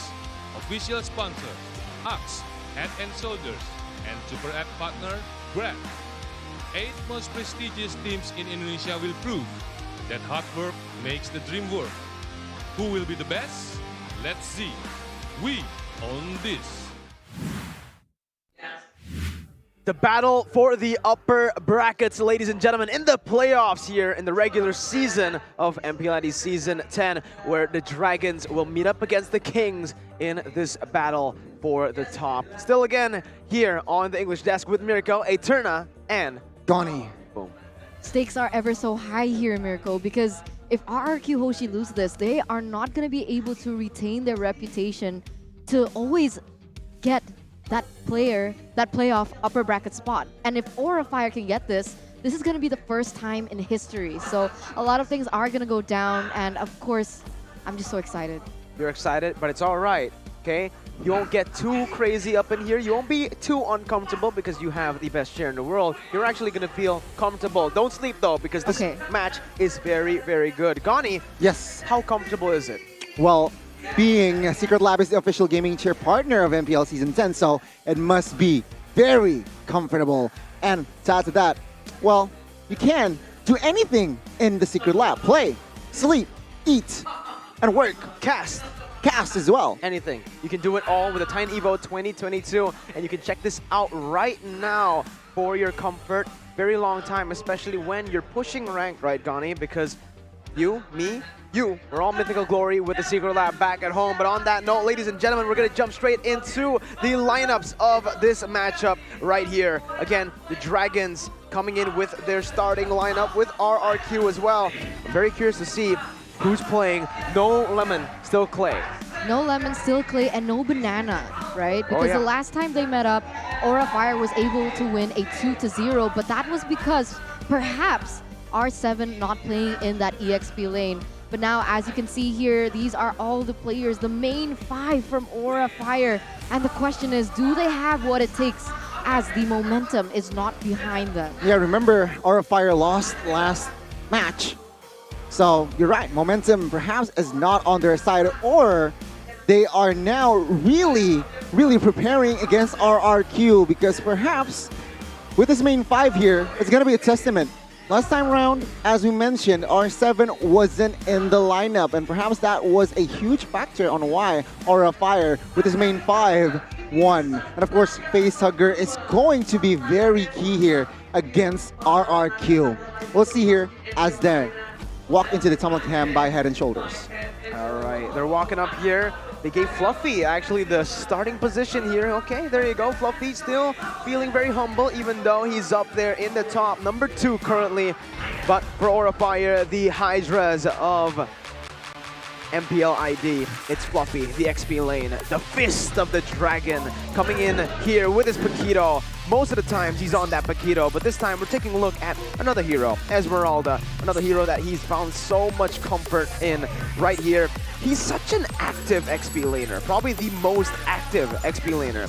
He goes in for the lane just so that he can rotate across the map, helping his team. And there you go, here it is, the Fist of the Dragon, absolutely punching Banana outside of this realm, canceling the Falling Star Moon away. He knows exactly how to use this hero with its utmost potential. 9 times picked up, 44% win rate, 128,000 average damage taken. He's number 1 in terms of the damage taken, but here you go. Kill participation, 51%, still higher than a whole and all the other XP laners. And here, he wants to win again up against the Kings. The Dragons make their way up onto the stage. Aura Fire! Can they replicate their previous success against RRQ Hoshi? As you can see here in the match history, the last time that they met up, they won 2-0. But I gotta say here, RRQ Hoshi, they kind of feel in form so lately, right? They have what it takes, the synergy seems there, and they have a lot of tactics up their sleeves. And in terms of tactics for Aura Fire, there has been a lot of questions, a lot of doubt as to if they can take it on with a diverse amount of strategy. Especially realizing their momentum is really not on their side, because apparently the last 2 matches that they played, they lost against Onyx and as well as Bigetron. But meanwhile, R7 today will step in and take on the Red Dragons here, RRQ Hoshi. A little bit shaky for the first 4 weeks, but now it seems like they have found their jam. They truly have. I mean, I think they're sitting at a win streak as well. They were able to win a lot of 2-0 so far, as they are walking through the tunnel cam here by Head and Shoulders with R7 at the front. So different changes in this shakeup, and I hope that that's going to be enough. R7 is the main man we're talking about today as well. The bravest king, the man who is in the front of it all, leading the pack. R7, again, very similar picks with the Esmeralda. Probably is one of the best Esmeralda in MPL Indonesia. He's able to disrupt the team fight so well on these Esme. And in a lot of these games, he's actually been the carry for the games that they've won on the Esme, on the Paquito, always finding the correct picks in the map. Here you can see him take it to Boots. As again, on his remarkable hero, his signature Esmeralda, he's picked it up 9 times, sitting at a 66% win rate. With a lower average damage taken here compared to Fluffy, he deals more rather than take more. And in terms of the kill participation, he isn't on the level of Fluffy in terms of activeness in the lane, but his laning phase is darn good. And here, he wants to give the audience the show of a lifetime, the defending Season 9 champions, Rex Regum Kaon. Will they be able to finally come back from the loss that they had to receive, as you can see it on the match history by RRQ Hoshi? Against Onyx, it was a little too hard, but afterwards, it feels like they found their momentum, they found their footing, and they're looking to take it all.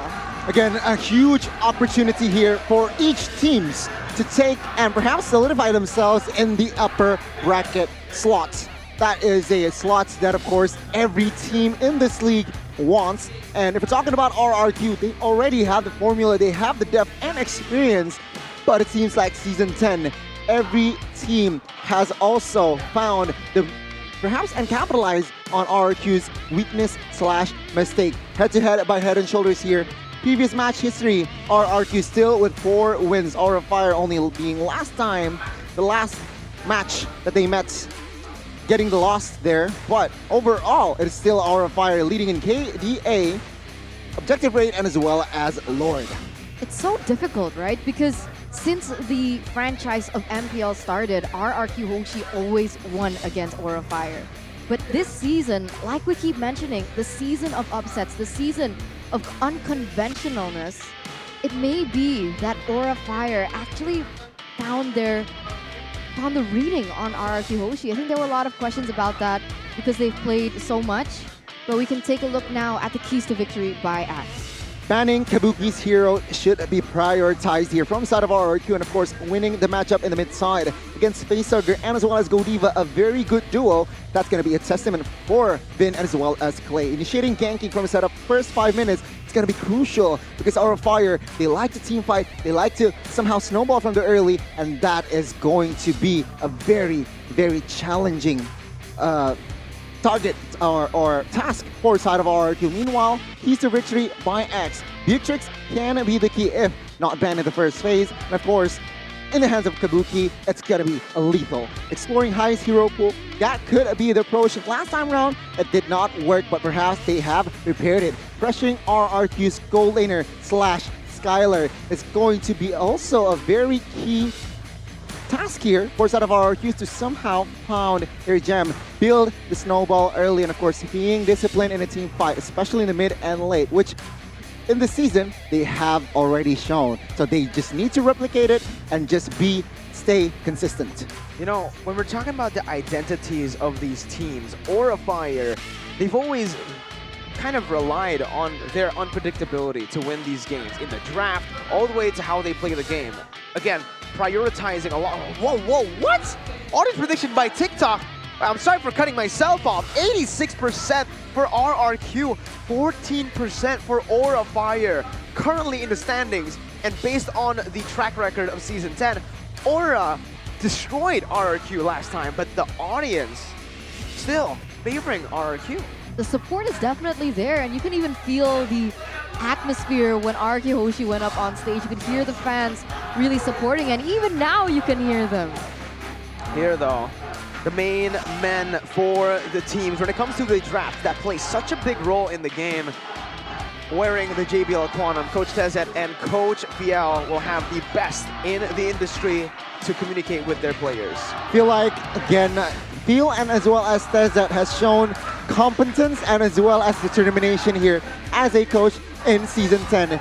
Season 10 has been hard for a lot of the teams, and they have taken the heat of it as well. So again, staying consistent. Meanwhile, Facehugger, the mid lane from Aura Fire, the #1 highest total damage here, almost 1.5 million in total. That's huge as a mid laner. Facehugger, the defacement. That's crazy, right? So he's done more damage than Kabuki. He's done more damage than Skylar, Nino, and all these heroes. And CW, and all these other players that we would expect to output that amount of damage.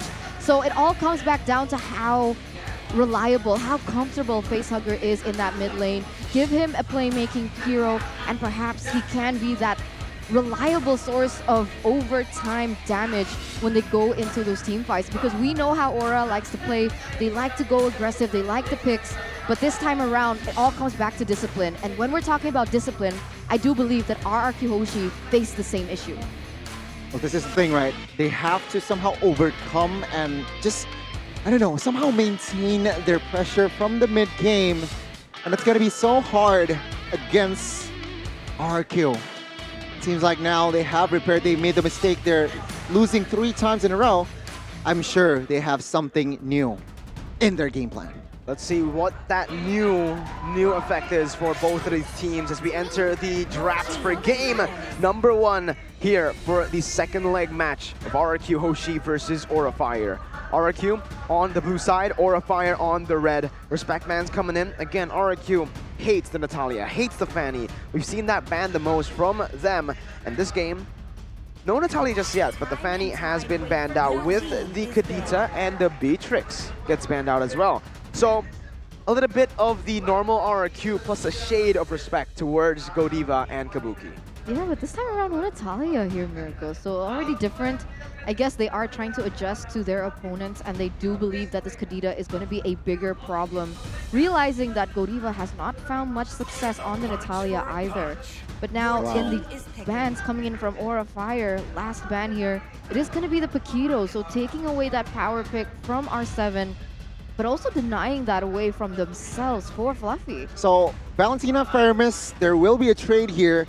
and as well as Franco, Julian are also open. So a lot of heroes to explore with from side of RRQ and as well as Aura Fire RRQ. Will they prio more towards the Feramis or Valentina? History-wise, it seems like RRQ is more comfortable in that Valentina, but no.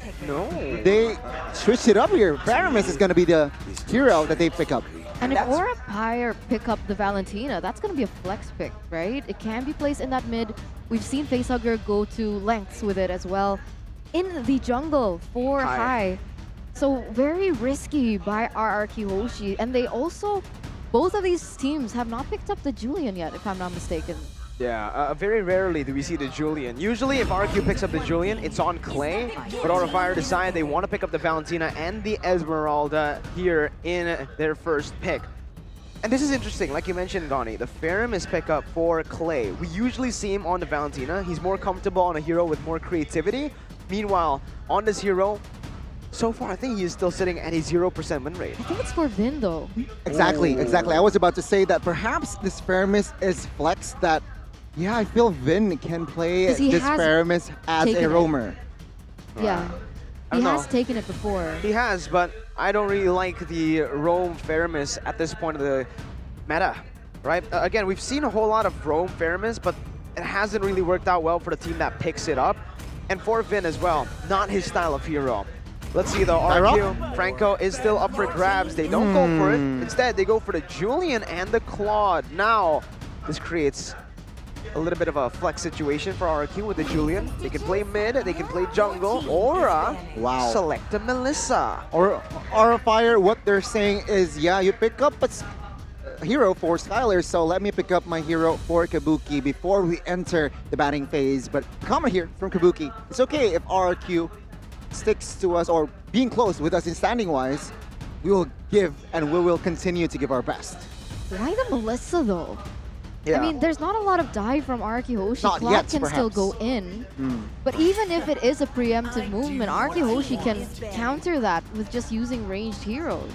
Right now, what I can kind of say, or like what I can kind of predict, is Aura wants to go for the Diggy, right? With the Melissa, it synergizes really well with a Diggy. You're able to bully the lane, especially now that you're up against a Claude and a Feramis. The thing is, though, the Diggy can be banned here in the second phase by RRQ. RRQ probably noticed it as well, looking at the drafts that have been set, but so far, they're still holding on to that Diggy ban, not going for it yet. Balman becomes the priority. To add to that, I feel like Godiva hasn't really shown any success on that Diggy. So history-wise, Diggy isn't really in the side of Aura Fire's playbook, but perhaps they have bring something new and they can bring something new. And Aura Fire now, with their last ban, perhaps again targeting R7 heroes, because if you look at the banning lineup, there's Paquito, Dyroth, and as well as, yeah, a lot of heroes banned out from the side of R7. I mean, like, at the Masha. stage of the game, they still have the ability to pick up the Masha, right? We've seen that R7 can pick that up, and it's equally as annoying, but Aura Fire, they're going to limit Vin's hero here. They're going to take the Franco away, his comfort pick. We've seen him go to lengths as well on the Franco, finding those pickoffs.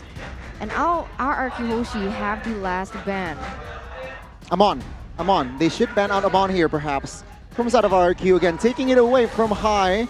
It's very crucial if they do, because if you take a look at the composition as of yet, it's Feramis, Claude, and Julian. It's quite squishy. It is quite squishy, ladies and gentlemen, but looking at it, they do go for the Amon here for the last ban. Aura Fire with the first pick. Again, Diggy is up for grabs, a hero that will synergize well with what they already have, the Melissa, Valentina, and Esme, and also is a solid counter up against a very heavy dive comp that RRQ have built up around these three heroes. Will they go for it? That's the big question. We haven't seen Godiva on the Diggy, but so far, we haven't really seen him on any other hero except for the Kadita, the Ruby, Kufra, but he's found most of the success on the Kadita. He goes for the Ruby, so that just seals the deal. No Diggy for Aura. But that's scary, no? I think we've mentioned about like how sustainable the addition of the Feramis is to the composition of RRQ Hoshi. And looking at Aura, do they have the damage? Do they have what it takes to burst through that ultimate? That is the question, right? I mean, it's a tough question here. I mean, I can't even find a good hero that is good for high. Skylar here has a comment. Hopefully, we can go to the upper bracket with this match. That's a huge statement. Hopefully, right? With this win, they will actually put themselves as second place. And that's where we usually see RRQ Hoshi, but with their final picks, now for Aura, they can still go for the Diggy, but then they will have to put the Ruby or the Esme as a jungler. Up against an Atlas, this RRQ are forcing it, right?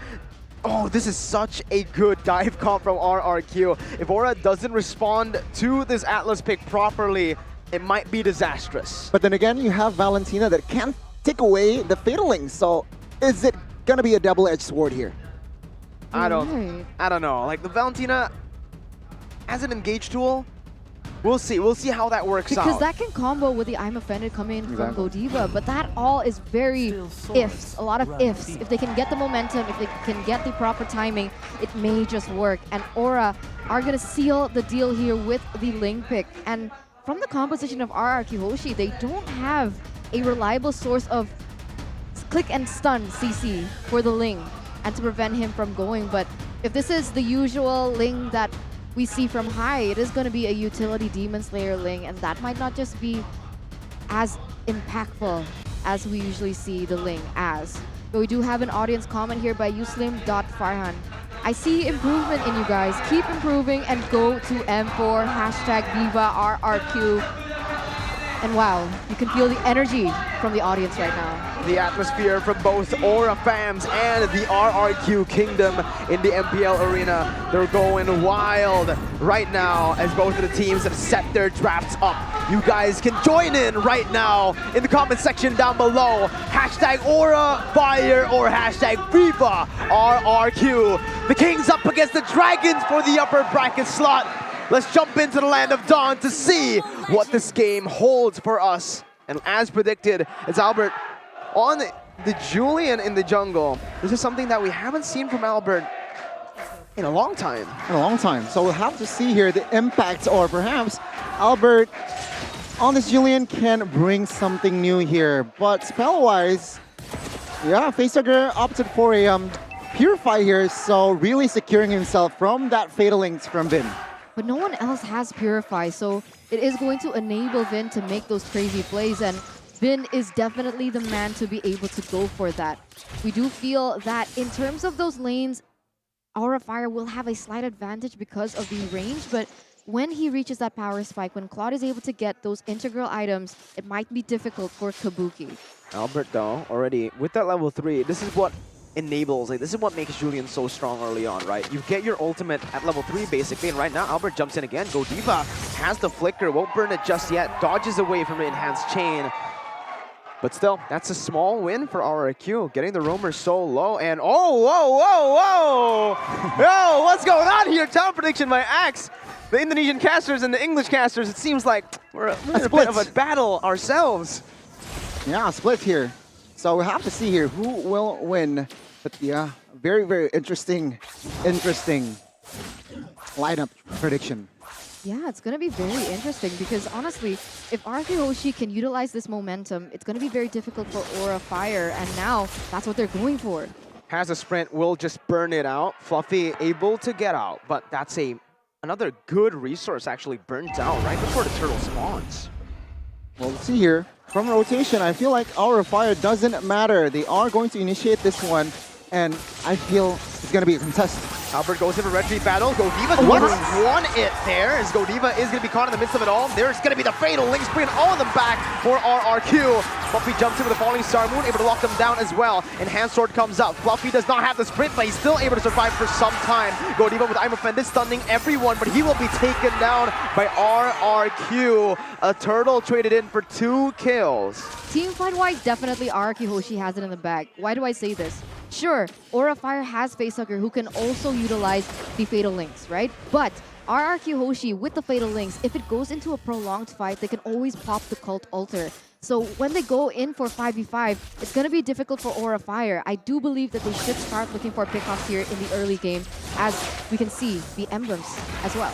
Wait though, High is caught in the enemy jungle. Vin waiting, doesn't have the Fatal Links. Retribution comes in, High picks the purple buff out, stealing it away from Albert. Well, what stood out from the side of the emblems here, Claude, Skylar opted for a 2 talents on the extra regeneration, and perhaps that might be, that might create an impact here when he wants to heal, when he is low-key, just wants to chill. Perhaps that 2 talents might come clutch.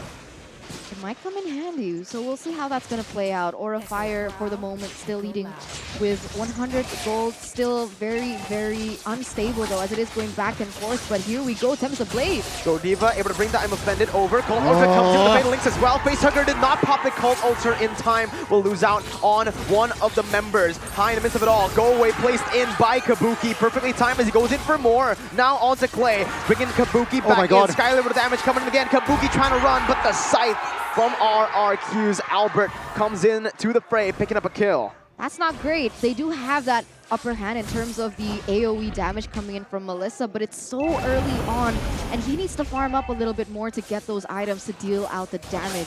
Whereas now you can see R7 once again being a nuisance on the Uranus, distracting, or at least trying to distract Hai from his rotations. And it's kind of working. He's received a lot of amount of damage. The mobility is a bit hindered, realizing that the turtle has already spawned. Meanwhile, here Hai with a quarter HP, actually he does not decide to retreat. And meanwhile, the fight topside was happening, Hai was actually invading the jungles of RRQ, so perhaps a little compensation here were grabbed by the side of Aura Fire. This is massive for Aura Fire because Hai is 1 level ahead of Albert. The Retribution battle will favor Aura Fire right now as Hai is able to dodge away. Now comes in with a pinch voice. Cold Ultra placed. Hai jumps in, finishing the turtle up. Fatal Links comes in again, getting the CC onto the other members now as Hai picks up all the blades. Facehugger do the same thing with the Cold Ultra, but Skylar comes in again, picking up a kill. 2 for 0 for the turtle. Aura objective, RRQ kills. I love this, honestly. It feels like a wrestling match here. Everyone is just taking each other down with the Fatal Links. But like I mentioned before, in those prolonged fights, RRQ Hoshi are going to win it out. So it all depends. How are RRQ Hoshi going to convert this? Because so far they have not been able to convert this on objectives. Aura Fire being able to take 2 turtles so far. The 3rd one is coming up. But can they find something else on the board? Can they look for infrastructures? That's going to be the question. Uranus here opted for a Dominance Ice first item. Oh, top side. Skylar gonna get hooked by the I'm Offended. The go away as well was placed in. Aura Fire, very objective, good conversion. Meanwhile, Albert trying to steal it away from Hai as he goes in for the Thames of Blades. Albert goes in for the retreat, but Hai wins it out. Vin baited in, Falling Salmon coming in onto 2 members. Enhanced Sword placed in. Hai trying to go for the back line. Vin gonna be taken down. No, Cold Ultra is placed perfectly, but R7 now is gonna be caught in the midst. They're gonna go for the collapse onto him with I'm Offended as well. R7 getting bursted down. Hai trying to deal the damage as well, but it's gonna be Aura Fire disengaging, opting to go for the mid turret instead, getting the 2nd turret of the game for themselves. Now that's exactly what they need to do. They need to go for those pickoffs, try and prevent that 5v5 situation from happening. And it's insane to see. Aura Fire now leading with 2,000 gold here, Gani. Well, it seems like Aura Fire, they managed to capitalize on one single overcommitment move from side of RRQ Hoshi that was they went for the invade and the purple buff of Aura Fire, which actually Aura Fire responded very, very well. And the result is actually Aura Fire who were the ones who invaded the purple buff of Albert. Albert has no purple buff now. R7 with no enchanted talisman, take a look at his mana. It's rather always low. Oh, R7's gonna get baited in though. That's a 3-man tank. R7 baited by Fluffy. He didn't even have the Dominance Ice just now, he just got it right now. And Aura Fire still leading with a 2.4k gold lead. With the turtle, it's gonna push it up to a 3,000 gold lead. Turtle Slain presented to you by the Samsung Galaxy A series. All 3 turtles taken very easily by Aura Fire, and I'm glad to see that Hai is finally in form. In their game against BTR, Hai missed almost every Retribution battle against Max, but here he's still able to win it out against Albert. Also because of how they're playing, he is a level above. No, actually, he's 3 levels above Albert now. So much more difficult for Albert here, but Vin goes in for something. Let's see, Vin with a perfect match, able to get the Fatal Links onto 3 members. Purify popped in by Facehugger as he goes in for the Cold Ulcer as well. Skylar has the Blazing Duet, he's waiting for it right now as he goes in for the backline. Oh my God! Gonna be mounted down as Godiva falls as well onto the hands of Skylar. Kabuki, free hitting in the back line as that's going to be high jumping in as well onto Skylar, not able to find the kill. Skylar gets a double, but RRQ are still behind in gold.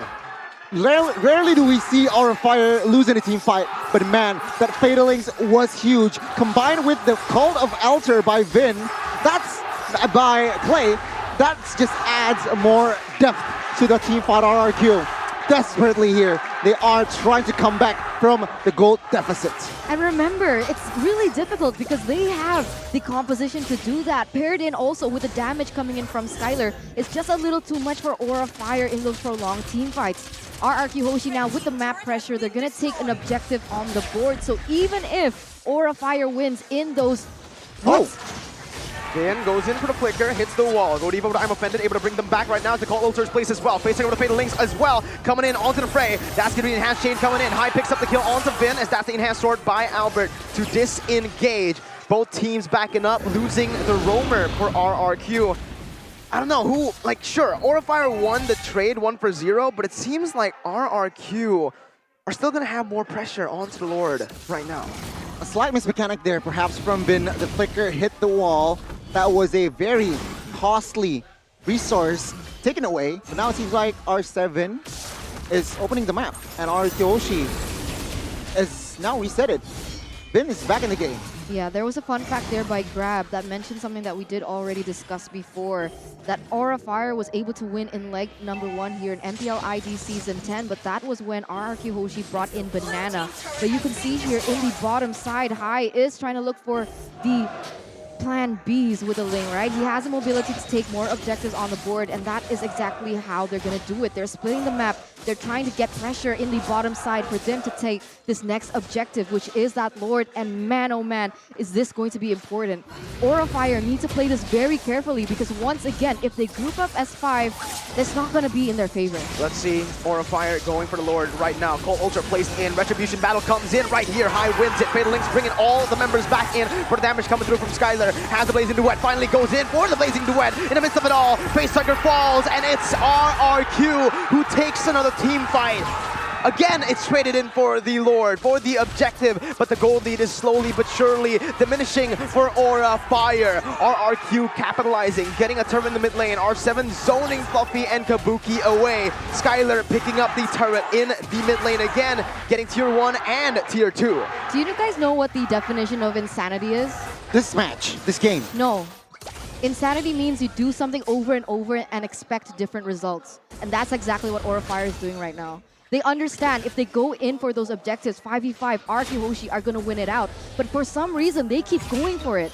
I thought that they had a great idea there with Hai going into the bottom side, perhaps forcing R7 to deal with the minions in the bottom lane. But it didn't work. It didn't happen, and they still forced it. Yeah, item-wise here, Claude is almost at full items here. Malefic Roar being on the way. And Julian, though, Holy Crystal in his arsenal and Genius Wand. So penetration and magic power is definitely up there. Aura Fire, take a look at the gold. It's now even. So perhaps RRQ Hoshi is looking for the comeback here. Yeah, again, right, Aura Fire needs to change the tempo of the game because RRQ have been dictating it with the team fights. They're able to force team fights on Aura, and Aura, they're taking it, right? They're playing within RRQ's game. RRQ's composition, take a look at it. It's a heavy team fight comp. Whereas Aura, sure, they're also pretty good in these team fights with a lot of AoE, but like you mentioned, they have more dimensions. They can play the split push game, and they need to utilize that a bit more. I guess that's exactly what Hai is doing. And I have a question here, Goni. It does seem like Facehugger opted for the Enchanted Talisman and the Lightning Truncheon without the COD. So is he not relying on his damage in this particular game? And if he does that, they're heavily relying on Kabuki for all that because Hai is building tank. I feel like with Facehugger here, he wants just burst. But take a look and engage. Another force in the back line. Hai going to be able to pop the Tempest Blaze as Godiva gets taken down. Facehugger as well eliminated from the fight. A double kill for Albert right now as Hai is caught again. RRQ forcing the fights to happen. Bottom side, it's pushed up, but Aura are not using the waves. They're not gonna even use that wave at all. It does seem like this might be the final push. RRQ Hoshi, Vin has the Fatal Links, and there we go! Vin again! Coming in, he does not stop! RRQ say, you know what? Take the objective! We'll take the team fight! We'll wipe you out! And we'll secure game 1!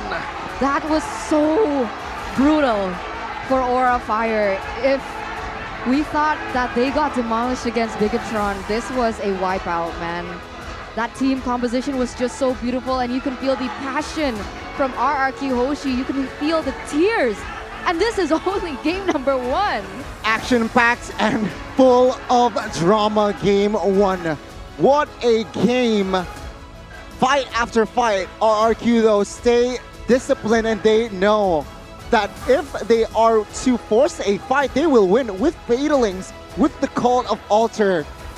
A lot of CCs were in their arsenal, and they managed to capitalize on their potential. Aura Fire, though, on the other hand, played a little too reactively.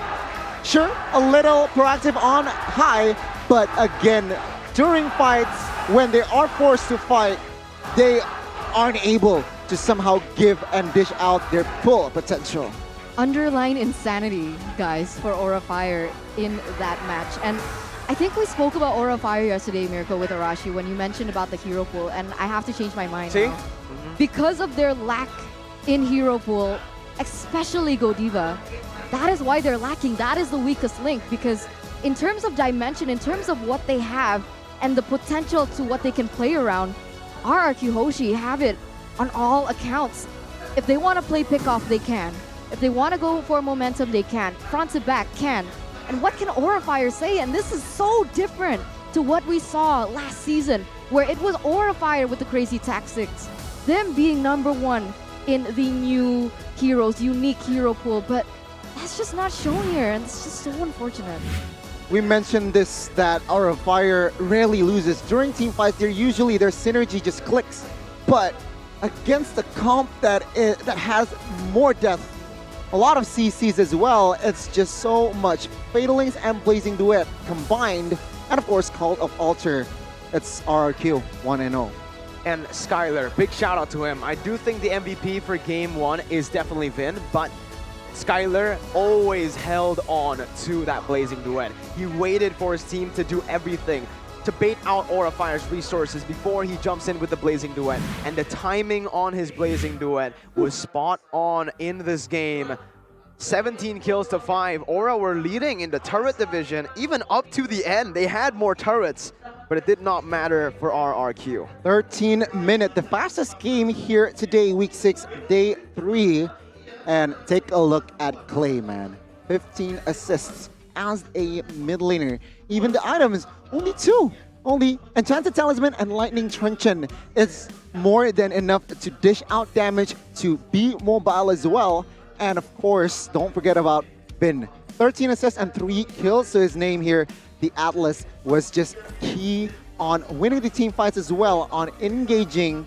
It's just a deadly duo itself. That's that, another AoE component hero. Skylar, almost full items, a full item Claude here with 4-1-11. That Blazing Duet just melts Esmeralda, just melts Godiva on that Ruby, and of course Facehugger also taking a lot of heat by Skylar. Post-game wise, let's take a look here. Rich Guy will fall to the hands of High on a Ling. We saw him just everywhere on the map, but it's not enough to make Aura Fire, to create the space that Aura Fire needed, and thus Aura Fire loses. The carry, Sandbag, and Forgotten One will fall. Skylar, R7, and Clay here. 3 members comes out of RRQ jersey. Yeah, very well-deserved win here. And like I said, in the draft, the hero pool for Aura Fire, the strength that they had since Season 8, you know, when this team started to gain strength, it's because of that crazy depth in hero pool. Now, the Diggy was open. You're up against an Atlas. They did not go for it. They went for a Ruby. They relied on their comfort picks. Take a look at all the heroes. It's all comfort picks. It's not picks that they can show, that we usually see. Those flex picks, Valentina in the jungle. Sure, maybe it's not effective, but that's the Aura way, using the creativity to their utmost potential. But here, MVP, presented to you by the Samsung Galaxy A series. Eterna, it's been 3, 3, and 13. With a 94% KP as well. And man, the way he was able to make those plays, flicker in combo with the Fatal Links, and followed up with the AoE damage, and followed up as well with the AoE sustain. It was just too much of a combo for Aura Fire to handle. Well, highlight here by Samsung Galaxy A series. It seems like from the early game, we can see here that, yeah, Call of Altar was popped as well as the Fatal Links. But then again, it's just so hard for side of Aura Fire to re-engage, to give something back. And here, sure, Lord falls once again. But you can see here, R7 coming into the mix already. Meanwhile, take a look at Esmeralda here. He's still far. So practically, Aura Fire, they're outnumbered here. So of course, RRQ, with that knowledge, they will go all in onto its fight. It's realizing that it's 5v4. It's theory-wise, it's just winning. And there you go. A lot of resources were given Aura Fire. They lost on rotations and they lost on gold. Once Skylar has popped off, that Fatal Link will just be enabler for Skylar to use that Blazing Duet. And we can see here, Lord fight once again high, very on point retribution, but at what cost? One by one, Aura Fire were forced to do a fight, and Aura Fire lost because their lack of resources. They have no CC practically, and it's really hard for them to find the right timing. Vin, flicker ult on point once again. Aura Fire could not withstand RRQ. It's just so unfortunate to see, and it's kind of weird because Aura Fire, usually their problem solving in game is very quick, but in that game you didn't see that at all. Yes. You just saw them just being pushed into the tempo that RRQ had set for them, and there was nothing they could do about it. And I have a weird question though, guys, for both of you. You guys can answer. Do you think it would have been different if, let's say, Godiva picked up someone like the Estes? No. I think if it's the Estes, I think it would still be the same. For the Estes, you need good peel, and right there it was all kind of dive. Right. What would have worked is the Diggy.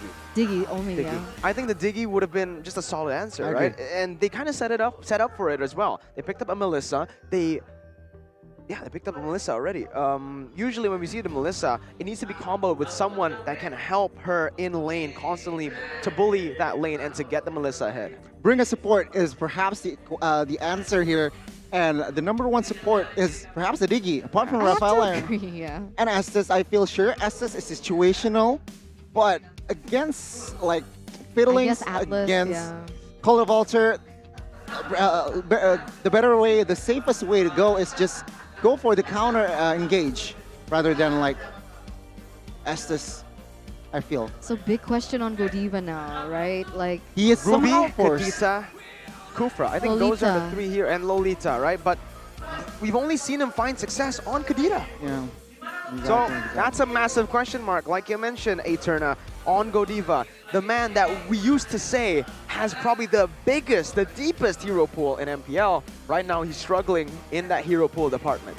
So what initially was Facehugger is now Godiva as the weakest link. Ooh, bold words right there.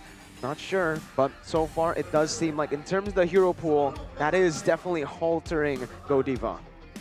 And from the game recap here, in case you guys missed game number 1 between RRQ Hoshi as well as Aura Fire, you can see that the impact players from both teams, one is going to be the jungle, it's going to be Albert and Kabuki here for the gold lane. And it's also very important to see that, and very interesting to see that in this particular game, the impact player was Kabuki, even though he was unable to dish out the damage. So that really shows how behind RRQ were in game number 1 here, Gani. It seems like here Kabuki was, yeah, he is the impact player, but his teammate, his composition, it's just so hard to enable him. His power spike, you know? Whereas Atlas just enable any member from the side of RRQ. He can enable Julian, he can enable Faramis as well, he can enable Skylar, who has picked up the crucial items that he needs and just pop off. Again, RQ, the synergy from their comp is just on point and 1-0. That was like 10 out of 10 synergy-wise for the side of RRQ Hoshi, and now Aura Fire back to the drawing board. What kind of new strat, what kind of new tactic can they bring to the table to make RRQ Hoshi pull the same thing that they did in Aura Fire, right? Because the last two picks was what created that composition, in my opinion. The last pick, Atlas, and the Uranus, that really disrupted the initial plan that Aura Fire could have. I feel like, yeah, I think from the drafts, yeah, I feel like those two heroes were the problem. Right? Exactly. But of course here, it is Facehugger on screen, the main man for Aura Fire, the current pillar with #1 highest total assists with 161. He's known as Facehugger, the helper. But if I'm not mistaken, he also has #1 in most damage, but perhaps that has changed in this particular game. Maybe that average is not #1 anymore. Maybe. And that's going to be the question here, because when we saw the Valentina into the hands of Facehugger, he was trying to do what he can, right? Because he had to choose between two really big ultimates. He had to choose between the Cult Altar and the Fatal Links. But unfortunately, even with the Fatal Links, there was not much of a follow-up. There was not much that even Godiva could do because he was taken out really early. As we also have another player on screen, but from the flip side, Gunny. Well, it seems like both mid laners from RRQ as well as Aura is now the helper. #1 and #2 in highest average assists per game here for Clay, and it's increasing after game 1. And I'm surprised because he started to show a different dimension of what he can do in the game, because when we see Clay, we always think of him as like that high ground hero, someone that they can rely on people, someone that uses the Sicilian, the Yves, but this time he's actually brought out the Faramis, and I think he brought out the Faramis once before, and it brought them to success. So you can feel that each of the members from RRQ Hoshi are slowly adapting to the new meta that has been set forth. But we don't see much of that from Aura Fire. That's the thing, right? Very difficult right now, right? Aura needs to step up in game #2 as the draft will begin very shortly. I think what RRQ needs to do is keep that same form. This is the form that we haven't seen RRQ on since early on in the weeks. Week 1, week 2. That's the form they need to look for right now as we jump in to the draft for game #2. Presented to you by the Samsung Galaxy A series. There has been a swap in the pick order. Aura Fire on the blue side, RRQ on the red. Let's see here, Aura Fire, what will they prioritize? It seems like from the first 4 heroes that were banned now, still Valentina as well as Faramis, they're still open. Are they going to trade once again? Is gonna be the question here. Aura Fire, what are they going to prior? Last time around, they banned out a Paquito. Will they choose the same route? And when we talk about the draft, I think it was super genius that RRQ Hoshi picked up the Faramis, right? Because we usually were like, okay, Faramis versus Valentina. Valentina can be more effective, but RRQ Hoshi, with the Valentina being picked up by Aura, forced him to choose between two really prio, like extra prio ultimates. And it actually gave RRQ Hoshi more value because they had both of them every time they go into a team fight, whereas Aura Fire only had to choose one. And as you can see here, Aura Fire, with that in mind, have actually banned out the Valentina here in game #2, as RRQ Hoshi are going to respond with a Faramis ban. This is a dangerous game that RRQ are playing. They leave the Beatrix out, and the 100% win rate Beatrix has been picked up. Aura has never lost on the Beatrix when it's on the hands of Kabuki. A smart approach from TZ here, somehow forced to RQ to ban that Faramis to open up that Beatrix, but CW has a comment here. If you compare to last season, Kabuki has already improved so much, and he can be called as one of the best, or one of the Aura's pillar. Ooh. For sure. Okay, I think that really depends, though, to be honest. When Kabuki is given a hero that he can use and utilize comfortably, I agree. But when we saw him on the Melissa, it was very difficult to see the impact that he could have had. And now RRQ Hoshi with a response once again with the Claude and the Paquito. As usual, Paquito very prio, very flex, can be used by Albert, can be used by R7. But Skylar here, on the other hand, is going to lock that in with a Claude pick. Instantly taken here, instant response by Aura with the Amon and the Cho. And now, if we take a look at it, the Beatrix was picked up. They go for an Amon Cho, so they're respecting the flex pick of the Paquito with a flex pick of their own. Well, Aura Fire, they completely their approach here. Last time round, they are saving the Amon for the second phase, and in the second game, they opt to secure Highs' hero in the first phase, which creates more power in their comp here. But RRQ, I feel like they should a good hero that is very effective, and I feel like Lilia should be picked up here for RRQ. Lilia can be the case, but Yves was the hero that I was thinking, because Clay has found a lot of success on this hero. He might have problems because of the Cho from the side of Aura Fire, but that makes Aura a little confused, right? Because they have to think about it. Who are they going to prioritize? Are they going to prioritize on the Claude, or are they going to prioritize on the Yves? It's a tough question to ask right now, right? Because with the Yves, you really need to provide PL for her. You need to cover her. If not, that Cho is going to have a lot to say when it comes down to that cancellation of the real world manipulation. The fans, well, very creative. They drew a dragon burning down the RRQ kingdom. Okay. We'll see if Aura can do that here in game number 2 in the draft so far. RRQ going to go for the ban in the second phase. Esmeralda, they're trying to force this Cho to go to the XP lane, knowing that the Cho isn't really that strong now in that XP. Well, it seems like now RRQ is, again, forcing Cho here. Again, banning out banning out Fluffy's hero here, realizing that, this Paquito can be flexed to the XP lane, but Aura Fire here. What are they going for here? Should they ban jungler? Should they ban a roamer here? I mean, the Amon's been picked up, so if they want to go with the weakest link strat, they can always ban Godiva's heroes, take away the Ruby, take away the Lolita perhaps, but in their current composition, I do believe that the Ruby can have more damage, or even the Lolita actually.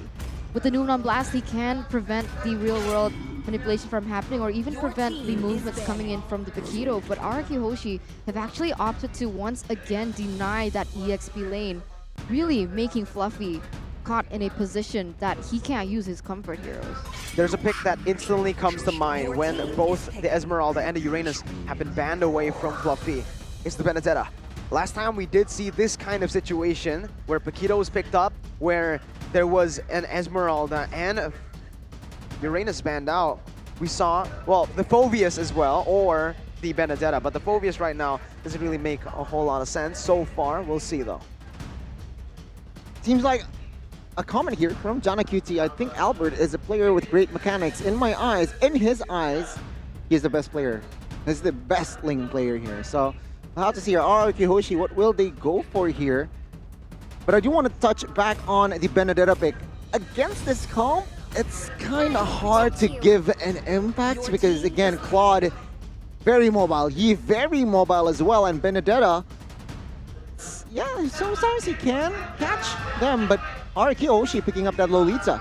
Again, somehow limiting Godiva's option. Yeah, I thought that Aura would have picked it up, but RRQ Hoshi are actually the ones to pick up that Lolita. And I guess in a sense, when it comes down to those neutral objective takes, the Noonan Blast may have an impact. And here we go, once again, Aura with the Ruby pick as well as the Julian. But man, Godiva.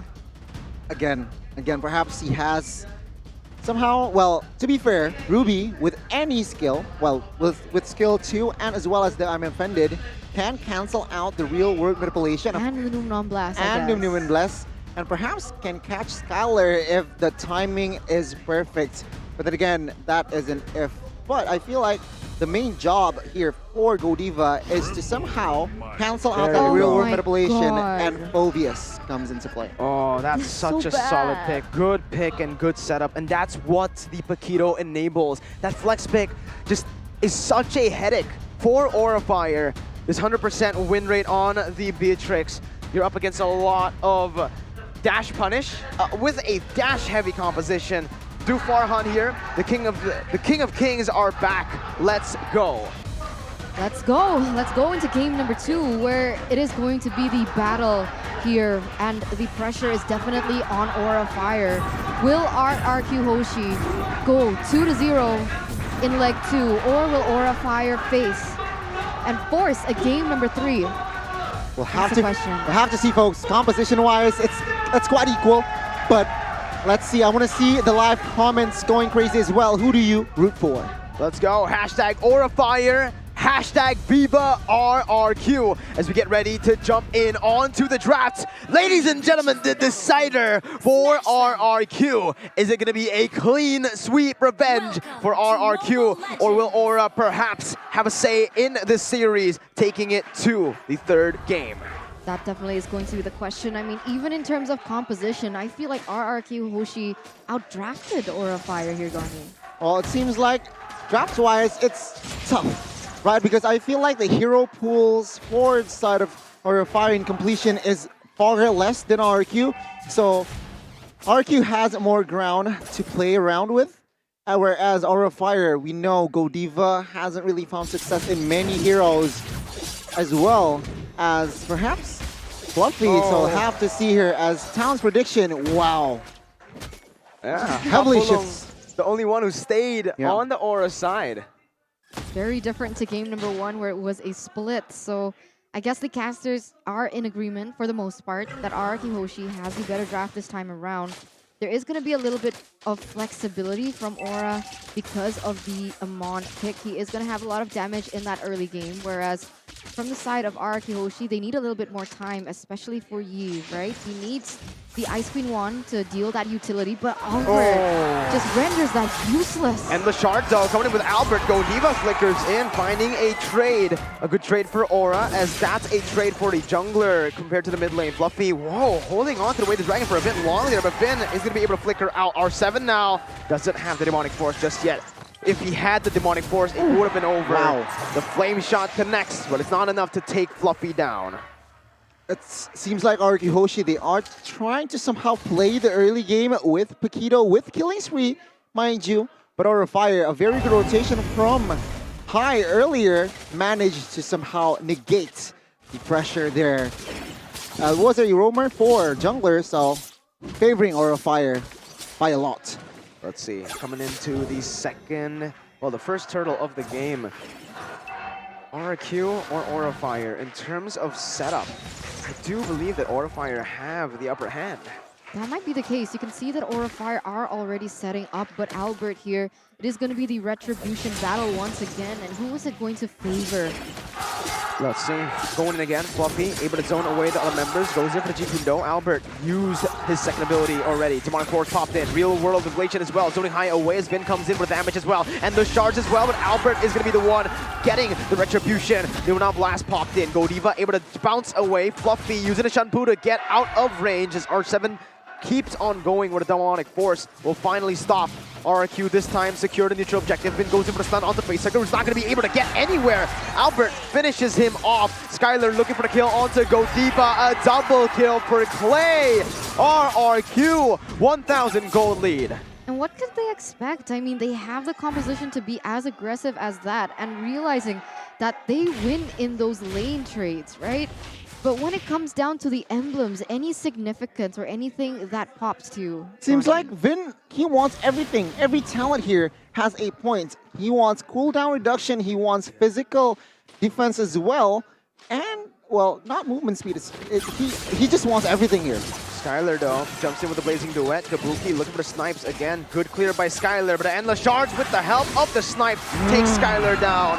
Aura 2-3, looking to equalize on the scoreboard, but Clay is there to help Finn's escape.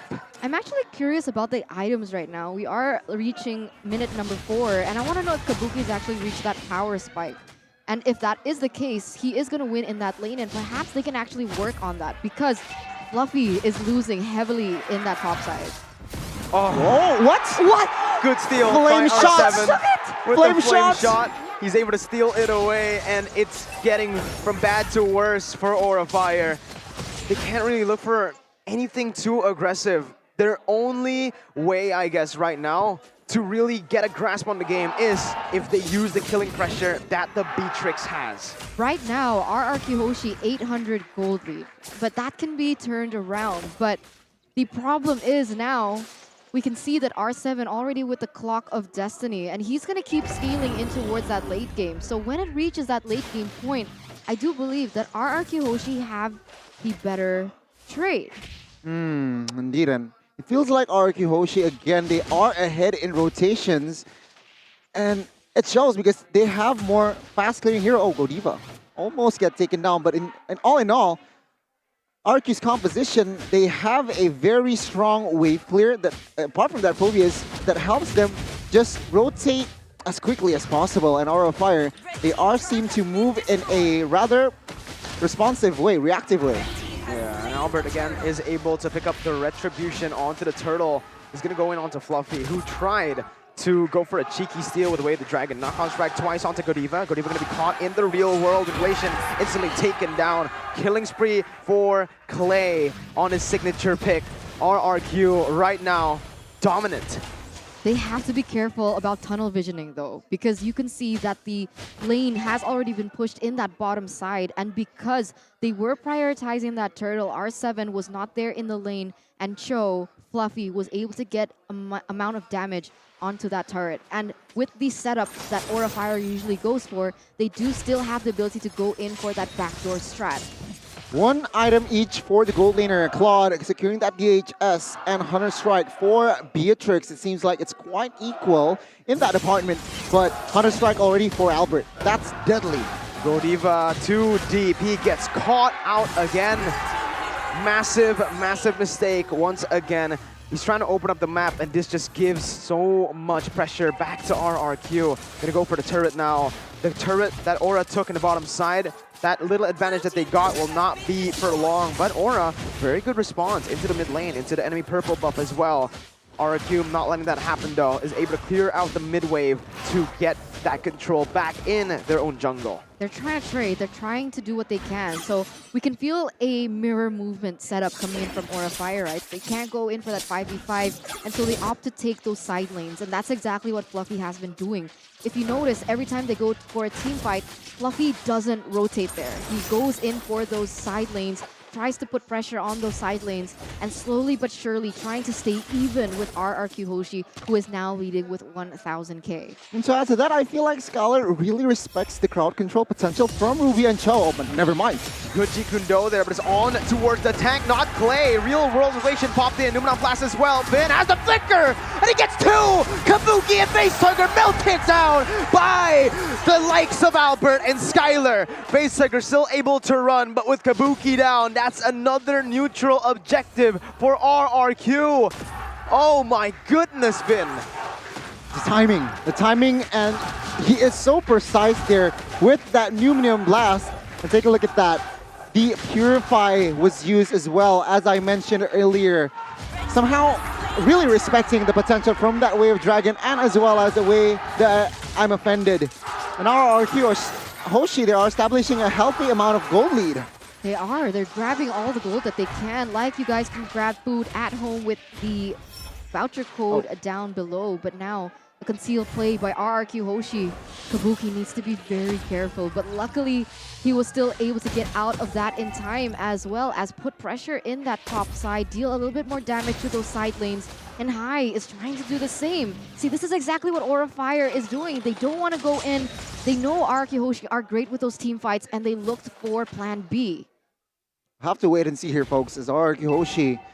I feel like what they need to do now is just force a fight here against Aura Fire. Sure, it's a gamble, but I feel with their equipment, they are capable to win 5v5. But then again, Aura Fire, they need to avoid fights because they need to farm first. Yeah, they need to avoid fights. They need to look for a trade at least on the other side of the map. They need to clear in the mid lane.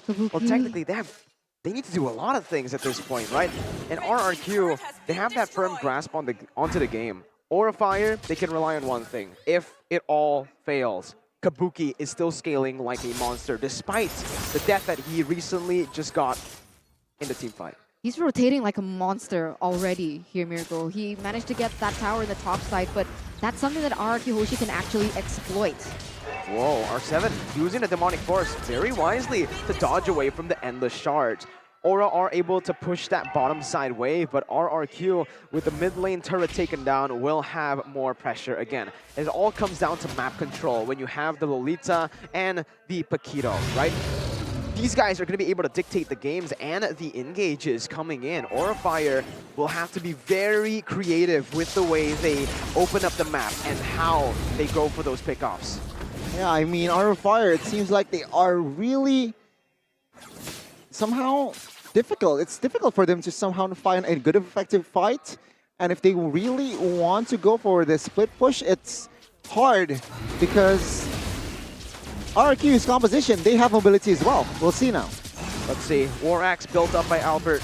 He will do better in the prolonged team fights now with that, as that's going to be actually Wave Dragon popped in onto Vin with the Endless Shard as well. That's the Roamer, though. I don't think that's a good engage.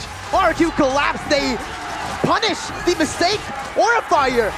What? They go in onto the Roamer. All of the abilities were placed onto the Roamer. Kabuki all alone with his 100% win rate on the Beatrix. He's going to go for the Bennett now. He's trying to clear the waves as RRQ trying to look for the close. Albert, however, does not want to go for that close. He knows the strength of that Beatrix. He will just go secure the Lord solo. Lord Slain presented to you by the Samsung Galaxy A series. Aura need to fix this fast. They keep on prioritizing the wrong targets. Insanity. Time and time again, Aura Fire, they keep making the same mistakes. I guess their plan is to find a pickoff on the board, but they also have to be aware of the whereabouts of the other members, because if the response is quick like this, it's not going to work out for them here, Gani. It seems like replay-wise, yeah, very questionable targeting there from the side of Aura Fire. With the knowledge that the Lord is up, they opted to go all in on a Roamer in the mid side. That's not wise. Lord push now. What can they achieve? It all lies on Kabuki. RRQ trying to siege down the mid lane turret with the first Lord. They're going to go for the tier 2 up top as well, taking it down with the help of Albert. And in the bottom side, it's R7 and Skylar picking up an objective.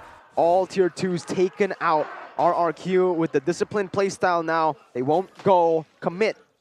They won't go for any crazy commitments so far. They're just going to wait and see. Wait for the next Lord, or perhaps wait for Aura Fire to force something in this desperate spot. They need to stay disciplined. Honestly, they need to stay disciplined because Aura Fire has been put in this position before, perhaps against Evos last time around, and they have to be aware when they go in for the team fights of the whereabouts of Kabuki. Don't force a team fight where Kabuki is not there, because there is a high possibility that he might be the one trying to look for the same thing like he did before, that straight push behind backdoor strat. RRQ still has to remain vigilant, stay cautious as well. One thing I do want to point out is also facehugger on this Julian. Seems like his impact isn't nowhere near on the conventional mages that he used to play with. Item-wise, Amon here, almost full items. Winner's Truncheon is there, so perhaps a bait might come from this guy. But Golden Staff, I mean Claude, already almost full items here. Still, steel leg plates. Perhaps next can be Immortal, perhaps, if he really wants to. He sells the steel leg plates. But overall, damage-wise, Claude can just melt anyone from the side of Aura Fire. And actually, Paquito opted to build a War Axe and Bloodlust Axe. So semi-fighter, semi-assassin here is what Albert's going for. Is Aura Fire slow pushing that bottom lane? Yeah, I mean, that top side is slow pushing for RRQ, and for Aura, they are trying to build up that push in the bottom side too. Hai is just protecting that in case, you know, RRQ, they're going to have to send someone to deal with the slow push. So he's already there looking for an assassination. Yeah, this is one of the tactics that Aura can use. The wave manipulation that can lead up to a kill. And right now, look, Albert is down below. Amon is looking for it, but I don't think he wins out in the 1v1. So Amon, Hai is just going to go to the next push. But with this, oh, this is a good flank. Clay. Hai and Clay comes in. Now Fluffy tries to buy some time as that's going to be Hai looking. No, he missed. Clay goes in for the Lord. He gets the retribution. No, it's even Clay. It's Clay who gets it. Oh my God. He walked past Clay and Clay gets a disaster for Aura. Oh my goodness gracious. Godiva now gonna get caught. Albert with a knockout strike as Vin stuns him down. High tunnel vision on the Lord. Clay picks it up and they're looking for the end right now. 3 members down. Clay there going to go finishing off the turret as Skylar jumps in with a blazing duet. Kabuki, he is the savior that can go for the defense, but Skylar jumps in with a weird nature. Kabuki able to shot the damage onto Vin.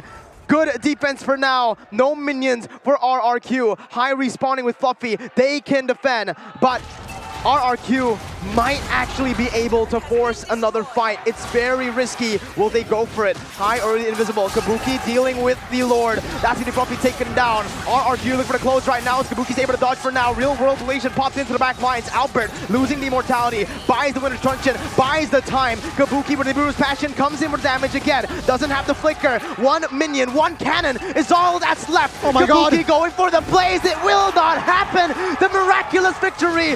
Aura Fire gets wiped out. RRQ destroy Aura 2-0. Dominant display of gameplay by RRQ Hoshi. So clean.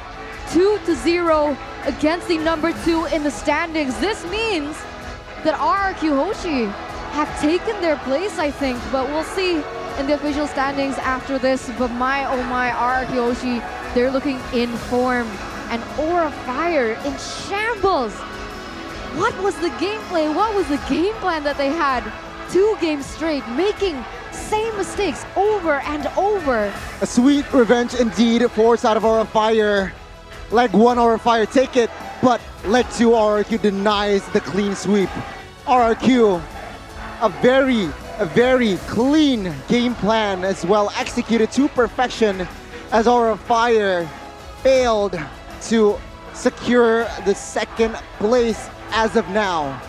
Now RRQ Hoshi, they are building that momentum here after week 5. Will they go undefeated till week 8 is the question, but man, what a display of coordination, synergy, and again, communication. It seems like they're clicking in game 2.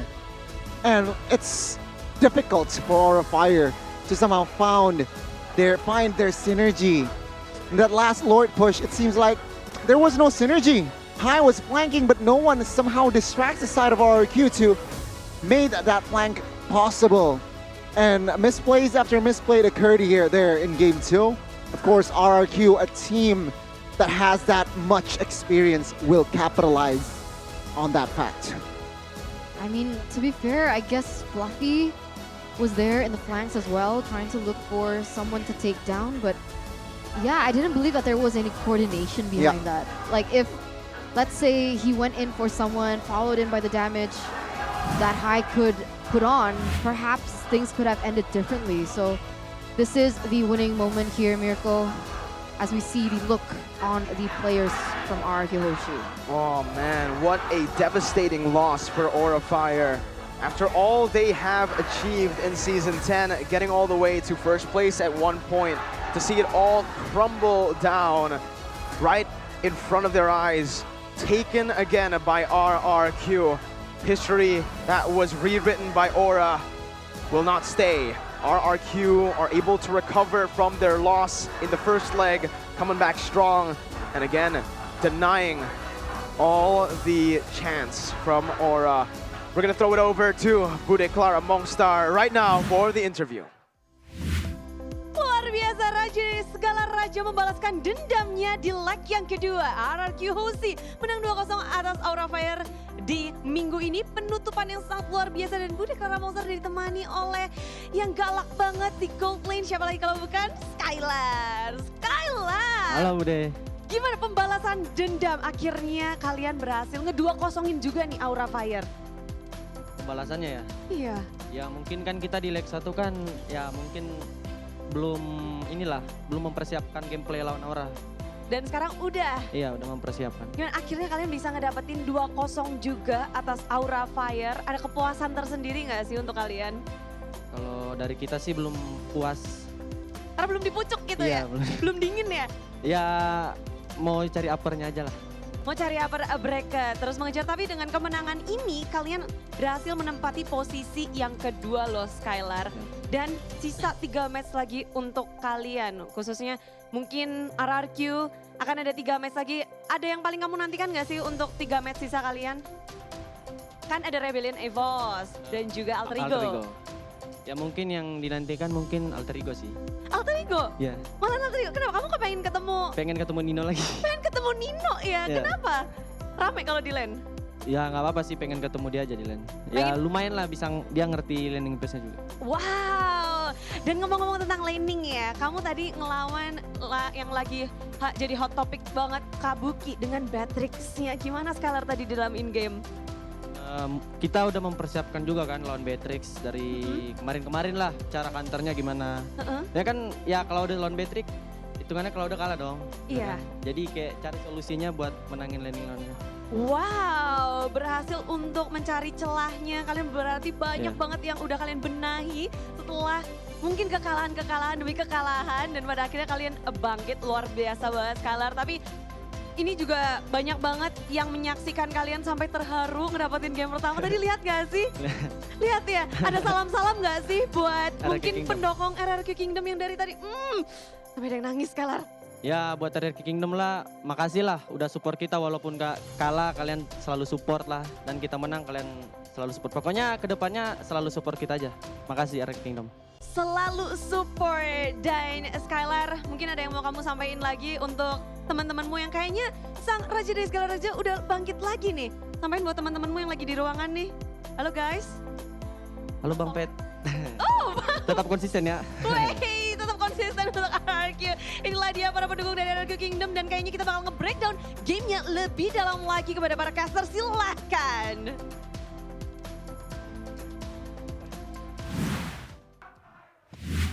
Let's break it down. The crowd, the RRQ Kingdom, still in the MPL arena, still singing behind the casters. As Gani, time for you to take it away. 15-minute game time in game number 2. 18-6 here, RQ Hoshi leading the kills by a third of our fires. But yeah, our fire here with Facehugger. Again, playing that Julian, it seems like it's so difficult against a Yves head-to-head that has a lot of range, that has a lot of utility in his kit. Facehugger cannot somehow find the right engage to somehow give pressure, even though he has already Genius Wand early on. Skylar, again, very reliable gold laner here for 111, and he also respects the opposition here, building that Radiant Armor in his hand. And I feel like, again, composition-wise, synergy, RQ Hoshi, they were moving as a unit. RQ Hoshi seems like they have found their identity here after this match. Now, maintaining it is another thing, but it seems like a very good build-up from side of RQ Hoshi, winning 2-0 last time round, and this match here, a very key match up indeed. Post game wise here, Rich Guy will fall to the hands of Albert on that Paquito, 813 GPM. And it seems like RRQ, a lot of 83% KP here, shows again they were moving as a unit. Forgotten One will fall to the hands of the gold laner, which rarely happens, but Sandbag will fall to the hands of Fluffy on that show. It's hard for side of our fire to find the right momentum. Seems like here, based on 2 games.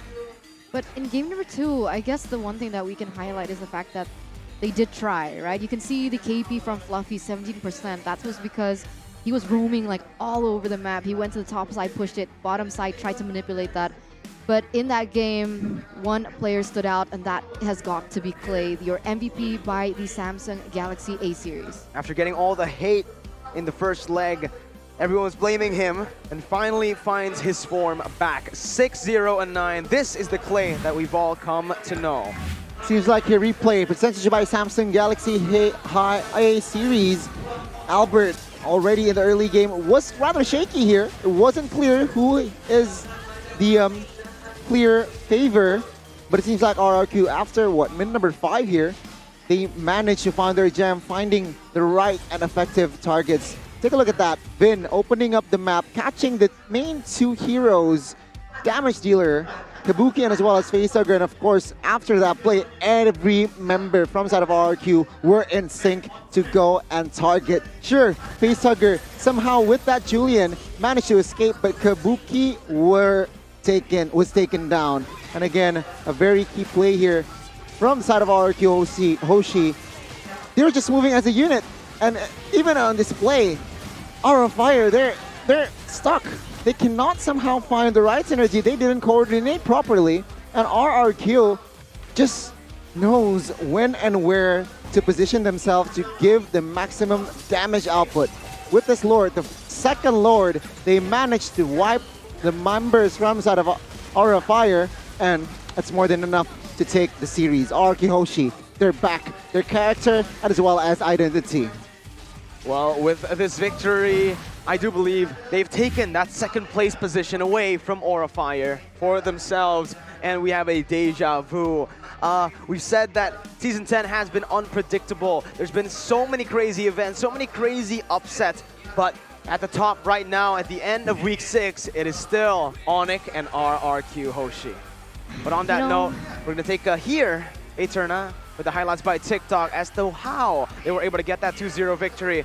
How's the communication sounding like? Let's see.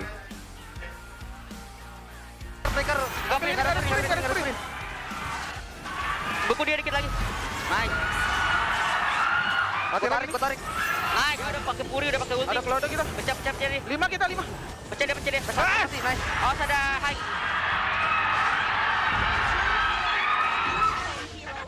Kabuki lo. Udah goler. Ada goler. Kita dominasi dia. Lihat kapsa semua dia. Kabukinya lagi. Maju semua guys. Bisa push tengah. Ini yang ada guys. Yang ada dulu. Yang ada. Ajar. Betul, dia purify. Nice. Salah tengah. Gua ada winter. Tongkat. Nice. Tower. Bisa mati dia. Engage. Full end. Lock. Nice. Dan dapat turtle. Nice banget. Shotgun dia. Enggak apa-apa. Roll flicker. Shotgun. Nice. Reset guys. Pengen guys bisa. Aman. Aman mati guys. Mati 2. Mati 3. Kanan. Mati 4. Nice. Amon. Mati amonnya, dapat lord 2. Cow mati 2 fokus. Lihat gua. Ada gua dulu. Kena ice queen dia, bro. Panika. Wah. Winter deh. Gua winter. Nice. Gua dorong tuh ke lu. Nice. Beatrice gua sedot. Nice. Ada creep tengah. Ada creep. Cilai dulu. Gak ada win. Aman gua. Nice banget, bro. Alhamdulillah. Nice. Ten. Yo, bro. Again, and a solid win for RRQ, 2-0 up against Aura Fire here in the final match of the week. Week 6 has been insane in terms of the upsets, in terms of the matches as well, but it's finally coming into a close. And it's finally coming together as well, right? Like the teams that were shaky in the earlier stage of the season, they're starting to find their footing. Because RRQ Hoshi, up and down performance, but in that game, they were so solid. It's like from the communication as well, we can hear that they are just so in sync. And again, moving as a unit, it's just the way to go. It seems like their morale is really up there. And now their job is to maintain that morale if they really want to solidify themselves in the upper bracket. We'll see the standings, obviously updated standings very, very soon, because I do believe that I think RRQ have taken the Aura Fire second place position. Ooh. And if they have, this means again that RRQ and Onyx will be still the #1 contenders to get that upper bracket slot in the playoffs. Looking down below though, we are seeing a very competitive red zone playoff, playoff qualifiers technically because all of the teams there are fighting for their lives. But here, you don't need to fight for your life in real life. All you need to do is invest in UBS Gold for a brighter future.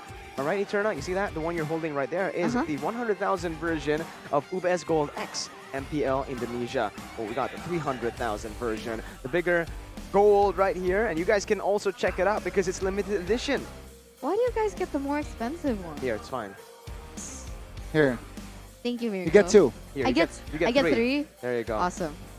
That's how UBS Gold works in the end, because you get 1, the value will keep on going up, and you might end up with 3 in the end, right? So go ahead, check it out, ubslifestyle.com. You can also check it out in the e-commerces of UBS Lifestyle. Speaking of value, though, that was pretty crazy, Gani, the game. And with the value that you get from UBS Gold that you've been saving up, maybe you can use the additional value to get a phone. What phone is it, Gani? The one on the left right there. What is it? It's the Samsung Galaxy A735G. Tell us a little bit about this beautiful phone. RAM up to 8 gigabytes and the memory up to 256 gigabytes as well. With the Snapdragon of 778G, also 5G ready, gets the Samsung Galaxy A735G.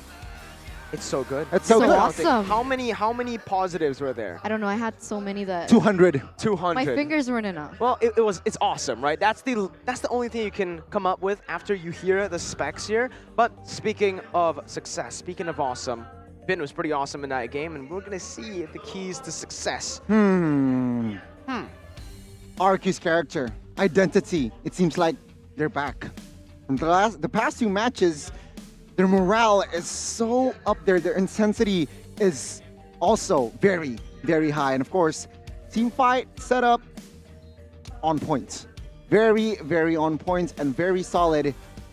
Team fight and of course objective, they are also there. Can I give appreciation to the coach as well? Sure. That was a beautiful draft by them. Coach Phil. That couldn't have been executed to that potential without the brains behind it. Because The in mastermind. the first game, the Atlas Uranus pick, last pick, right? And then the second, the Phobius, that I believe was just detrimental to Aura Fire and whatever game plan that they had. Yeah, I mean, we had 100% correct predictions here because we based our predictions based on the draft, right? It was all about the draft. Here, though, we are going to see the standings presented to you by the Samsung Galaxy A series for the regular season, and I was right.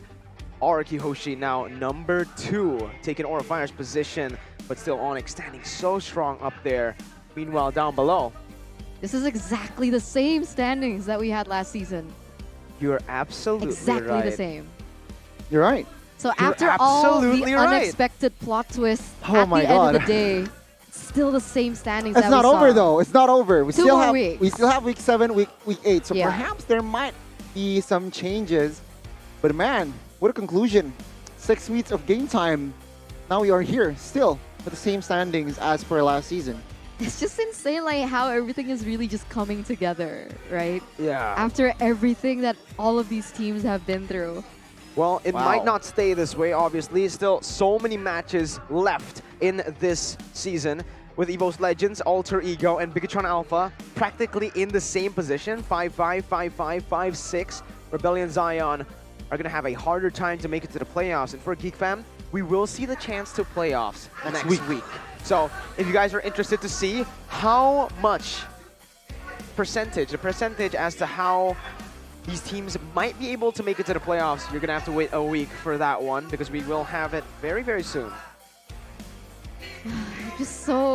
I'm just really excited to see because usually the last few weeks, that's when things go crazy, right? That's when everyone is going to give Step their up. best step up, pull out every ace card they have up their sleeve. And once again, you're right, things may change.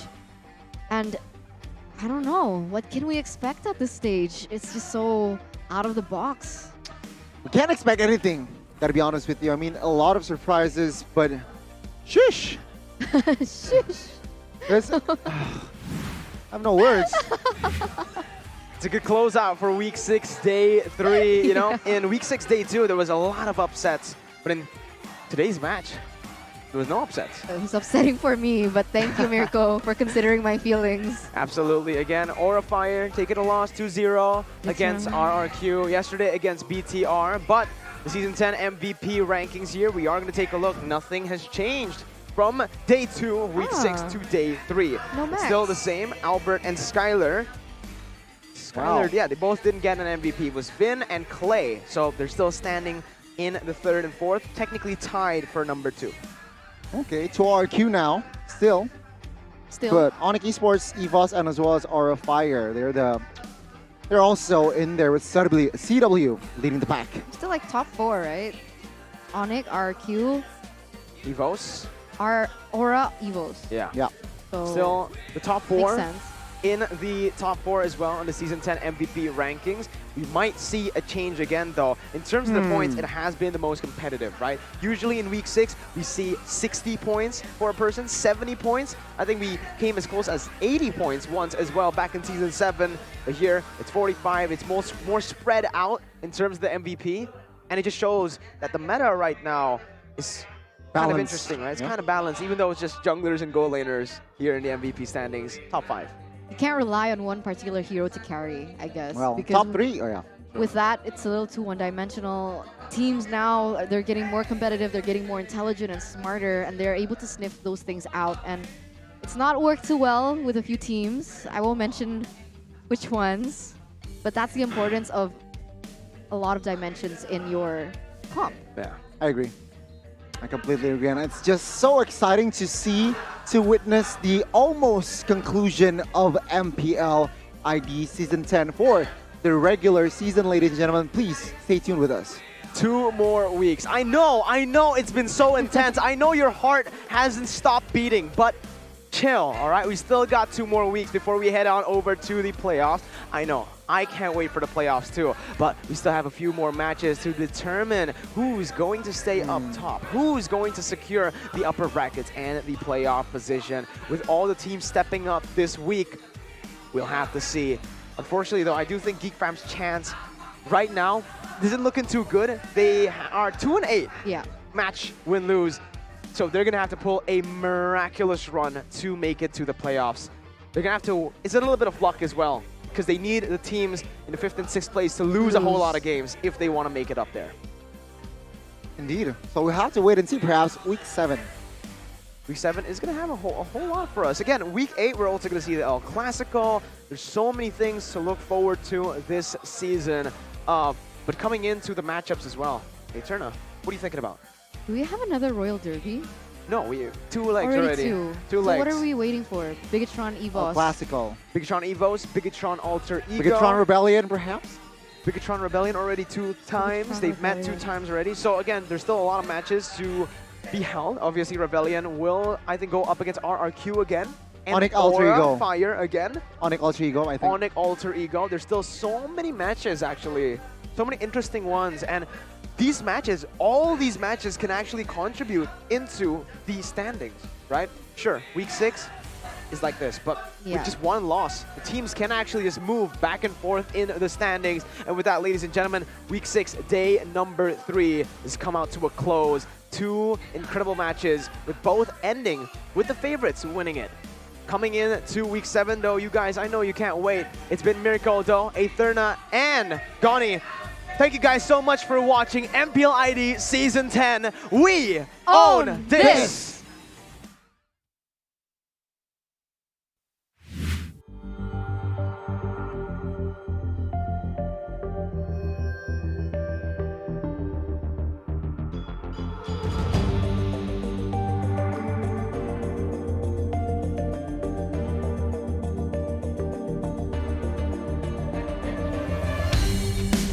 Kan berdiri dan terus berlari, terus ke arah puncak tertinggi. Ku takkan berhenti hanya sampai di sini. Kemenangan abadi menanti. You know we won't miss if we unite our focus. And if you haven't noticed, we all live. Nyalakan apimu, hadapi semua tantangan, hadang semua serangan, jatuh bukan halangan. Bakar semangatmu, janganlah engkau menyerah. Kita akan buat sejarah.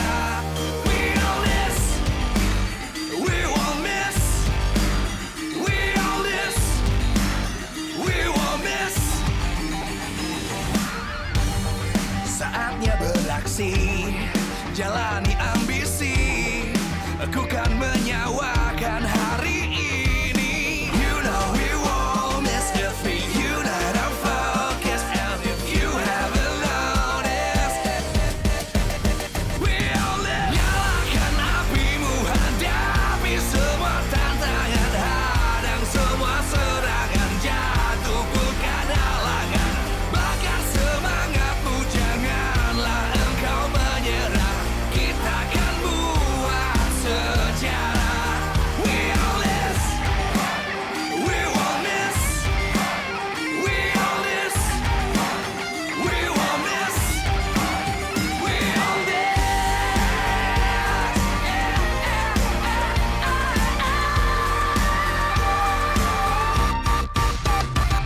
Nyalakan apimu, hadapi semua tantangan, hadang semua serangan, jatuh bukan halangan. Bakar semangatmu, janganlah engkau menyerah. Kita akan buat sejarah. We all this.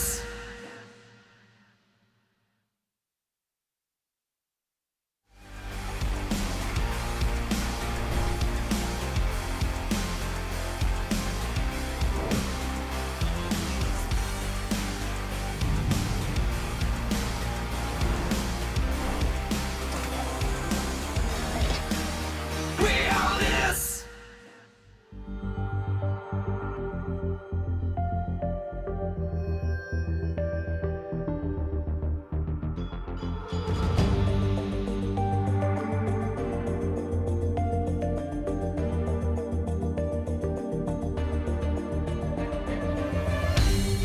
Aku kan berdiri dan terus berlari, terus ke arah puncak tertinggi.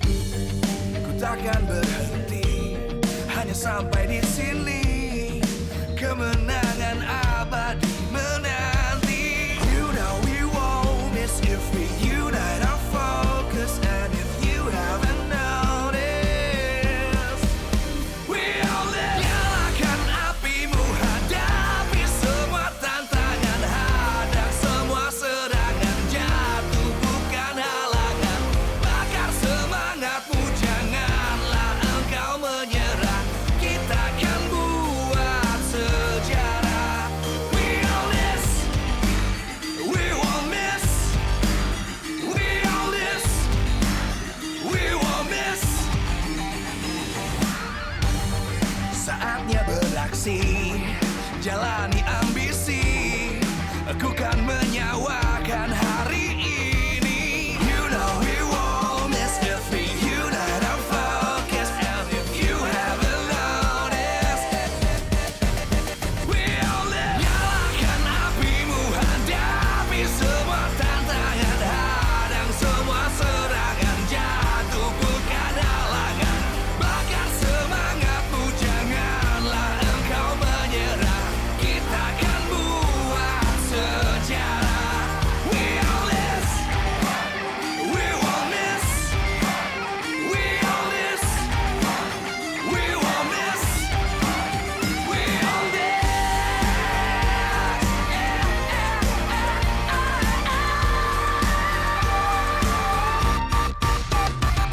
Nyalakan apimu, hadapi semua tantangan, hadang semua serangan, jatuh bukan halangan.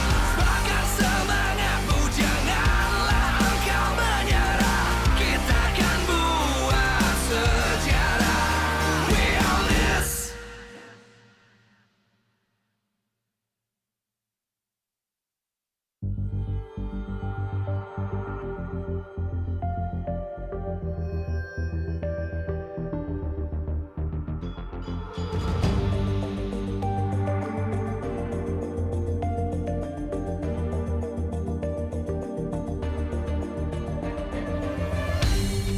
Aku kan berdiri dan terus berlari, terus ke arah puncak tertinggi. Ku takkan berhenti, hanya sampai di sini. Kemenangan abadi menanti. You know we won't miss if we unite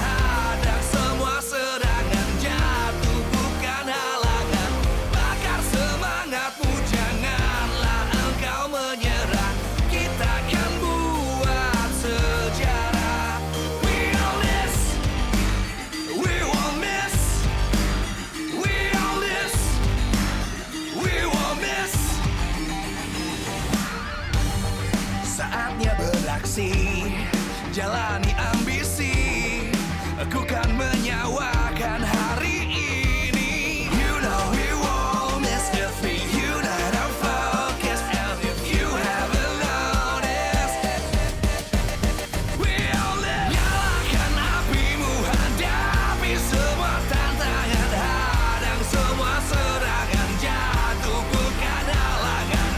Bakar semangatmu, janganlah engkau menyerah. Kita akan buat sejarah.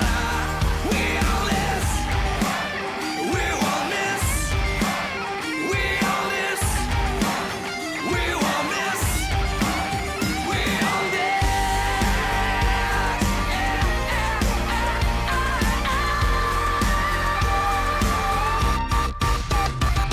Nyalakan apimu, hadapi semua tantangan, hadang semua serangan, jatuh bukan halangan. Bakar semangatmu, janganlah engkau menyerah. Kita akan buat sejarah. We all this.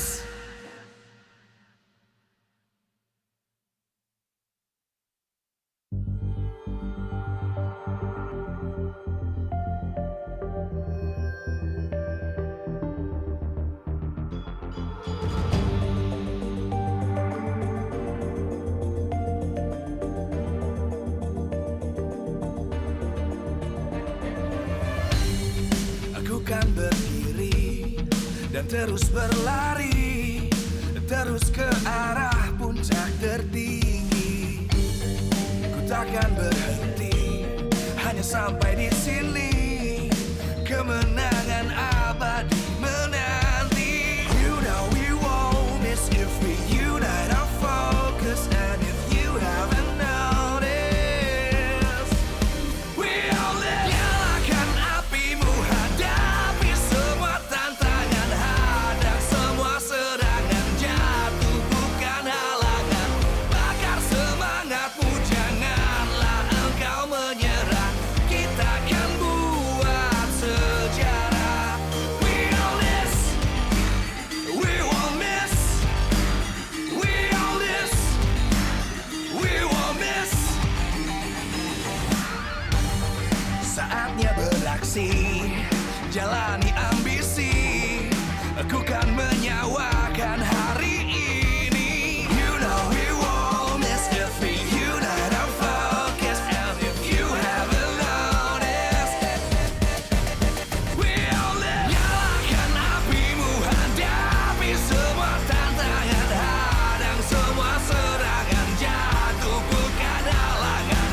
Bakar semangatmu, janganlah engkau menyerah. Kita akan buat sejarah. We all this, we won't miss. We all this, we won't miss. We all this.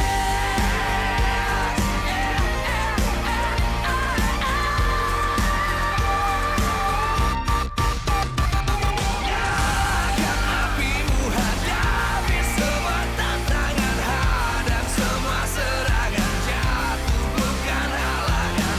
Bakar semangatmu, janganlah engkau menyerah. Kita akan buat sejarah. We all this.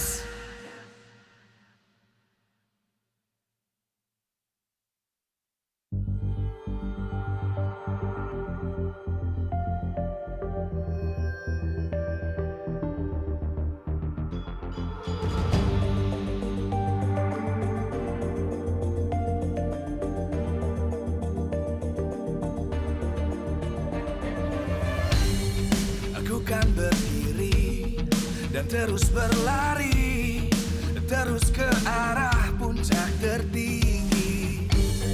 Ku takkan berhenti, hanya sampai di sini. Kemenangan